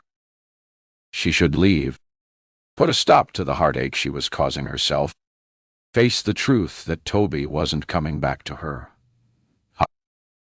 He'd never intended to. She should leave. She knew she should be old. But her obsession was deep-rooted, and her feet moved forward. At the edge of the house, she stopped again, her ears tuned to the sound of passion that drifted on the night air from the dank side passage. Had they been overcome with lust before they managed to open the gate? Babs edged nearer, gripped the queen brick, and leaned forward to peer down the passageway. Little light filtered through to the end, but enough to show her the figure of the woman straddling Toby. The groans were coming from her, the rhythmic sound of passion. Conflicting emotions of love and hatred kept Babs immobile, her eyes fixed on the woman as she got to her feet, still groaning. Babs waited for Toby to get up, and when he didn't, when it finally struck her that the woman's continued moaning was bizarre, she stepped forward. The woman turned with a gasp when she saw her. "I think he's dead." No! It wasn't possible. Babs rushed forward, squatted down, and pushed back Toby's sleeve to check for a pulse. No, just a cow. There was one, but it was faint. She dropped his wrist, then reached a hand to his face, her breath catching as her fingers, almost despite themselves, lingered in a caress. She swallowed the sob and moved to the still warm stretch of skin between Toby's jaw and the collar of his shirt to feel for his carotid pulse. It was stronger. The woman was standing close by, lines of worry on her face. But any sympathy Babs might have felt was wiped away by the sight of the elegantly classy clothes and the scent of expensive perfume that cut through the dank smell of the side passage. The whole doors made sense then. Toby was leaving the writer woman. All right. But he was moving on, not returning to Babs. This was the woman Toby had chosen. A more elegant, sophisticated, and wealthier woman. Despite all of the behavior management courses Babs had done, anger always simmered beneath the surface, waiting to erupt. Or, as in that moment, to ooze insidiously as the woman hovered anxiously, shuffling from one expensive shoe to the other. Each movement sent her scent wafting over Babs, triggering a memory of Toby nuzzling her neck, telling her how much he loved her natural smell, how much he loved her, how she made his life worthwhile. All the lies he told, and she foolishly believed. All the lies. She felt Toby's heart beating under her fingers, a tiny dart of pain shooting through her as she finally acknowledged that despite all her work and years of planning, despite all his words, all his promises, his heart didn't beat for her. He is dead, isn't he? The woman's voice, soft, educated, thick with sorrow and shock. Babs felt the anger oozing from every pore, felt herself bathed in its toxic mess as she struggled to her feet. Yes, I'm afraid he is. Later, when the grave was ready for its occupant, Babs picked up Toby's wrist again, shocked to find the radial pulse stronger, strong enough to worry her. She sent Gwen to lift the legs so she wouldn't feel the waft of his breath as they carried him to the side of the raised flower bed. Babs felt his warm breath on her cheek as she struggled to get him upright, and she was almost sure she heard him grunt when he landed inside. With Gwen gone to fetch the holdalls, Babs acted quickly and shoveled the soil in over Toby's face and chest as quickly as she could. It was easy to ignore the faint cough she heard, easy to aim the next loaded spade of soil to land on his face. There were no further sounds after that. Babs looked across the table at the two detectives as she finished her story. She guessed neither the severe-faced older one or the one with the clownish makeup had a clue what loving someone like Toby was like. The gut-wrenching pain of seeing the man you loved so desperately cast you aside and move on to someone else. It seemed ironic to Babs that a Rolex watch, which had contributed to her financial disaster, was now proving her guilt. She remembered pushing it out of the way to take Toby's pulse. The idea that she should remove it dismissed instantly when her fingers felt the steady beat that told her he was still alive. I paid $8,000 for that watch. Extra to have it inscribed. He told me I was spoiling him, that it was too much. Babs laughed briefly, the sound lacking humor. He didn't mean it. Of course.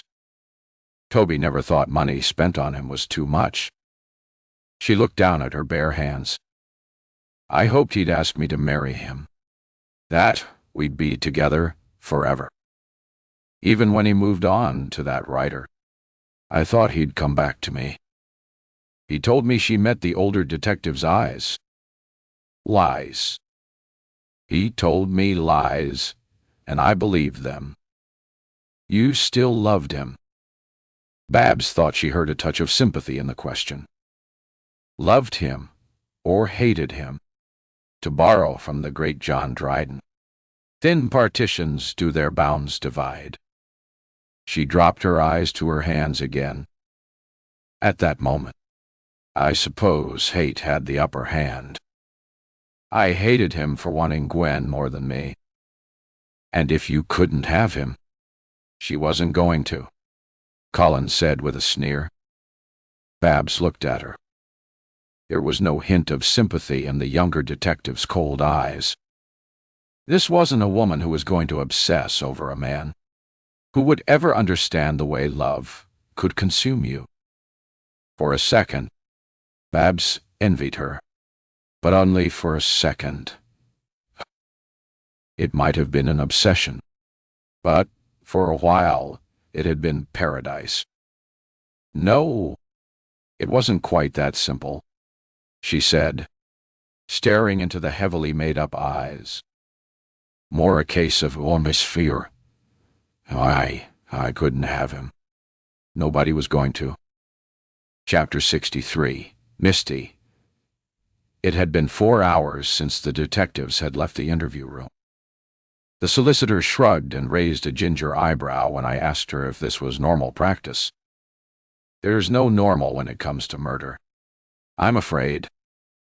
Best thing is to sit back and try to relax.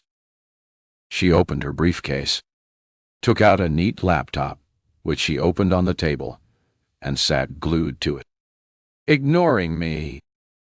Maybe I had to pay extra for polite conversation. For a while, I sat and thought about Toby. I'd killed him. An accident. My wild, anger-driven throw hitting a mark I'd not aimed for. Now and then, bored and uncomfortable with sitting on the hard chair, I stood and paced the small room. The only distraction came when the door opened and a young constable asked if she could bring us drinks. "What's happening?" I asked, not really expecting an answer. "I'm sorry. I don't know. I can try to find out for you. But first, would you like something to drink?" I asked for tea, and the solicitor took her attention briefly from her laptop to request the same. The constable returned minutes later and set disposable cups on the table before looking at me. "The detectives in charge of your case said they'll be with you shortly." Color flared in her cheeks. "I'm sorry. That was all I could find out." "That's okay," I said, grateful she'd bothered. "Thank you for trying and for the tea." It was another hour before the door opened again and the two detectives walked in. "Our apologies for the long delay. Miss Eastwood, Doc," Ombe Hopper said, taking the same seat she sat in earlier. "We were waiting for information from a medical consultant regarding Mr. Carter's head injury." I felt a band of tension tighten around my clear's throat it established. The next minute might affect the rest of my life. I wanted to hear what the detective was going to say, but I didn't want to hear. The repercussions could be devastating. Hopper rested her forearms on the table and linked her fingers together. "The medical consultant agrees with the original report that the injury Mr. Carter you threw could have caused him to collapse a short time later. However," she unclasped her hands, "the consultant also states that the head injury was treatable. Mr. Carter may have been left with some residual problem, but the injury itself would not have resulted in his death." I blinked, unsure if I was hearing correctly. My mouth was suddenly dust-dry. I reached for the almost empty cup and took a sip of cold tea before managing to ask, "I didn't kill him." "Your action contributed to his death," Hopper said. "But, no. The medical report seemed quite clear. You didn't kill him." The solicitor had shut her laptop when the detectives came in. She tapped manicured nails on the lid.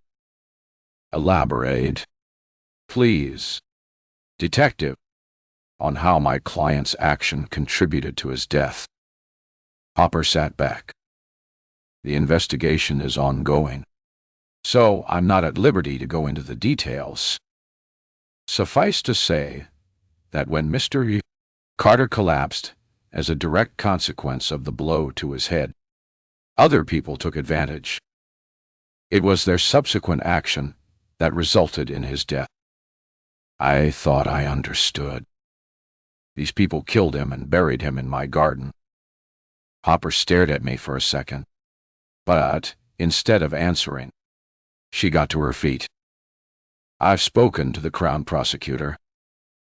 Based on the medical report, and that it was in any case an accidental rather than deliberate act, I recommended that no charges be brought against you, and she agreed. There is therefore no reason to keep you any longer. I wasn't sure I was hearing correctly, and looked to my solicitor for confirmation. I'm free to go? The solicitor was sliding her laptop into her briefcase. Indeed, you are. She turned with the first smile I had seen. Good luck. And with that, she got to her feet, nodded to the detectives, and left. I'm free to go? I shook my head. Sorry. It's all hard to process. You've had a tough time, Miss Eastwood, but you are free to go, and your sisters are waiting in reception. My sisters? They've been there for hours. They'll be relieved to see you. My sisters. I swallowed the lump that had suddenly appeared in my throat and got to my feet. Thank you both. I shook my head, still unable to believe I was able to leave. Mrs. Carteret. D. Is she okay? She must have been devastated. She was, but her daughter has come back from Aberdeen to be with her, so I think Mrs. Carter will be okay. You've no need to worry about her. She'll be informed that you had nothing to do with her husband's death. I remembered the woman's hysterical cries that I had killed Toby. She was almost right. I don't want her to be prosecuted for assaulting me. I smiled briefly. I know I can't ask for the charges to be dropped, but you can, can't you? Yes, Hopper agreed. But, as it turns out, I don't have to. The CPS has decided it's not in the interest of justice to pursue the case against D. Carter. The detective smiled. Sometimes the law shows common sense. With a final nod, she left the room. I felt lighter as I walked down the corridor towards the reception and stood in the doorway looking to where my two sisters sat. They were holding hands, their faces twisted in worried concern. When they looked up and saw me, they jumped to their feet and rushed over to envelop me in hugs. It's okay, I said, wrapping my arms around them. I'm free to go. Everything's okay. I pulled back from their embraces and reached to brush tears from Anne's cheeks. Everything's okay. And what's more, I have a brilliant idea for my next book. I walked out with a sister on each side, their arms linking mine. This was all I needed. In future, men would be relegated to the pages of the books I wrote. It was much safer that way. And if I fell in love with them, at least they could never hurt me. Chapter 64. Gwen. Gwen stopped at a local Indian restaurant on the way home from the police station and picked up a takeaway. By the time she pushed open the front door of her apartment, it was late and she was past weary. She sat in the living room where she slumped on the sofa and ate samosas and vegetable pakora directly from the containers with her fingers, chewing and swallowing without tasting. After a few mouthfuls, she got up, wiped her greasy hand on a towel, and grabbed the first bottle of wine that came to hand from the rack. She didn't care what it was and poured a glass. It was white and warm. It didn't matter. She might yet face charges for her part in burying Toby.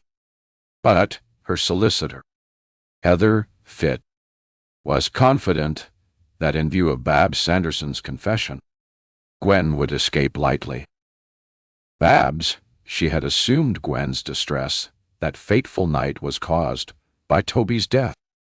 But Babs had been wrong. It wasn't distress either. It was fury that he had died before Gwen had got her revenge for the lies and the betrayal. Bubbling anger that he'd got away with treating her like a fool. Something she'd never allowed before. Her lying, cheating husband, George, had learned his lesson the hard way. There'd never been any hint of her involvement in his death. Gwen sipped the sickly warm wine and smiled. Nor had there been any question of her involvement in that sleazy con man's death. It had taken her weeks to find Sam Burke, assuming, rightly, that he'd stick to Gemberley, the same area to choose his prey. They'd never found his body. It was unlikely they would at this stage. She filled her glass and sat back. There was some consolation in knowing Toby hadn't died that easily, that he'd been alive when they dragged him across the garden and shoved him into that brick grave. She hoped he was aware of what was happening, that he came to in time to feel the soil hitting his face. After all the lies he told, it was a fitting end.